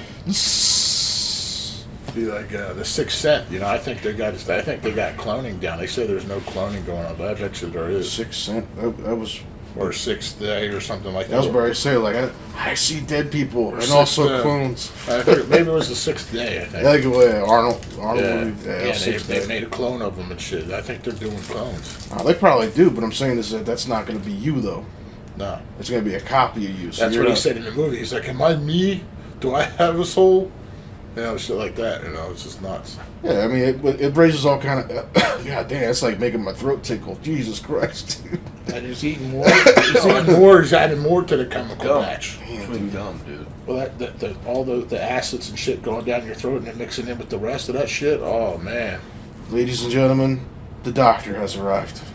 We got the professor and the doctor. Yeah. Oh man, I fucking. God damn, does that make me a student? Jeez, I want to fucking opt out. Here's an aspirin. Patient in the student. I want to drop out of this school. You want an aspirin? But yeah, it's just I don't know. There's so much crazy shit going on. Yeah, did I tell you, man? I got the RoboCop vs. Terminator comic book set. I got them over there on the wall. Yeah, I got now the pretty decent condition. I had to buy some sleeves on one, but gave the. Yeah, I want to send my comics to go off to get graded. I got the first printing of The Killing Joke. The book's Old Zion. And then I got came out the same year I was born. I got like these old ass like comic coloring books from Dukes of Hazzard. Man, I want to put them in a sleeve too. And I bought an old Conan comic. Man, really cool fucking comic. And the book fits. The coloring book fits in there. It's just a little bit bigger than an average comic book. And I wasn't sure if it was gonna fit, man. But I got a 4 set of these Dukes of Hazzard. Man, it's just old school unused books. And that's like kind of like the Batman book I got you there almost, but not that big. I don't know. I think part of that shit is like if you alright. So for example, what's the best way I could put this? Like if I play with or color in or whatever something from my childhood, there's certain like nostalgia. Like if I play with like He-Man, which is something from when you were a kid, it's cool, but it's still it's like it just doesn't hit the same way. You know what I mean? Well, that's why. So I think it's guys just like me now. We're getting it now. A nostalgia Even filter. when we were younger, Mom, she would get me a lot of the He-Man guys from the garage sales because kids were getting older and they were just dumping them off. So, but now for me today, when I collect them, I want to collect the ones that I couldn't get, and then like one of these days I like to have a nice like cool display. There's a certain word I can't really think of it right now, but you fuck diorama. Is that the word? No, diorama is something different. But you can like I can have like Snake Mountain and the Castle Grayskull here and have like a bunch of different figures. Well, that would be a diorama, yeah. That's what I'm saying. It's on display for people to see and shit. But like I'm saying with the nostalgia thing, like if you, like for example, like you and me, we could play the old school NES games and enjoy ourselves and be like, okay, this is awesome. But like your kid Zach, 20 years old, you stick him in front of an NES, he's not going to have as much fun as you and I would because there's that nostalgia filter. Yeah. You know, so it's like even now, like I could sit here and picture in my head like what GoldenEye 007 looked like on the N64, and then I go back and play it. I'm like, damn, dude, this looks kind of crappy, pixely, and you know, and shit like that. But in your head, it looks like it's came out yesterday. You know, it looks nice and smooth. So there's like that little nostalgia filter. But it does the same thing with toys, where you're like, man, like for example, like I remember when I was a kid playing with RoboCop action figures, and they were like 7 inches tall, and I get the same ones now, and they're like 4 inches. They still move and all this playset and all, but I'm like, damn, dude, it's like it halved its size. Well, your hands are smaller back then. Yeah, but I'm saying is it's just you remember certain things a certain way, and then you see them again like later on. You're like, damn, dude, this is way different. Than I what remember I when we were talking about aliens instead of like fucking collecting. Well, we could talk about anything. And then I was talking about we're hopping from that fucking one thing to right another. now. I got a couple. I'm collecting a little bit. I got a few GI Joes now, and I got a couple of them. And I can't believe how small they are. You know, I'm looking at them going, damn, these they're like fuckers 3-4 inch figures. They're 3.5 inch. And fucking, like I'm saying, the RoboCop figure is about an inch bigger than that. And I'm like, damn, man, I'm looking at, like, these dudes are, but I got like a cool G.I. Joe Jeep, and I just got a Cobra Commander and a fucking awesome fucking G.I. Joe tank. And I just did like a little picture. I was going to take a picture, but I was like, I got to get a better spot, so when I take a picture and share it, you know, others can see it better, but man, it's just too dark. So, but yeah, I had like Cobra Commando down on his knees with his hands up in the fucking flit in the fucking tank and shit. But so, like, all right, so we were talking before about that. Like, we'll go back into the alien thing, but the simulation thing. Like, you guys have any like the realities of simulation? Like, for example, like I'll tell the this. Matrix. Yeah, kind of. Like a glitch in the Matrix. Like I have like a couple stories, so like I'll tell you one, and then you guys like let's say yours. But like for example, there was one where, and this still freaks me out to think about it to this day. But like I was in the bathroom and I was like getting ready to go to a job interview, and I walked out of the bathroom. This is when I was living with Mom. I literally walked out of the bathroom, and I brushed against Mom in the hallway. I was like, "Oh, sorry," and I turned. I was like, "Sorry, Mom." And I turned around the corner, and Mom's sitting on the couch. And she's like, "What are you sorry about?" And I'm like, "What the fuck?" And I turned and looked down the hallway. There's nobody there. And I walked back to her room. There's nobody in there. I walked into where my room was at the time. There's nobody in there. Nobody was in your room. I'm like, what the fuck? So who did I brush up against? There was nobody there. You know what I mean? So that's like one of my glitch in the Matrix stories. So it's like, it just makes me wonder, like, what the fuck happened? Because I in my mind, it was Mom was walking by, I hit her, I shouldered into her by mistake, and it apparently wasn't her because she was sitting on the couch, and it's not possible. So, you guys have any stories like that? Anything similar? I think I said it before about the woman on the train. Yeah, well, this for other people to listen to tell the story. I guess it was like coming back from Philadelphia. And, Dad gave me like $10, and of course the food on the train is, like a bottle of soda is usually $1. It's like $4. It's like you're at a concert, basically concert prices. So basically I got like chips, a soda, and soup for like, I think like $7. I think it came out to be, I was like, damn, that's just a little thing of Campbell's soup and a little can of soda and shit. But anyway. So I'm sitting there. I've been hanging out in the bar car the most because I'm able to sit back in my seat. I can look up at this, the skylights all, open because you can see the sky and everything. I'm just going along the road, looking out at there and shit. And then we're coming up to Chicago, and there's a guy on there saying there's going to be a 6-hour wait over. And I'm like, oh fuck, I got $3. What am I going to do with $3 for 6 hours? And we're sitting there, we're coming up to the station, and as we're coming in, the train's going real slow, and this lady comes out of nowhere, and she gives me $5. She said, God told me to give this to you. And I'm looking at her, I'm going, I can't remember if I said thank you or not, but I'm pretty sure I did. But then I remember looking at her, and as she was walking away going, I think that woman's crazy, but cool, man. She gave me $5, you know, so I pull up. The train pulls out. I had to go back to my seat. I guess they were, the part of the train that I was on, we were off first. We got off at the door, and I wanted to tell her, so I waited for this lady to get off the train, because I remember her, you know, I remember her outfit and everything she was wearing, how she looked. And I stood there, and I waited for every person to come in off that train, and I seen the conductor guys or whatever, the train people, and I was like, is there any more people on there? They're like, no, we're clearing the train. It's going in for like repairs or maintenance or something, she said. So everybody came off, and that woman never got off the train. So I was like, oh, okay. And I was like, man, I felt like bad from that day on. So I'm thinking, I don't know if I should thank you.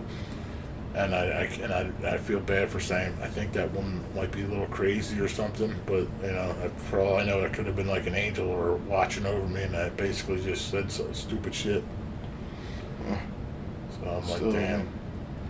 That's still crazy as shit, though. You know, another time went out walking with Donald. What was going to be one story each, dude? You know, but let Gabe tell a story. Gabe's busy, and his phone marinating another fart. I guess that's the only other one I know about was Donald. Was for some reason the Donald lived out there on Gladstone, I think it was. We decided to go out for a walk. I have no idea why, because Donald's not one to go out for a walk. And me and him go out, and we're just walking and talking, and all of a sudden we come across this guy having a hard time changing his front tire. I mean, this dude just looks like he probably never held a wrench in his life. So we changed it out for him. He's trying to pay me, and he's trying to pay Donald. I'm like, no, man, it's cool, man. We're just cool to help you out. And then we start walking back, and we didn't talk. Me and Donald didn't talk much going back, and it was like I'm just walking with Donald. It's kind of like we were on like autopilot to go out and take a walk to run across that guy for some reason. And that was it. I was like, it just felt odd. You know, like what are we going for a walk for? It was a decent little walk too as we went, and I was just like, man, this is kind of weird to be going out for a walk, man. Donald, like I said, Donald's never a guy to go for a walk. He got nice vehicles and everything. I know what you mean. That is strange. And then we helped that guy, and we walked directly back to the house, and that was it. And I'm sitting there looking around going, wow, but we just went for a walk and did that and walked right back. Like, it's like we were like being like directed to go there, help out, and then that was it. I was like, man, that's about the weirdest thing for me. What about you, Gabe? Yeah. What do you mean, like weird glitch in the Matrix or weird shit happening? Yeah, I remember. Well, fuck, there's a few things, but I remember when we were over in the invasion the first time, and like after we kind of wound down, and we were just doing like random patrols and shit. And we were there was this palace, like one of Saddam's palaces, and by the ruins of Babylon, like the actual city of Babylon was like underneath the ruins were next to the palace underneath. The scariest fuck. But there was weird shit was happening out there all the time. But I remember we had this sandbag emplacement where a 50 cal was pointing down the avenue of approach that could come to us, and it was getting dark. And the rest of the Marines, they were moving the position because we were switching it from one side of the road to the other. Kind of just wanted to keep shit off. You didn't want to have a complete pattern, so like nobody could just be like, all right, this is where the machine gun is. Keep enemies on their toes. Yeah, essentially. And it was dark as fuck out. Mind you, everybody's still like, kind of sleep deprived still a little bit. And I was sitting on the sandbags, and there was camionetting over the top of it, and it's pretty dark out, but there was we still had some lights, like a little bit of light, and pretty much all of the Marine. There's a building that we were staying on one side of the river, and there was like 4 or 5 of the Marines were setting up the 50 cal. They're getting it into position where they want to before we're going to move the sandbags the next day. And I'm sitting on the sandbags, and I look back, randomly just look back into where the sandbags are at, and it looked like there was somebody on their hands and knees. And I was like, who the fuck is that? And no, didn't say nothing, you know? And I was like, I turned around, I stood up, and then it looked like the thing, like, its head turned around. Mm-hmm. And it looked at me, it was like a humanoid face, and I was like, what the fuck? And it backed out super fast. And I ran around the fucking, the emplacement where you go in at, and there was nothing there. I shot my flashlight, there was not a single fucking thing at all. Oh, dude, that kind of reminds me of the fucking... It looked humanoid, but they were talking about they have these weird cats out there, like these wild cats, and I was like, it looked humanoid to me, man. Yeah, that fucking story reminded me, dude. I went camping with an ex-girlfriend of mine and a few of her friends who were out at Branch Oak, and we kept getting wood for the little campsite fire we got, and we're drinking and shit. We keep going out into the woods and finding like deadfall and shit to bring back. Hey, we're two fucking dudes. Women are staying at camp, so we're carrying wood, but it's not enough to keep the fire burning. So we just like drop it and go. We keep coming back, and we fear. We're fucking sitting out in the woods, and we hear like we're standing there just bullshitting back and forth, just trying to catch our breath, and then you hear like wood snapping. Branches and shit, and we're like looking around, and it's dark. Like you can't, like we could barely see each other. And we're about the distance between me and Dave, so like 3 or 4 feet, and we could see our campfire over by like where the lake is and shit, and that was basically like our guiding light. But anyway, like this crackling, it was like far away. And it just kept like getting like closer and closer. I was like, "What the fuck, dude?" Like, 'cause we were out there by ourselves. This was like fall, so like nobody's really camping in the fall. We had like basically a whole lake to yourself. This whole lake to ourselves. So it's like something weird was going on. So we get the wood back, and we continue drinking and burning the wood, and we're like, "Fuck it. If it goes out, it goes out."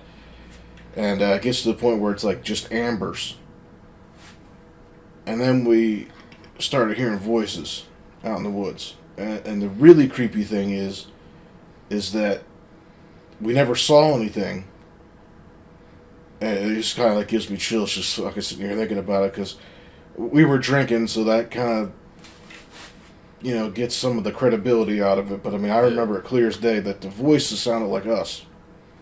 Like you guys were further away? Yeah, it sounded like we, all 4 of us, were at the campsite, but in the distance, like it was like a wide open field, like what Branch Oak is. Yeah. And then there's like a wooded area, a pretty thick wooded area. So like in that distance, we'll say that there's like, I don't know, 200-300 feet. Sure. So from that woodline area, it sounded like us talking in our voices, but it was over there. You know what I mean? And we're sitting here just like looking at each other, like all making sure, like, are you all hearing this? And it was just fucking weird. I'll tell you right now, there's nothing creepier than hearing your own voice 300 feet away. Yeah. Like, and you couldn't make out what they were saying. It was just like low enough that it was like kind of like almost baiting us to come check it out. You know what I mean? Like that's Skinwalker type of shit, dude. That may have been, but I mean, this was before I even heard about anything from Skinwalkers. So I mean, it very well could have been, but it was either someone really, like, they had like a recording device and recorded all of us talking. They were fucking with us in the woods, or there was some entity out there that could mimic our voices and was trying to draw us to, like, I'm not a predator. Skinwalkers, dude. Like that's like a Native American thing, dude. Like, but see, like the really creepy thing is, like, I recognized my own voice and I recognized voice, but it was like off. Like it was like tonally, like octavely off. Yeah. By like a note or two. You know what I mean? Like it was like a little deeper or a little like higher. Yeah. So that was one that was like really like that. Your story just right there fucking reminded me of that. But like the Skinwalker thing, they were like, what kind of freaked me out about your story was like I was watching a documentary, kind of like a small one on YouTube about Skinwalkers, and they say like people who have sightings of them or they hear them or whatnot, they say like when you hear them further away in the distance, you know what I mean? Like if you can hear something further away in the distance, like they're actually really close to you. Oh, that's great to know. Yeah, like, dude, they're actually. Well, it sounded like they were off. Like there's the lining of the woods. It sounded like they were probably about 100 feet back. So That's they were what I'm probably saying. they were probably right on the edge. That's whatever it was. What I'm saying is, like, when the people talk about skinwalkers, and they say fucking you know that it's what you think it is, and then you think it sounds like it's far away. It's right near you. Yeah, Stalking you. well, her friend, like, she, fuck that. She's like, I want to go into the tent. I'm like, fuck, I don't even want to stay here, but we've been drinking, so we couldn't leave. But her friend's boyfriend, which was the dude that was out there with me, you know, collecting the wood. I don't know if he was trying to be like brave or what, but he's like, we should go check that out. I'm like, I ain't fucking going out there. You got no flashlights? No, we didn't have nothing. We just it was like an impromptu trip, and it was just like, dude, Did you guys go out there when it was dark or what? It was like kind of like dusk or dawn. I can't remember what the fuck which You one should have collected a lot of firewood before it got dark, man. It was, like I said, impromptu. Yeah, I got you. You know, we just kind of like, that was like one of the freakier things. But yeah, I never saw anything. I wish I could say that I did. I'd be like, oh, it was fucking 16 feet tall and had a dick half as long as body, you know, like, like I wish there was something interesting, but it was all just sound. It was sound. That's all it really was. There's so many. I know Gabe and I a while back, you know, saw a UFO. You could see it left the fucking trail when it took off. You could see it was sitting there and it takes off, and it just left like a trail of light and it just disappeared. That's fucking nuts. I remember that time I was out by Tinker and shit. Yeah, there's so many different things that, like, I remember being in a 50 when we lived over there when I was a kid. I have to edit the address out. Okay, yeah, that's fine. It was before you guys were here, because I think it was like only like 6 through 8, one of those things. And the bottom of the stairs, you know, the laundry room's over there. My mom's doing laundry, and I'm sitting there playing with my toys, pretty much where the vents at, because they're all the same, pretty much these type of houses. And I'm sitting there, and my mom had a Polaroid camera, and she took a picture of me. It was like during the day, you know. And when she didn't show me the picture till I was like in my teens, you know, or like early or pre-teens, like almost like maybe 13. Yeah. And it was a Polaroid picture of me sitting there. I had this little ET doll, like fucking, it was like a sand, you know, the sand doll. It was like ET, yeah. and I was playing like some fucking either He-Man or GI Joes or whatever. And next to me, it looked like there was an outline of another kid sitting there with me. Oh, that's fucking creepy. Yeah. Yeah, that's creepy. It was. You know what I mean? Because my mom was like, she got pretty scared because my dad was still in the Navy and he was away. And it was like, fucking my sisters were fucking asleep, you know what I mean? And it was just us fucking, I think it was during the summer. There's something up at these houses. Because I had ghost encounters in this. I even caught it on film. Huh? I even caught it on video here. Yeah, because I it fucking sound like, you know, playing a game. And I'll probably sound like shit was running around up there. Yeah, it sounded like someone was chasing Zachary. Jesus, dude. Chasing what? Sounded like someone was chasing Marcus around upstairs. But they weren't even here, were they? No, they were both. Christina and Marcus were here, but they were both asleep. Sleeping. I went upstairs and looked. They're fucking out cold, and it's like it happened twice. And it's like, I don't fucking. Yeah, it smells like fucking sewage backing up with like a light, flowery smell. Did you spray air freshener? It smells April fresh with a chemical fucking gas, fucking mustard gas fucking smell. Yeah, that's why. Yeah, fucking, we're playing Clue, man. Gabe killed us in the basement with fucking noxious gas. with the Colonel Mustard in the Colonel fucking Mustard hall with with mustard gas. With a fucking candlestick. That's why I'm pretty surprised. Like when we were out at the park, when we were doing those one things. Well, we heard like I don't know if it was an audio glitch or what, but it sounded like some like disembodied laughter. That was the only thing I caught. It just sounded like someone going or ha ha ha. So I mean that was really the only crazy thing.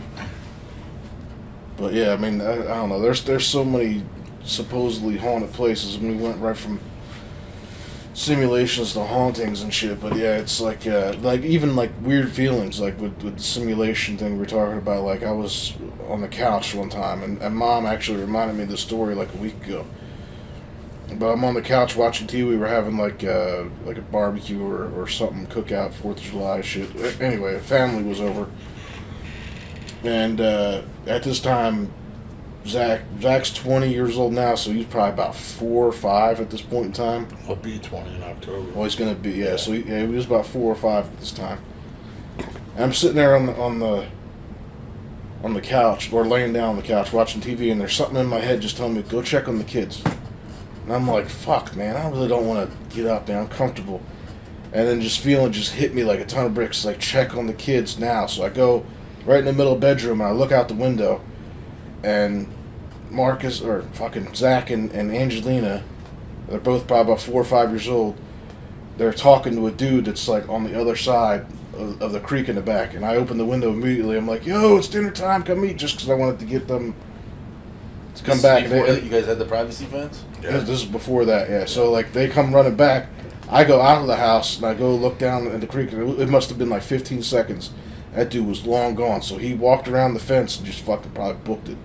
But just that feeling was like I'm sitting there on the couch. It's like I just now know not to ignore feelings like that. Yeah. Because the first time I was like, I don't want to get the fuck up, dude. I'm comfortable. And it just hit me like double. It was like, check on the kids now. And like it was like forced me to get up. I'm like, fuck. So I just go look in the room. That's the shit I saw, dude. I was like, man, it was good feeling. Or it's good. I was thankful that I got the feeling to do that, you know. So who knows what the fuck that dude would have did. But mom tells me now, she didn't tell me at the time, that Angelina was saying that the dude was trying to get them to follow him. Yeah. You know, I was like, and nobody told me that until, and what was that, 15 years ago. That's the first time I heard that the dude was trying to get him to go with them. Dude, I was working at the current company that I am now, and it was like earlier this year, and I was coming home. But this is before I got my license taken away and shit.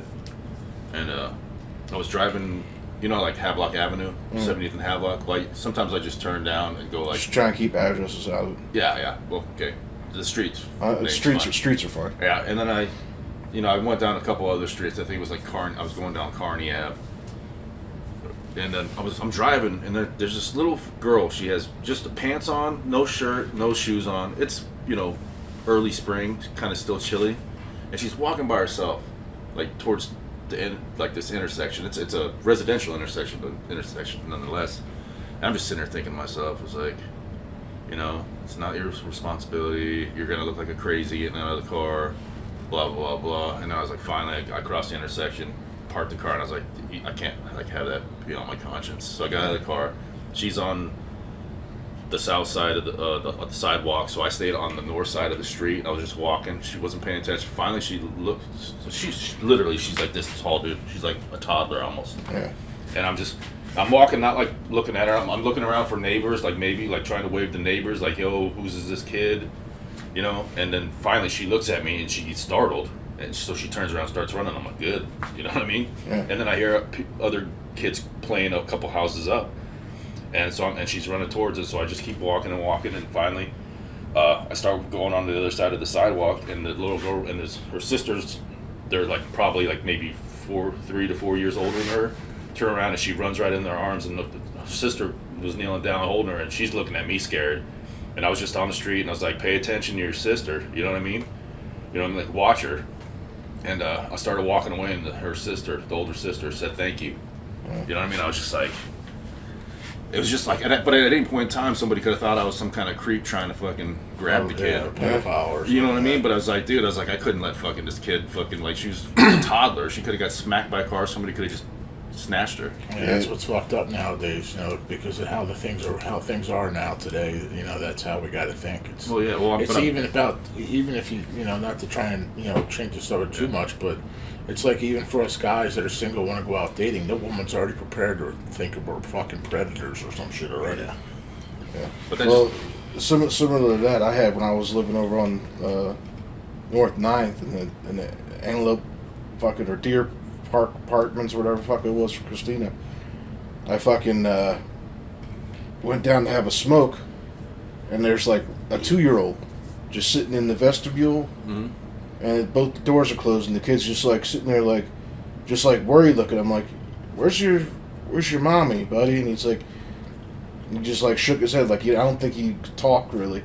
Either that or maybe he was just scared, you know. So I called, you know, I went back in, and I had the kid by the hand, and I'm like, is somebody missing a kid? Like I yelled up the one hallway, nothing, and then I walked back with him out into the vestibule, closed the door, went in the other door, did the same thing, nobody answered, so I was like, well, I can't fucking take this kid up to my apartment because, you know, again, people are going to think you're being weird, and I can't fucking leave him down here by himself, so I called the non-emergency number, and, you know, the police came, and as the police showed up, like 4 or 5 people came out. I'm like, has anybody seen this kid? And it's like we started kind of all gathering and like entertaining this kid until like, you know, Child Protective Services showed up, and the kid, like, I got him to start talking to me, but he was 2, so he couldn't talk very much. And by the time CPS came, like he ran down the battery on my phone playing games, and he passed out, you know. So, but I guess the story we found out later was he had a single mom, and as soon as he fell asleep, she went out and partied. Oh, shit. And this was like, I want to say 8 o'clock at night, so the kid probably just fell asleep, noticed his mom wasn't there, and I guess she didn't find out till like 4 in the morning. So that bitch went out at probably like 7 till 4 a.m. partying and left a 2-year-old by themselves. It's like, man, I don't know how that's more important than your kid, but that was my only thing where or I guess my second story where I saved like a kid, but yeah, I don't know, there's all kinds of like, you know, our family crazy shit happens. Like, you know, you just find yourself into a situation where you can help people. Our family has that big time. I had a dude that I used to know, and something was telling me to give him a call, and I'm like, why? I don't like calling people, man. I just don't want to hear. I just don't like calling people. You know, I can't just say hi, because then it's like hi, and then I become Dr. Phil, and I have to listen to everybody's problems. When I got problems of my own, we all do. Yeah. But anyway, something kept telling me to call this dude. You know, call him up. I'm like, why? You know, why? Just like Tony was saying about the thing. It's a nagging feeling. You know, and it's like, all right, I call him up, and then this dude is like hysterical, man. He's like, I'm getting ready to commit suicide. So I'm like, oh man, come on, dude. I said, what are you gonna do that for, man? He goes, you know, I just can't take it anymore. You know, he goes, I said, dude, your daughter, you just got back to talking with your daughter and all that, and he's just like, yeah, you know, he goes, yeah, it just sucks, man. You know, it's really gonna suck for you because, you know, you're the last one I talked to, and you know, you're gonna go through your life thinking stuff. I'm like, dude, you know, you gotta stop talking goofy. You know, I said, man, just, you know, go home, take a nap. You know, wake up, have some coffee. You know, I just kept talking to him more and more. I started getting, kind of talking to him. I was probably on the phone with him probably for about an hour. We kept losing reception and shit. And finally, you know, I got to talk. He's like, yeah, I'm sorry, man. I'm going home now. I'm just gonna go home and I'm gonna go lay down. I think it's just, you know, I'm just so stressed out. And you know, I had things on. And he seemed he was good after that. You know, and he didn't. It was like never again. He was like that. He was always like a off the wall type of dude, you know. And all of a sudden, he's like, you know, he's like, yeah, man, thanks. I really appreciate you and this and that. And I've been cool with the dude ever since. I just talked to him like not too long ago, but it's just it was kind of weird, you know. Call him up and I'm here. I'm talking, boom, to this dude's suicide. What? You know, that was crazy. But yeah, shit like that happens like all the time. Or I remember I took another friend home. She, you know, because she was, you know, was not a bad looking woman and stuff. So I actually carried her. I picked her, put her up, and I carried her into her bed. And you know, I was just messing around. I put her in her bed, and I shake her bed like we were doing it. I'm like, oh, you know, and she just like cracked, man. She was cracking up, and I was just like, I ain't gonna do that. I would never do that. And she's like, I know, you're such a great guy. I'm like, yeah, but it's the bad guys the women want, you know. So I did that for her. I mean, there was all kinds of stuff I did, man. You know, it's just it's the way Well, that last story you just told, it wasn't really nothing supernatural. Yeah. No, it was just actually kind of funny. I was just there for. I was, instead of just like sitting there minding my business, and just letting her go, I was actually there for her. I put her in my vehicle and I actually drove her back to her place, and I could have just stayed at the bar and like, I don't give a shit. And there's a lot of stuff like that I got going on that I just don't share a lot. Since we're talking about all this like unsolved mystery stuff, but it's just a lot of things. I don't look or seek praise. I don't look for money, or anything like that. I don't think anybody's trying to do that. I just do. I'm just saying that's what I've done a lot. I know I did a lot, and I don't really talk about it. Sometimes I'll even forget about it. Some things I do remember. I remember one time I was actually saved by, I would call it I wouldn't know if it was divine, but it was some kind of intervention. It was with that shitty Firebird, and I was working at Da Vinci's, and that was a long time ago. Yeah, this was I was probably like 17, 18, and it had a shitty, like knockoff like Pioneer CD player in it. And I burned like a CD, and I get off work. It's like probably like 11:45, And I turn on the car, and the CD starts playing, and it starts skipping like immediately, and it's playing the song "Take the Long Way Home," but it kept skipping, and it kept repeating that same line. It was like "Take the long way home, take the long way home, take the," and it's like snowing. It's like heavy as shit. So I'm like, I don't want to fucking drive longer than I have to get home, But I'm like, fuck it. I'll accept the sign as it is, and I drove, the long way home. And I find out the next morning that there was like a snowplow, I guess like blew its like air brakes or something, and ended up fucking plowing and destroying like 5 cars, and like 2 of the people died. Jesus. And it would have been like right at the same time on the same road I was taking to go home. So that thing telling me to take the long way home might have saved me from getting like seriously fucked up. Mothman, I was trying to tell you what's up too. What's that? Mothman. Mothman. That's just a song. I can't remember what song it was. That's not it. That's not the song though. But yeah, I know what you're talking about. Oh fuck! Damn! Dude. Shots fired. Man, double Dude, tap. you know that shit smells. Double bubble. Oh man, I don't know why I just took a deep breath. Oh I'm gonna fuck! have to like wash my fucking pants and underwear like 4 times before. I think you need to like pour a gallon of bleach up your ass. This machine's probably gonna choke out. You fucking changing flavors. Is that more pizza flavored? I don't know. It's like went from burnt turnips to like fucking rotten pizza. Raccoon ass. With a hint of lemon.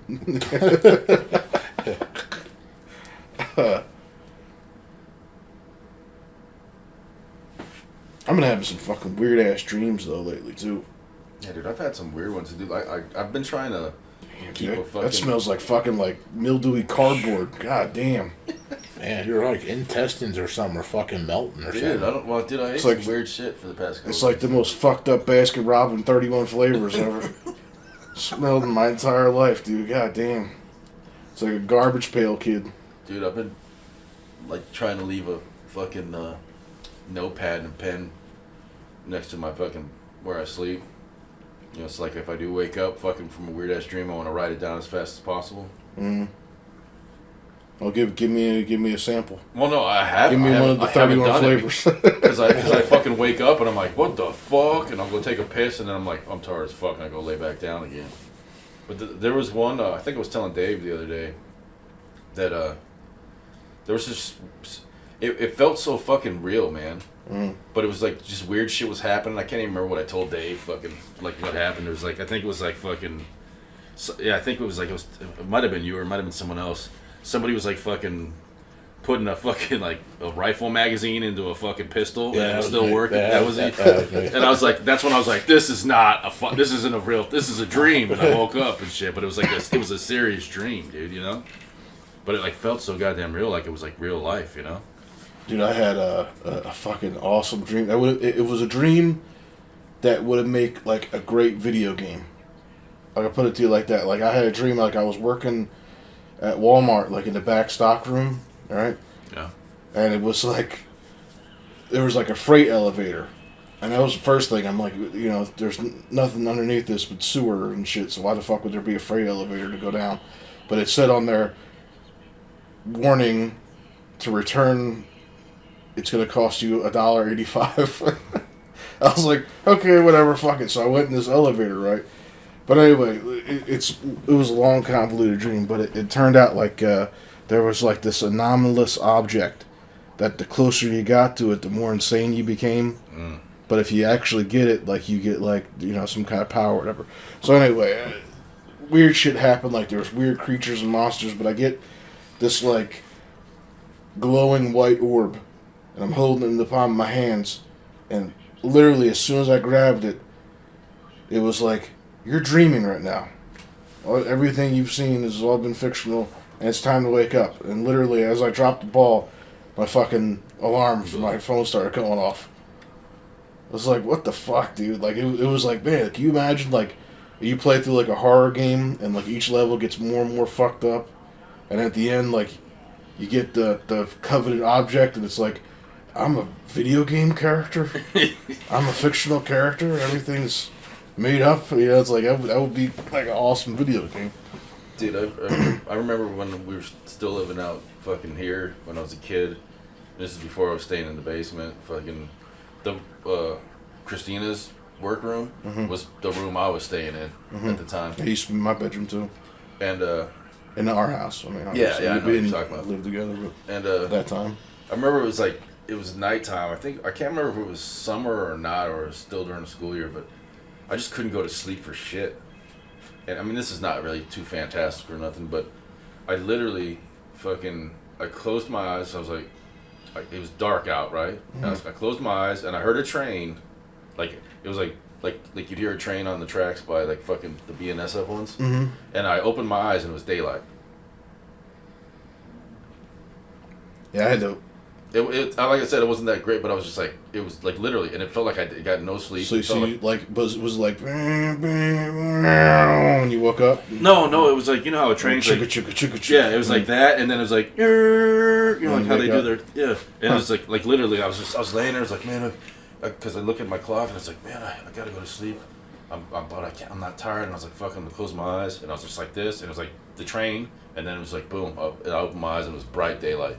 Broad daylight out. It's fucking weird. And I was just like, fucking, like, it was like almost like, well, the thing that kind of got to me was like, you know how sometimes people say like they miss portions of time? Mm-hmm. You know what I mean? Shit like that. And I was like, I didn't think about it when I was a kid, but like, I still remember that dream, or if it was a dream or what it was, it's like, dude, I lost a section of time. Mm. And it wasn't because I was dreaming, I don't think. You know what I mean? Just racked the fuck out and then immediately woke up. Yeah. And I've had quite like that drastic, but for the fucking nightmare I had, I still remember from when I was a kid. I thought this is like one of Dave's favorite stories, and it's like it's something that never happened. It was a dream, but it was so vivid and creepy that I still fucking remember it now. And I was like probably what I was like 10, like I was fucking young, like really young. But we were living like at 50th Street, so I was I had a pre-teenager. I'll put it to you like that. I was probably at least 8 or 10. But the dream, Dave was playing a game. Jason was down in the basement, and so was I. So we were all sitting there watching Dave play this horror game, and Jason was like, "Hey man, my neck hurts, man. Can you go upstairs and grab me a pillow?" And I was like, I want to watch, I was like, fine, fuck it, Dave paused the game, so I ran upstairs, grabbed a pillow. As I'm about to run back down the steps, and upstairs, it's all dark. So I couldn't really see anything, I just went by memory. But anyway, as I'm about to go down the steps, I get, like, knocked on my ass. And something just, like, fucking rushes right by me, and then I couldn't make out what it was, or even a shape or anything. But I, like, go to stand up, and as soon as I stand up, I hear Dave and Jason like screaming bloody murder in the basement, like they're getting attacked. And then there's like gunshots, and I don't think Dave even owned a gun at that point in time. But there's like gunshots, and then like as I'm like trying to slowly make my way down to the basement steps, Dave's coming up, and he's like all fucked up, like he's like scratched to shit, like immediate medical attention is needed or he's going to be dead. You know what I mean? Like, and he falls like face first on the steps, which kind of made me chuckle. It's kind of fucked up. I have dark humor in my dreams, but it made me chuckle that he like Just face planted. he just biff. And so I go and I push him over, and he's like, "Tony," I'm like, "What, man?" He's like, I need a Band-Aid. And I'm like, dude, I think you need a little bit more than a Band-Aid, dude. But I'm like, fuck it, you know, dream logic. So I go around to the bathroom, and my mom is like laying on the bathroom floor, and I'm like, and she's like out of it, and I'm like, what the fuck? So, you know, the light just comes on, so like the ceiling fan comes, or the fan in the bathroom comes on. That kind of like wakes her up, and she's like out of it, like dazed, and she like looks at me, and then she like looks behind me, and like fucking has like this look of horror on her face, and she starts screaming, and I turn around and I see like looks like a fucking like rotten corpse like coming at me, and I woke up, but it was like I gotta say, if I could remember, it was kind of looked like the bitch from The Shining, like the naked old lady, but she was like more rotted, like brown, or like looked like somebody like it was more creature than person. It was like I saw like hands coming at me, like I didn't see a face. The face and all was blurred out, but it was like the hands I remember coming at me. And I woke up and I fucking was like, well, I woke up screaming in real life. Like I was like, it freaked me out that bad, like it. And I still remember that shit to this day, and that's like been 20-something years now. That was one of the worst nightmares I ever had. Yeah, I had one. That's what Gabe told me about his rifle with a pistol magazine. When I told him, it was like, I don't know, probably because I ate something and went to bed, but it was like very vivid. I mean, like very clear and in color. You know, it was like switching between a dude, the face of the one guy that had like a, you know, was somebody I went to school with, and a dude I used to work with, and it's like the face kept switching, and he had a plank with a nail in it, and he was going after this one guy, and I'm just like I'm just sitting in the middle of this room, and I'm just looking at this going, what the fuck is going on here? And then there's this other guy, you know, he was like a Mexican illegal dude, you know, the way he was dressed and the way he looked.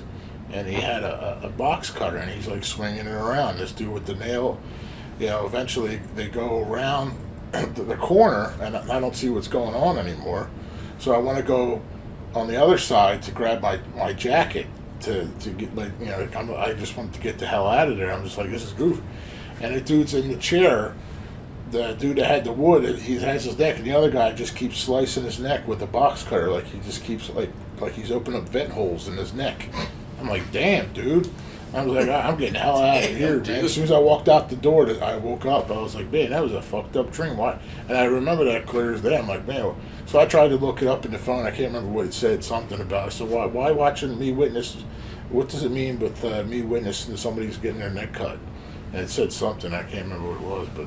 It didn't sound. It sounded like it was like good fortune or something. I'm like, that's fucked up. I gotta see something fucked up to get good fortune.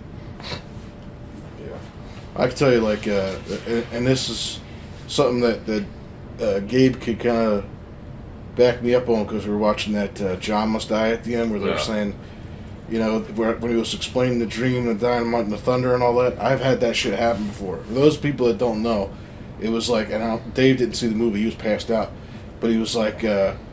You're having a dream about like a bad guy chasing you with one of those old TNT plungers. Yeah.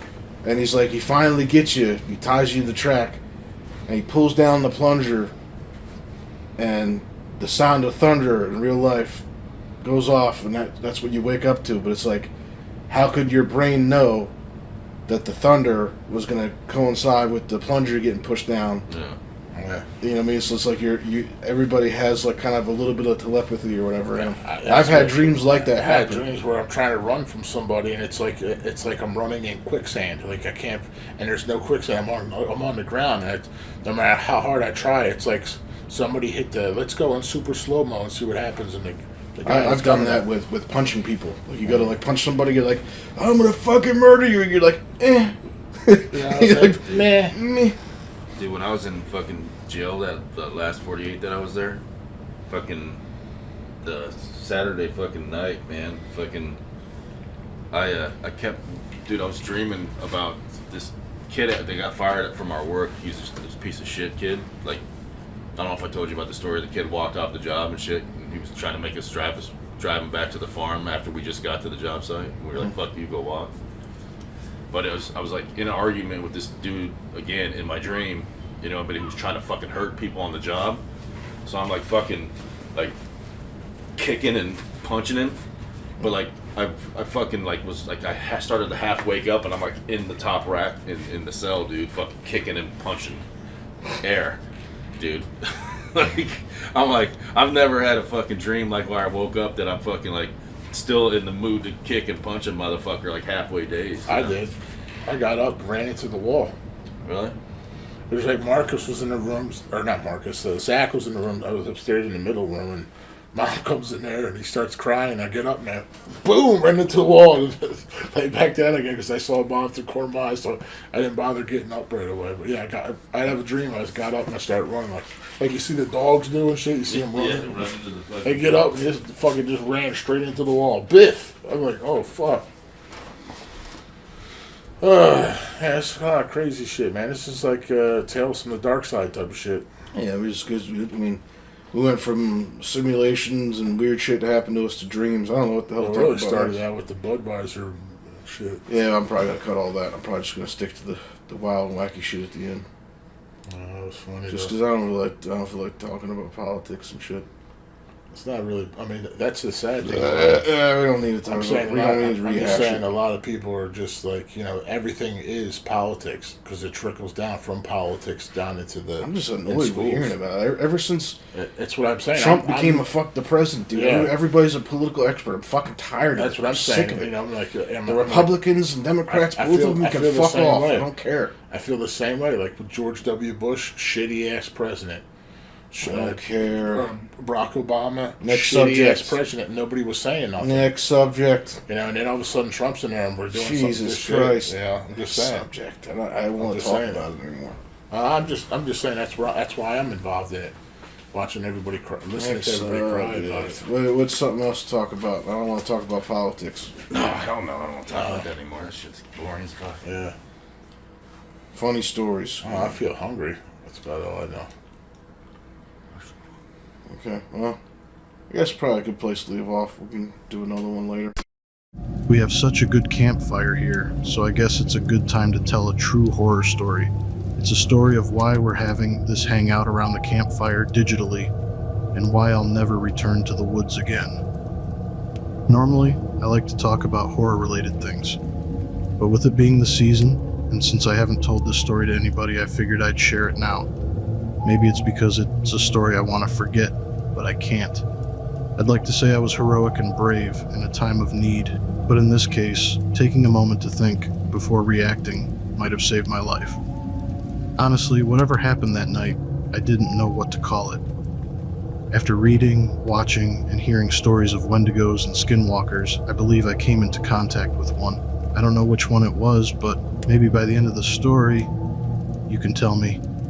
This was about 19 years ago in 2005. I was 17, and my friend and I went camping.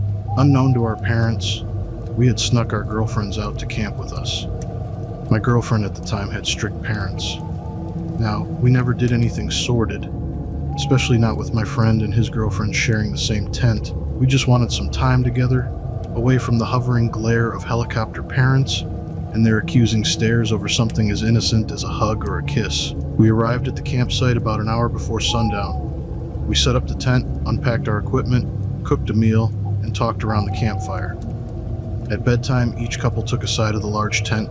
It was made for 12 people, but for the 4 of us, it felt like a little apartment in the woods. However, one thing we 4 city kids didn't account for was how hard the ground was in mid-October. None of us could sleep, so we decided to sit around the fire and just talk. Thankfully, I had a pile of wood chunks from all the deadfall I collected before the sun went down. I grabbed way more wood than we needed before it got dark. I tossed a few logs on the fire, and it roared back to life, lighting up our surroundings. but I think reigniting that fire drew its attention to us. As we sat around the fire at 2 or 3 in the morning, laughing and telling stories to pass the time, we heard a woman screaming for help out in the woods. Help! Help me, please! Help! Our girlfriends practically dove into the tent, so frantic they tore the mesh screen, climbing over each other to get inside. My friend and I stood there, listening to this person screaming for help in the distance. My buddy looked at me, nodded, and took a step forward, but I grabbed the back of his hoodie to pull him back. He was determined, saying, "We can't just leave her out there." But I noticed something he didn't. The voice was off. It sounded real, but the pitch was wrong. It was repeating the same words in the exact same tone, like a recording. A normal voice cracks or changes tone when you are yelling that loud, especially if you're in distress.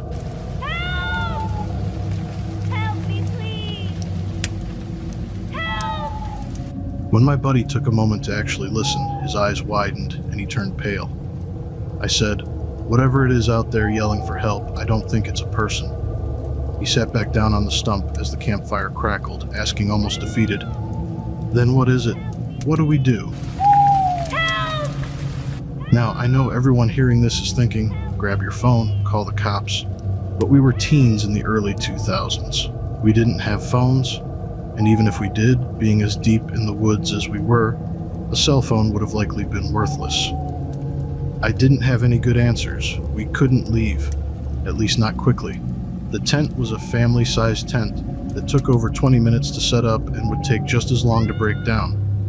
Also, there was zero chance in hell the girls were going to willingly exit, not to mention all the other equipment we had scattered around the campsite. Leaving it behind wasn't an option. Most of the gear belonged to my friend's dad. If whatever was out there didn't kill us, my friend's dad would for leaving behind hundreds of dollars worth of camping gear because of a scary sound. But that was a very scary sound. I sat down across from my friend, the campfire still crackling as the voice continued its repetitive calls. Help! Help me, please! Help! I sat there with my cheap but sharp old combat knife, shaving the end of a long stick we used to stoke the fire.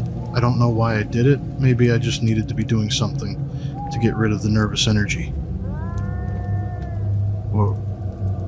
Our tent was on one side, and the woods, along with the fake cries for help, were on the other.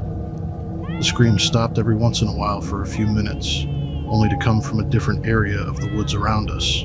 Though it wasn't intentional, between the two of us and the way we were sitting, we had a 360-degree view of our camp. Nothing was going to sneak in without being seen. It was creepy, sure. I really don't like to think about it. It gives me a horrible feeling. The voice sounded like it was hundreds of feet away, hidden somewhere in the darkness. What still gets me to this day is that the fire was dancing and giving off flickering dim light. I kept seeing something just at the edge of where the campfire's light met the darkness. I would have thought it was my mind playing tricks on me, but the one thing that for sure wasn't my imagination was its eyes. Its body was hard to make out, but its eyes were glowing beacons in the darkness, like a predator stalking its prey.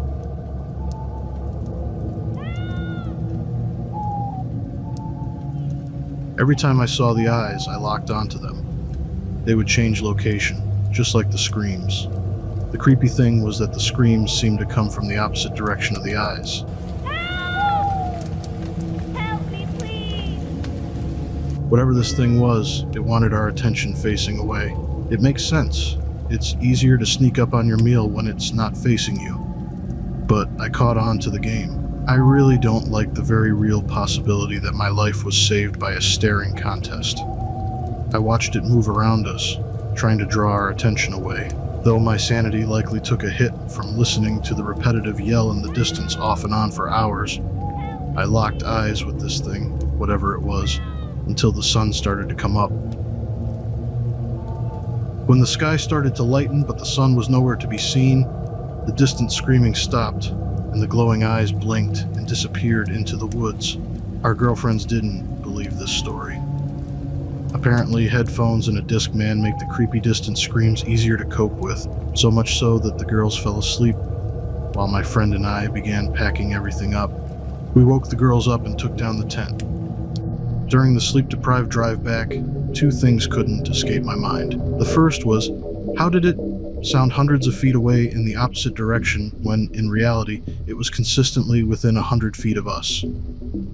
The second thing, and this still disturbs me to this day, is what would have happened if, during our impromptu game of cat and mouse, we ran out of wood and lost the light of the campfire. All I know is my ass is for sure never going camping again.